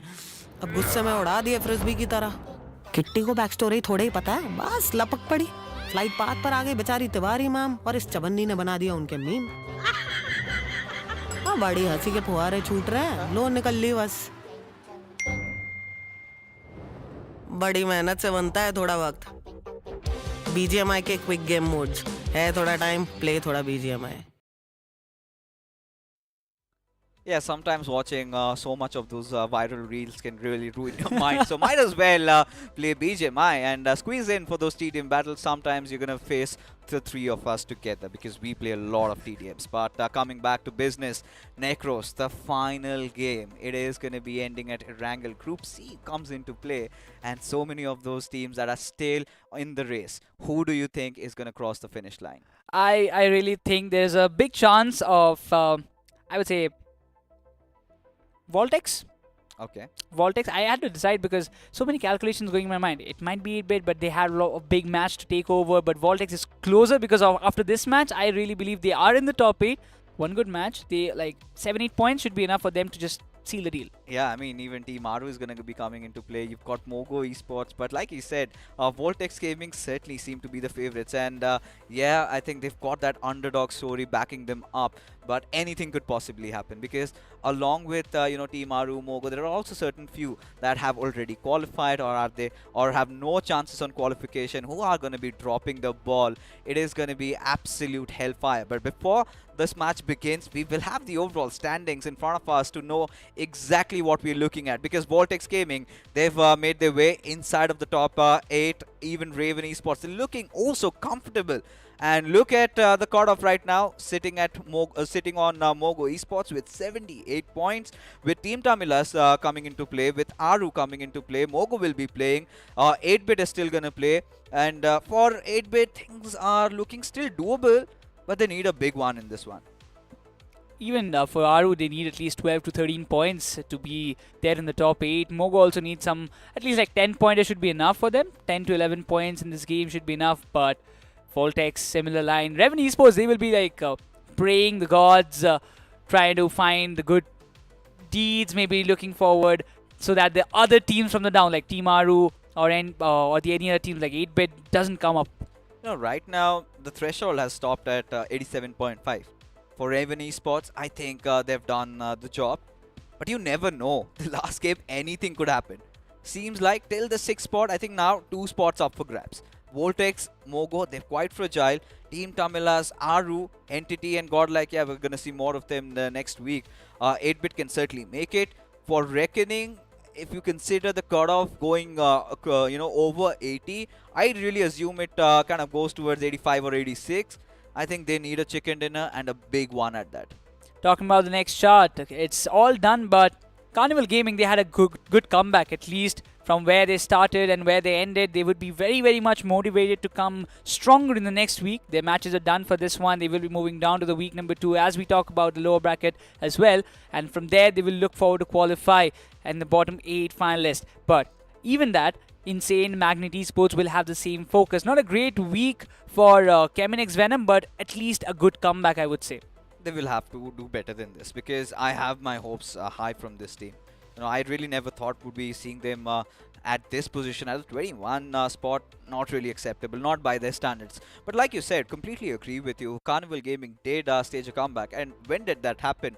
When they let themselves loose, right? They were all the players who are very proficient in taking those fights, and once they did that, once they went all guns blazing, look at the recovery they've done today.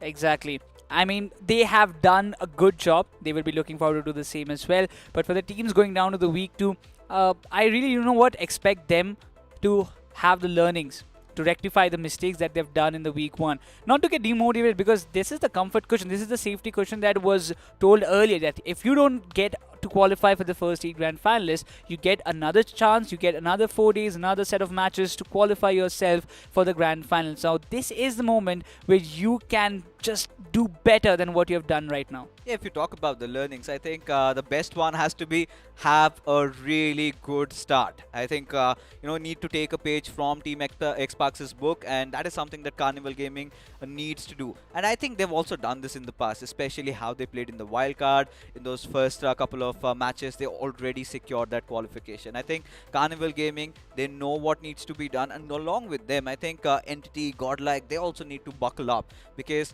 for Entity and Godlike, it was that final day comeback, and you cannot do that over here right now because a lot is on the line. And considering how big these orgs are, they're always going to be under scrutiny if they do not make it to LAN. And for Godlike, even more than this, because this team, and with the kind of a fan base that they haven't been gracing the stage of the LAN stages for quite some years. So Godlike really needs to push through. But that being said, we're going to be holding on to our horses as the schedule comes in front of us. The matchup, folks, it is going to be Group C this time coming into fray along with the players of Group D. So Group D, they have been playing for quite some while.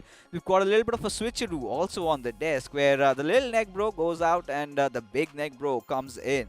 So Necro, you've been watching the match on the sideline, and that game of Miramar was pretty intense. It is fine, but let's focus on the future picture now, right?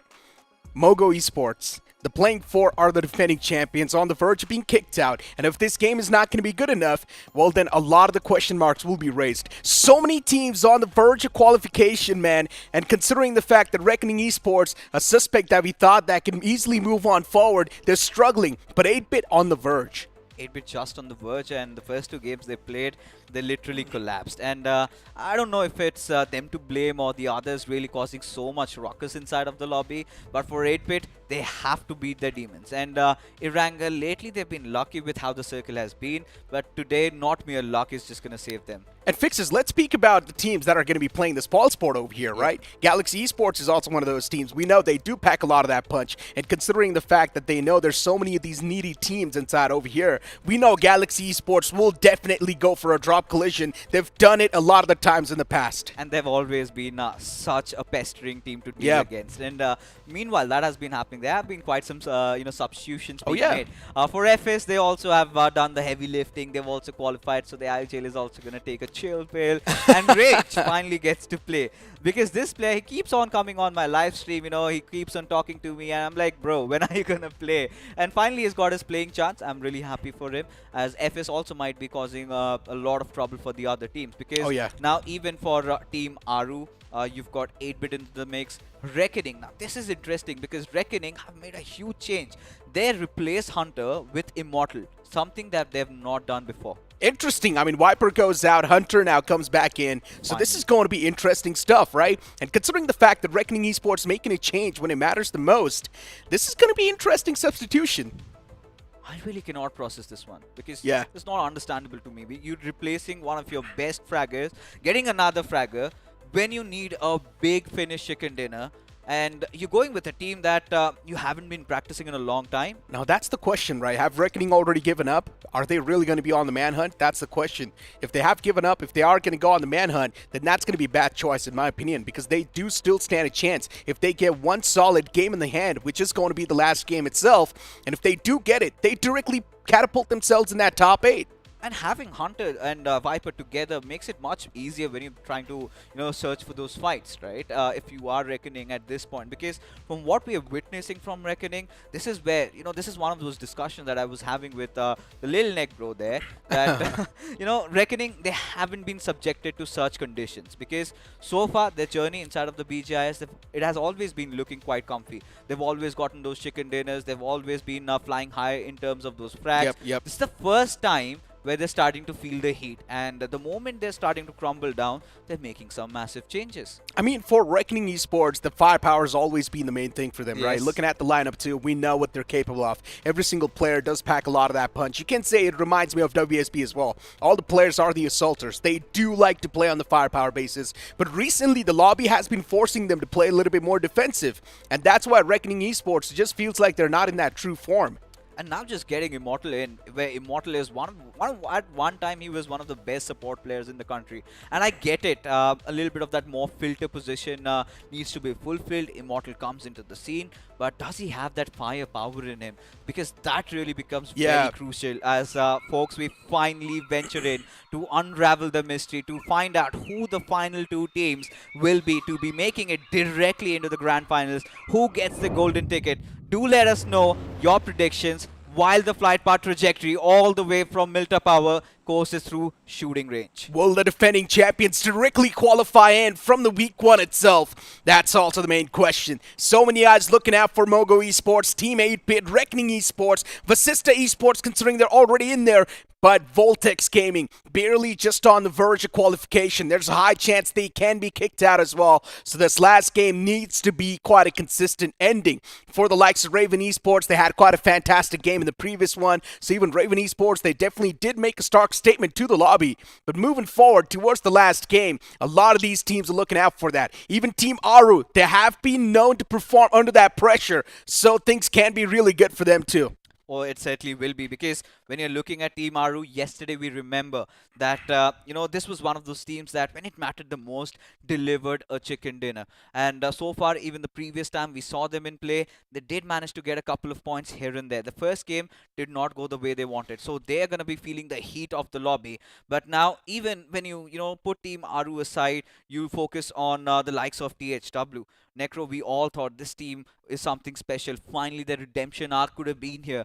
But today and even yesterday, they really did not perform. Yeah, I mean, they're gone out at this point, right? So for THW, they can definitely be the one to play this ball sport as well. So for THW, at this point in time, this game is just going to be like that filler content you talk about. They can just play if they want. They cannot play if they want as well. So it's up to them what they want to do to this game. But moving forward, we do see a drop collision inside of Nora Pinoy. So that's going to be an interesting topic to speak about. Inferno Squad up against one of the foes in the front. Vasista Esports, as usual, dropping in towards Zarki. You've got LOC towards Saverni. Now, let's speak about the teams that have already given up on this game. Cheminix Venom can be one of those. Magnet Esports definitely doing decent. If they do want to swing back to life, then they need a massive game, a 30 bomber, nothing less than that. Inferno Squad, they've already given up. NIY Esports, even they've given up. But we've got a bit of a drop collision between Galaxy and Cheminix Venom. This will be an interesting one, considering Cheminix Venom is one of those teams that has also given up on the hopes and dreams, and Galaxy as well. That is exactly what has happened. And this is what I mentioned too, right? Galaxy Esports, they're definitely going to go for that drop collision, and this is what exactly happens. Galaxy on top of the players of Cheminix Venom, and now Cheminix Venom left to deal out with this entire stress and anxiety. For Galaxy Esports, nothing to lose on the fray. Evil with the util in the hand. He does hear a lot of those footsteps around him, but he does not exactly know how to react to that. Galaxy Esports, the players on the fray. Now looking to toss out an 8 as well to the upper floor, considering they do know exactly where the foes are. They do hear a lot of those footsteps. And unfortunately for Galaxy Esports, DP's lost out.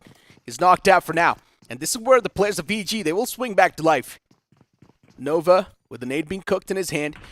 This is also being timed to perfection. It might just find the opener, and it does. Alto knocked out for now. Even Fury goes down. Cheminix Venom, they drop down to 2 players. What a great way to kickstart things from the side of Galaxy. as they do find two crucial openers, and now Keminix Venom down with just a two-man squad. Phantom is there in the far fray, but he can't do anything. He needs to close on up. Evil on the hunt, and he's looking quite evil so far with this approach too, as Noah strikes down another man. Galaxy Esports looking unstoppable inside of this first fight ever. And this is exactly what I mentioned. Galaxy, they will go for the drop collision. They're here to do so. Indeed. And when you talk about Kevin X Venom, of course, this is one of those teams that did not have a lot to gain, but still wanted to be proving themselves as one of those notorious ones inside of the lobby. But look at this, 8-bit fighting tooth and nail, but eventually they also go crumbling down. Still a couple of players do remain though, but for Rivalry, they're on the hunt. Yeah, Rivalry, they know 8-bit, they like to drop over here.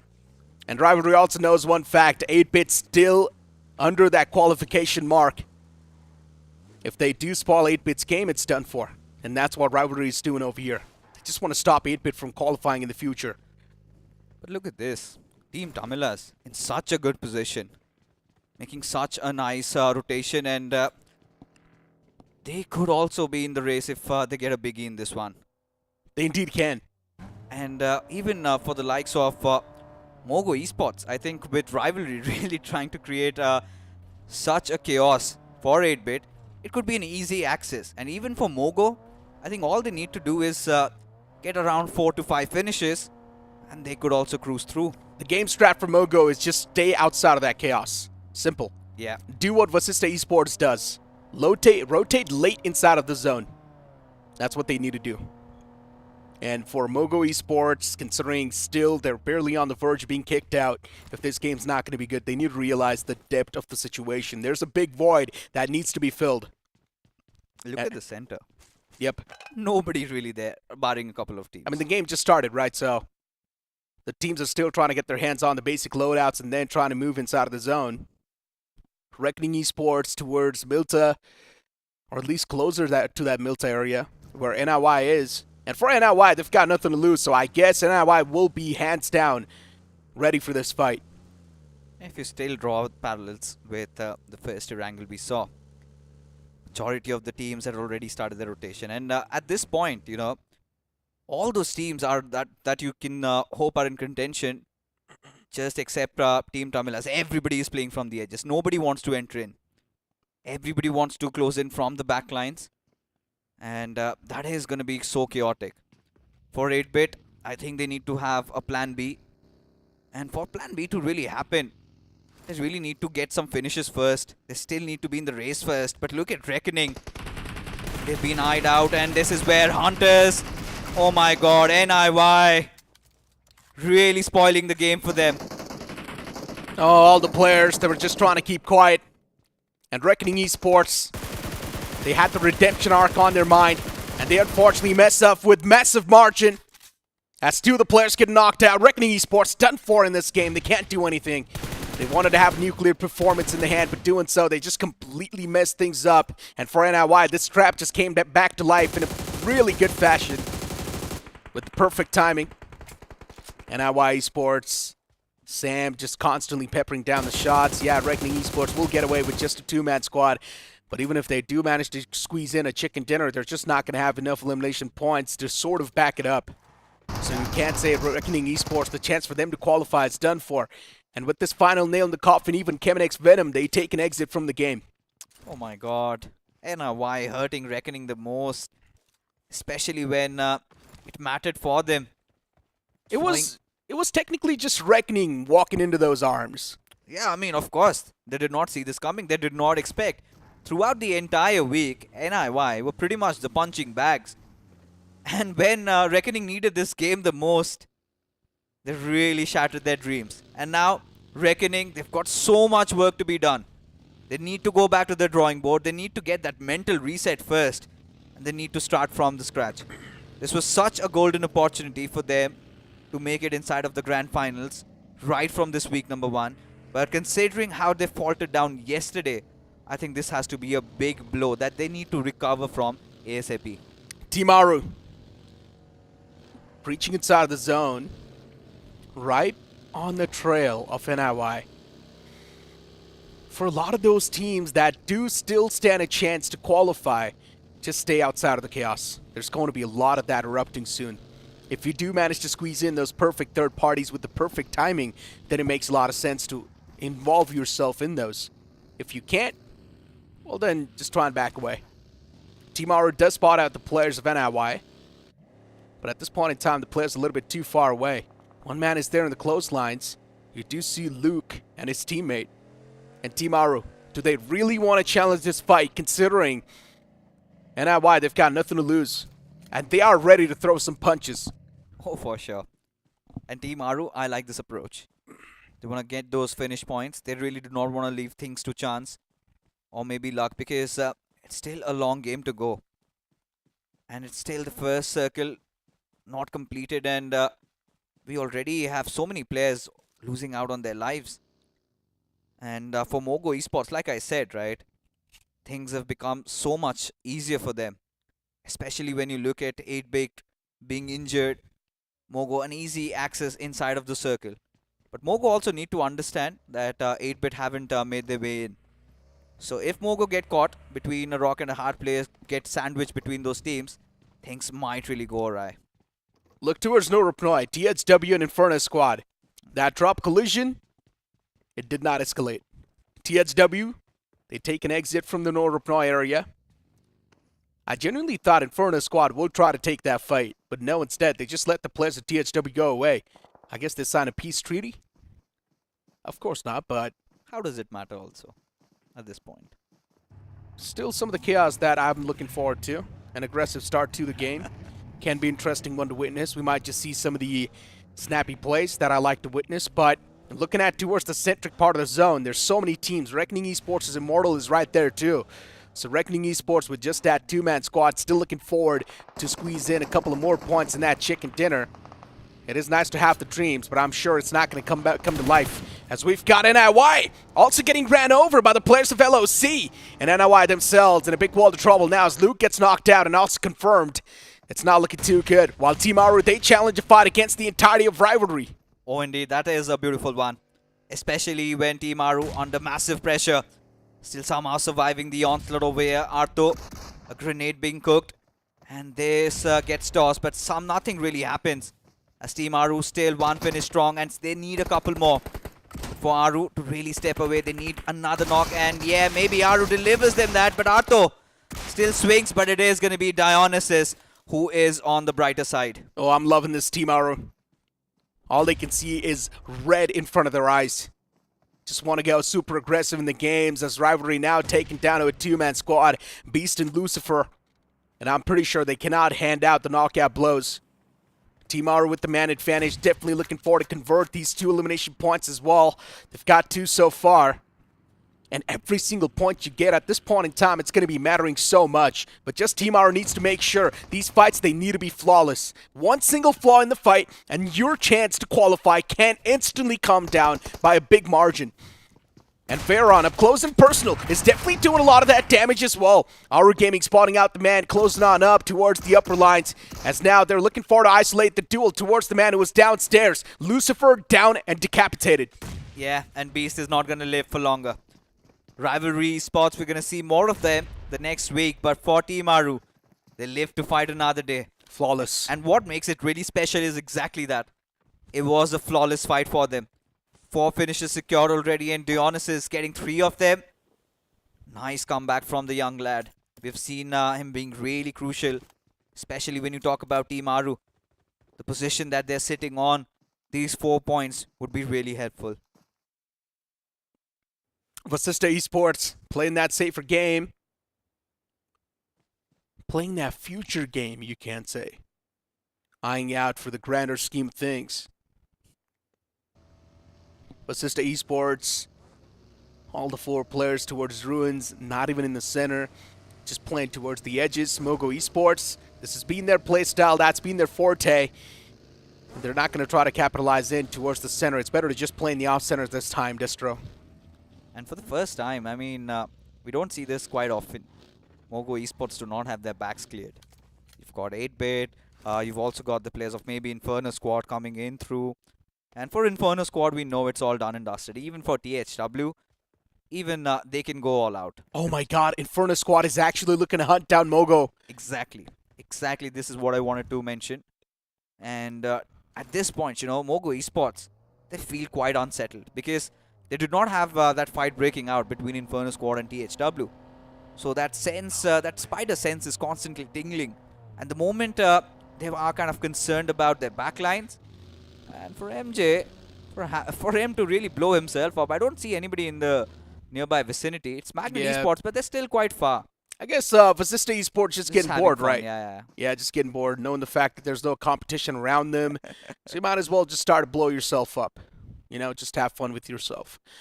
But yeah, jokes apart, Inferno Squad, they were scouting out the entire military base. They did not spot the players of Mogo Esports. Now they decide to move up because they know Mogo Esports is going to be somewhere around that fray. That's how Mogo likes to play.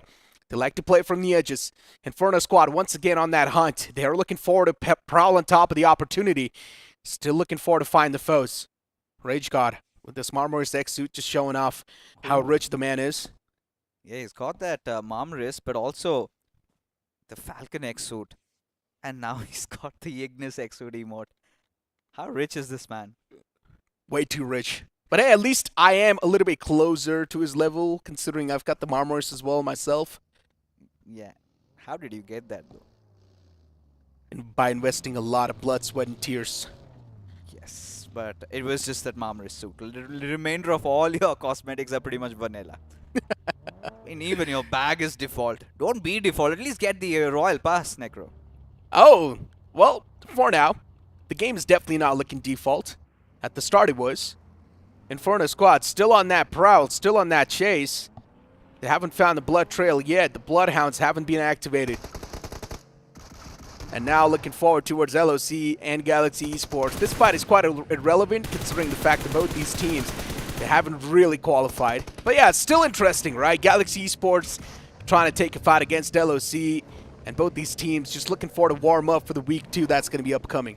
Yeah, for LOC, certainly their homework has to be about how to secure good positions inside the circle. And the same can be said for Galaxy Esports. Now, both these teams are really fight heavy. And we've seen them, both of them having their own share of those good moments. But the good has been overshadowed by the pitiful, those bad moments also. So LOC and Galaxy really hoping to see some nice comeback from their side. But for FS Esports, it's all good in the hood. They're pretty much enjoying themselves, the center of the circle. And this kind of takes us back to the first game of Erangel we had. A little bit of a similar circle, but this time a little too inclined towards those Western school compounds. It is. And looking at the zone, it's stacked up from the southern side completely. And Mogo Esports, they have finally submerged in that chaos. Way too many teams around them. Reckoning Esports with just a 2-man squad. I want someone to put them out of their misery. Because we know they can't make it. Yeah, look at Inferno Squad. Constantly on the hunt. I do not think so they're going to look for those first aids or the med kits. I think they're hunting down somebody. They are on the prowl. They're spread out. Who do you think could be on their hit list? Mogo. The most needy team right now for all the points. And Mogo Esports, knowing the fact that they do not really go aggressive in the game, they like to play from the edges. That's why Inferno Squad is also playing from the outskirts. And as I mentioned a while ago, the Bloodhounds, they haven't really found the blood trail. So they can't move in from that same path. That's why Inferno Squad, at this point in time, just giving up on the hopes and dreams of finding Mogo Esports, and now it's time to put on or acquire some random targets. In search of Mogo, they might find Team Tamilis. Another team that are still in the contention, still in the race, and really would be such a heartbreak to not see them make it through. Because Team Tamilas have slight change. They dropped down at Pochinki and they've been sitting there ever since. But look at Team 8-Bit. Having taken those early losses, courtesy to the players of Rivalry, but Vasista Esports, they might spring back to life because MJ, he's relaying all that important information to his comrades. It's, I think, all about Vasista Esports and MJ trying to throw a punch and hoping that 8-Bit start to falter. Vasista Esports at the top of that watchtower. I mean, the man's able to rack up a lot of that info. Yeah. And trust me when I say this, even in the classic lobbies, It is one of the most annoying positions to deal with. The man's at the top taking shots against you. It's just really tough to find that angle considering he's prone down all the time. Before now, Vasista taking shots against Inferno Squad. Finally, Inferno Squad finding something. They do find that blood trail. The vehicle's being immobilized too. Zen is right there. K47 is like, yeah, the taps are not really meant for me. I'm just going to start spraying. Yeah, I mean, constantly just threatening the players of Inferno Squad.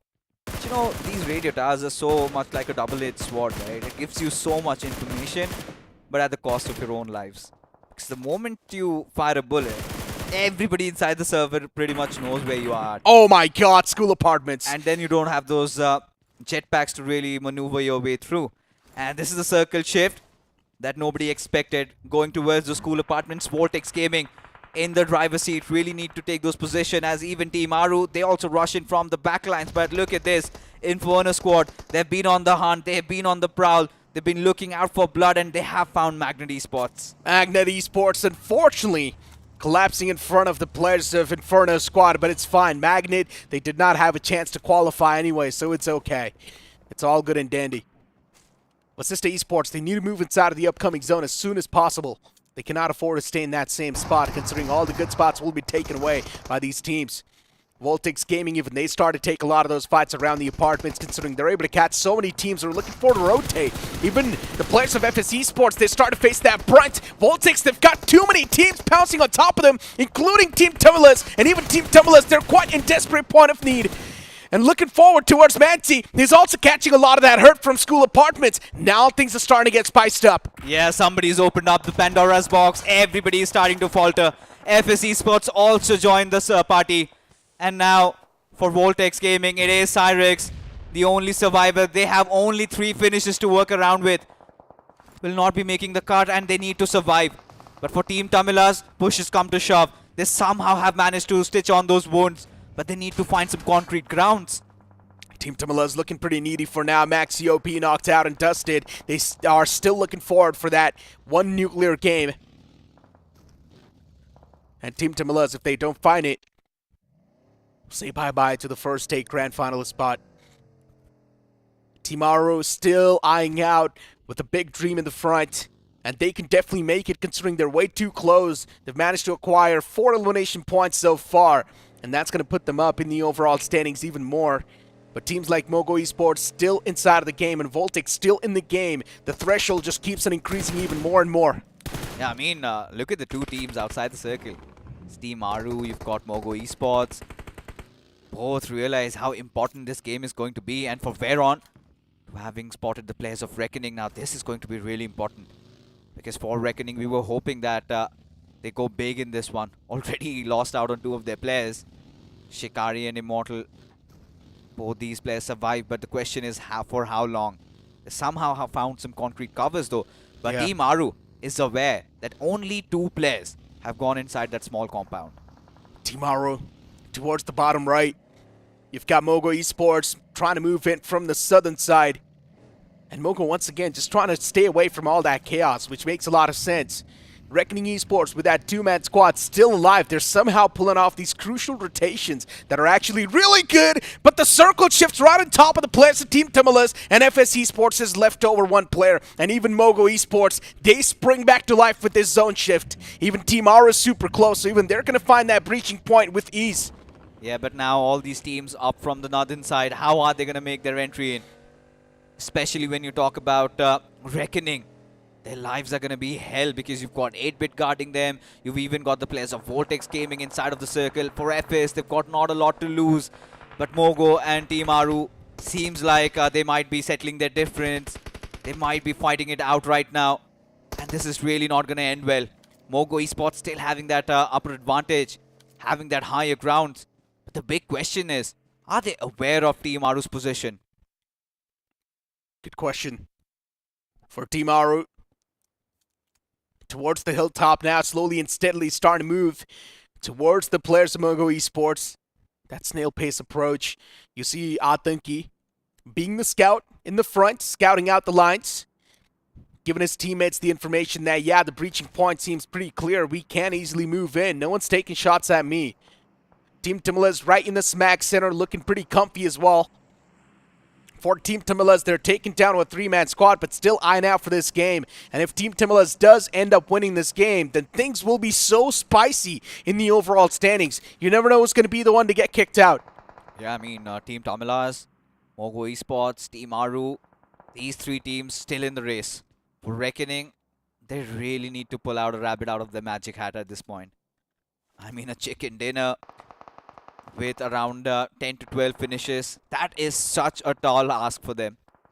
And I don't think with the men they have on them right now, it's going to be possible. But hey, who are we to judge at this point as Team 8-Bit? Still also in the race, but they also need to hunt down people. Juicy, 2 players in the compound, spotted. Team 8-Bit just waiting for the players to roll out. And Reckoning Esports, they know it's better to take the slower approach. Reckoning taking the return shots towards that school apartments. That's Team Aru, quite close to the players in the front in the name of Team Tamilas. And it's not a team you would want to mess around with, considering even they're in desperate points need. And Inferno Squad, as they decide to move out in the open, Vasista Esports, they're taking a lot of shots against them. But even Mogo Esports from the top is now starting to take a dig against the players of Vasista Esports. Yeah, this is where Mogo Esports start coming alive. They spotted out literally everybody inside the lobby, have the perfect position to play it, but not for any more longer. The circle has shifted away from them as Team Aru bear on instilling all that hurt and pain. Team 8-Bit somehow still alive though, but for how long? That's the big question. The moment that Bentley just bursts open, things could go really awry for them. And a little bit of that overshoot, a little bit of that overextension really hurting Veron, as now Dionysus needs to trigger this revive. With the circle again inclining towards the players of Team Tamilas, they've got such a golden opportunity to grab this chicken home. Mogo Esports from the back can still be a massive threat though, Fixes. They're at the top, they've got the high ground to play with as the circle now shifts up north once again, shifting away from Team Aru and Mogo Esports, forcing these teams to duke it out against each other, and also Team Tamilas at the same time. The circle is now starting to play some evil mind games, but 8-Bit with this zone shift, they do find themselves in that comfort zone.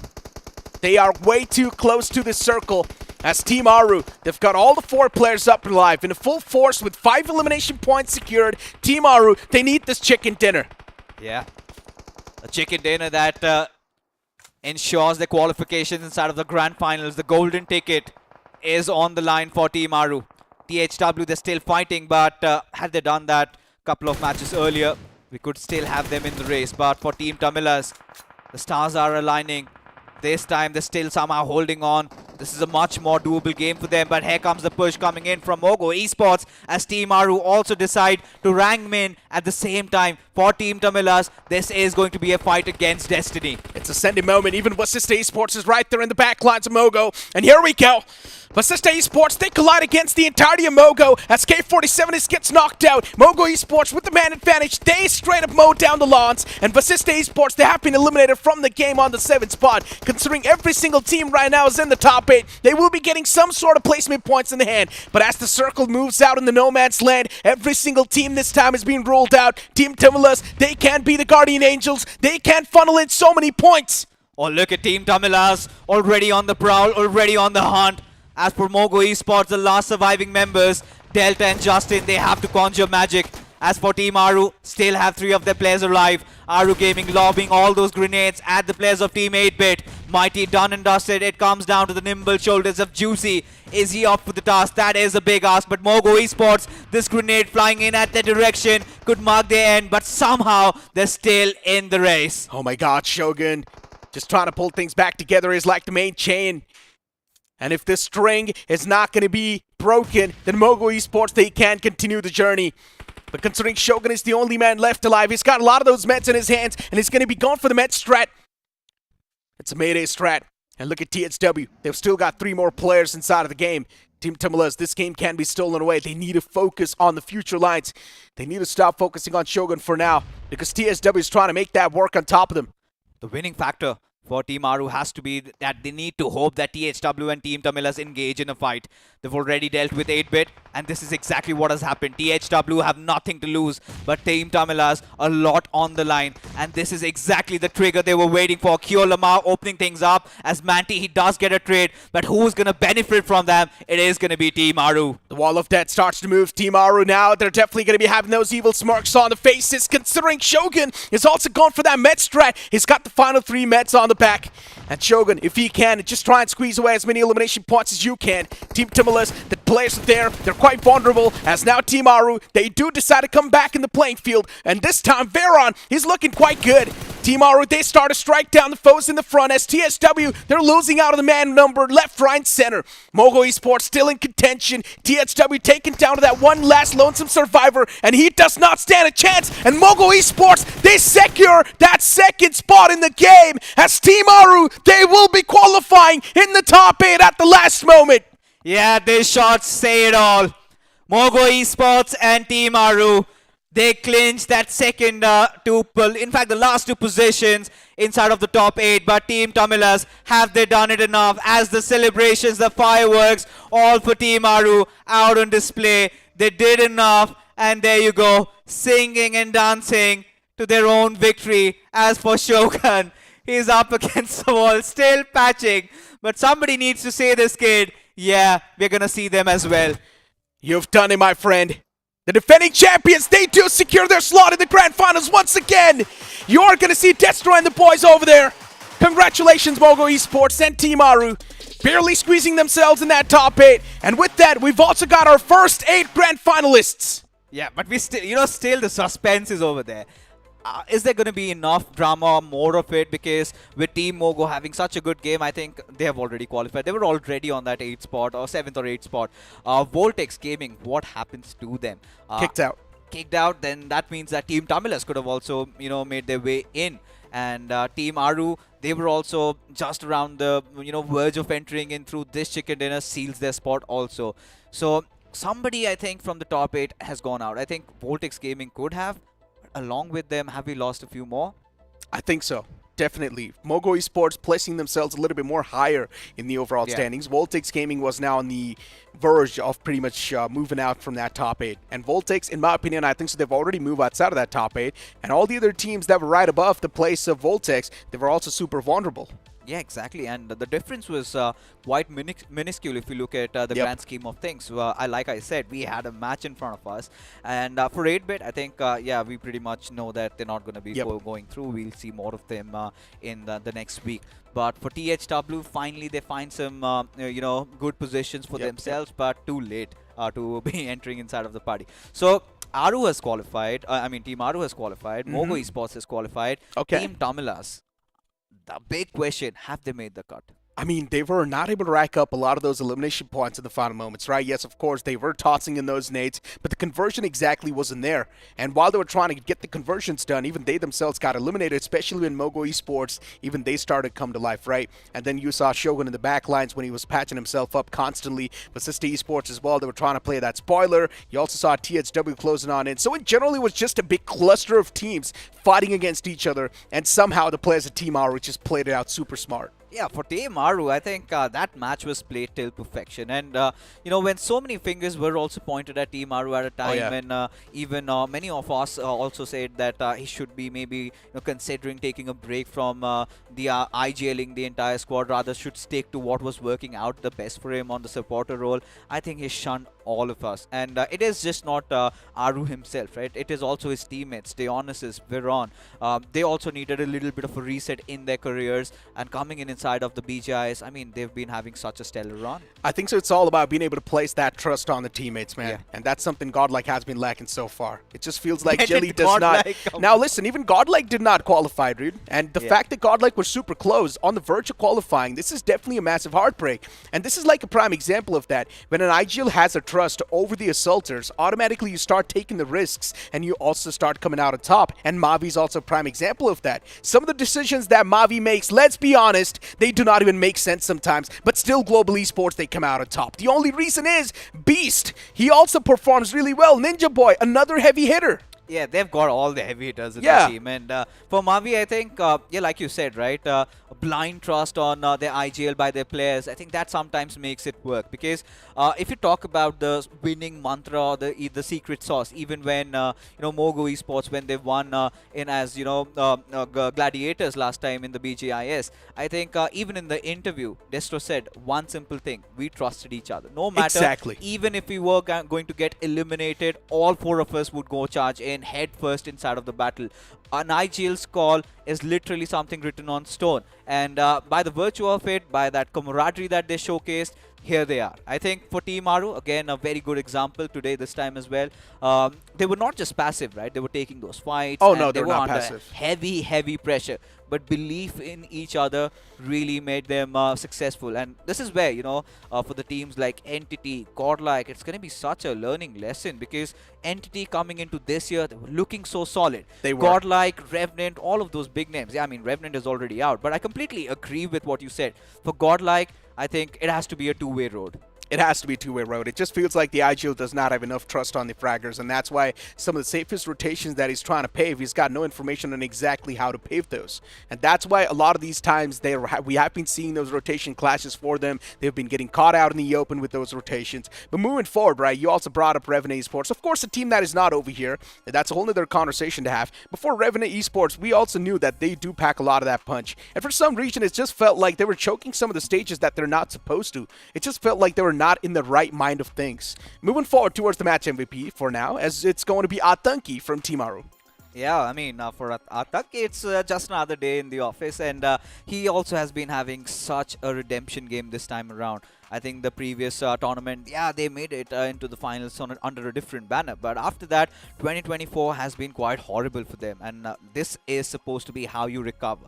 When you look at the top 5 performers, I mean, THW really bounced back in towards the last game. But LOC, they were low-key having such a ball in this one. Because, yeah, they pretty much knew they were playing without any pressure. That's all right. But I really want to get back to the old conversation that we were trying to have. When you talk about such big names, and even coming into the so the semis, we expected a different set of the 8 teams making the cut. Barring a popular few teams, it has been those undergods that have been throwing a punch. And you gotta love it, right? Even Yeah. Voltex Gaming in the final few moments, just when the pressure is the most, even the undergods, they start to chime in, and they start to perform and deliver on the consistent note. And this is what you love, right? I really expected Reckoning Esports to be in that top 8, but unfortunately for Reckoning Esports, they just could not make the cut. Now we're speaking of putting your trust on top of the IGL. Reckoning Esports, they did so. They went aggressive in the game because they had no other option. And then later on, just straight up moving into a death trap of NIY. And that's where strats like Global Esports can really come into play, because Global Esports, they do not just straight up walk in there. First, they drive around all the 4 players. They try to gather information. And they actually drive out in the open too, because they've got no fear. They know things will be recovered at the last instance.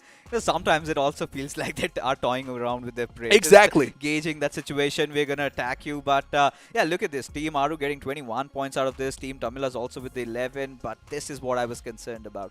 For Voltex Gaming, just those mere 3 points, I don't think it's going to make the cut. Reckoning Esports, I need answers. I really do. Because I was expecting so much from this team. The way they had played the first 2 days, I think they were around the top 3 marker.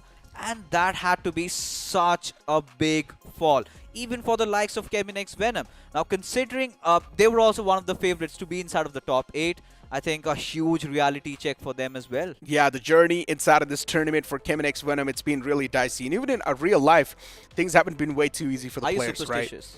I'm not. You're not. I'm not. I I'm a really- realist. I'm a realist, and I like to believe in real things. And for Kevin X Venom, let's just feel like, let's just speak the real thing over here, right? There's been too much mental pressure on the boys, man.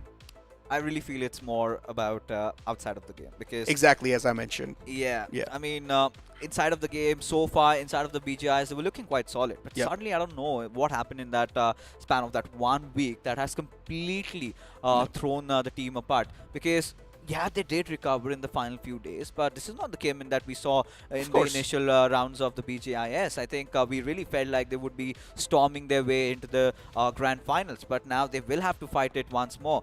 Whilst, so many of those bigger names, Carnival Gaming, they went in for a toss.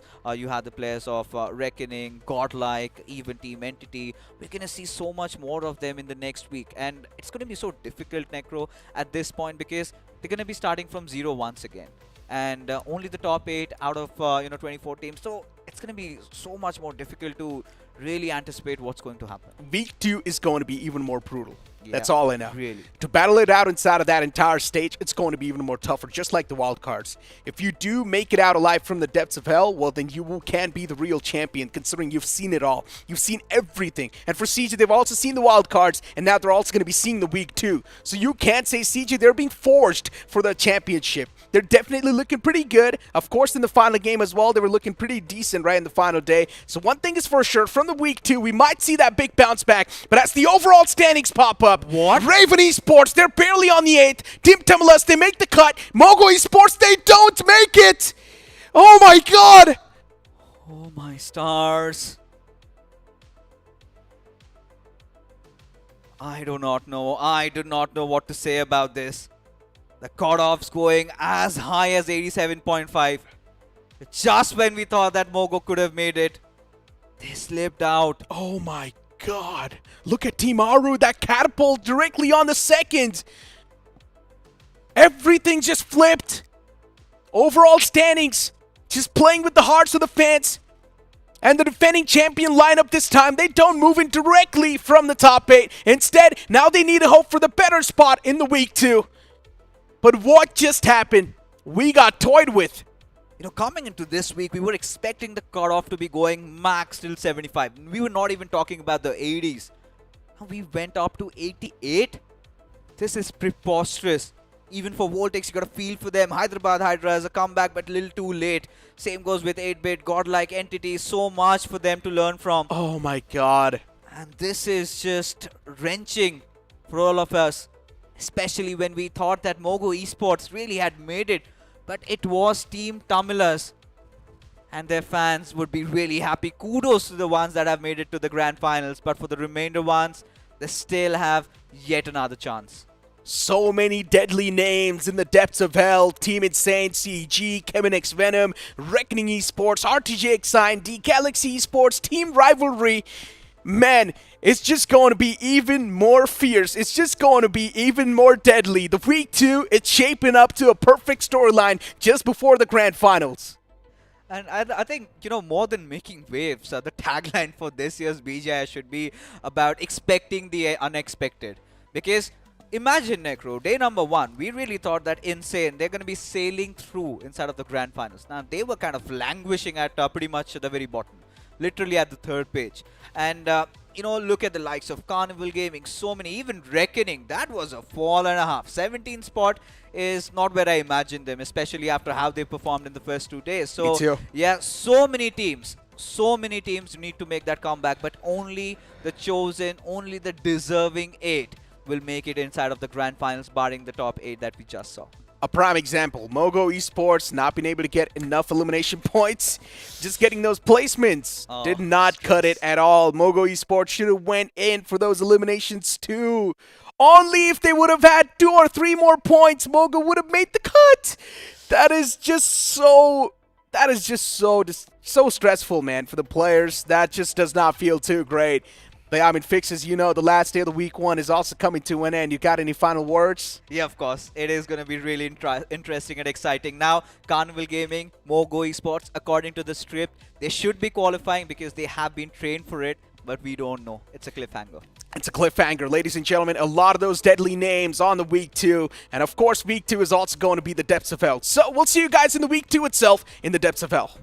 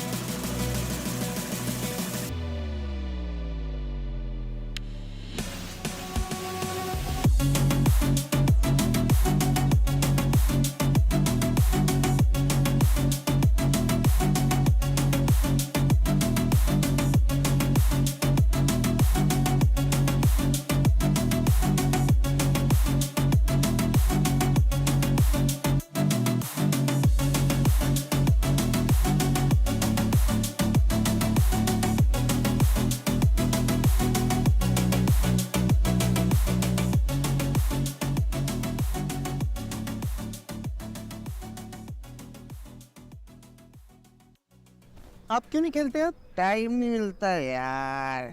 ऐसा क्या करते हो? अरे यार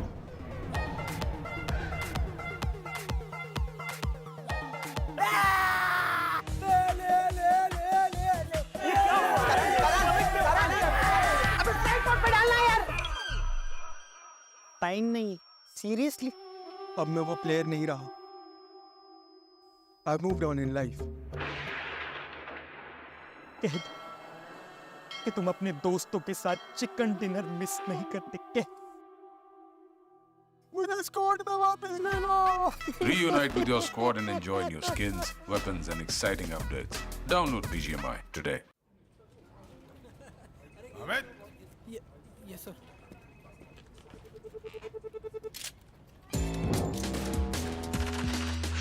Amit, you're doing an excellent job. मतलब एक death match. Amit, why no sales in the first quarter? इसका मतलब 2 death match. Amit, we must talk about your performance. ये लंबा जाएगा. 4 डेथ मैच. BGMI के क्विक गेम मोड्स है, थोड़ा टाइम, प्ले थोड़ा BGMI.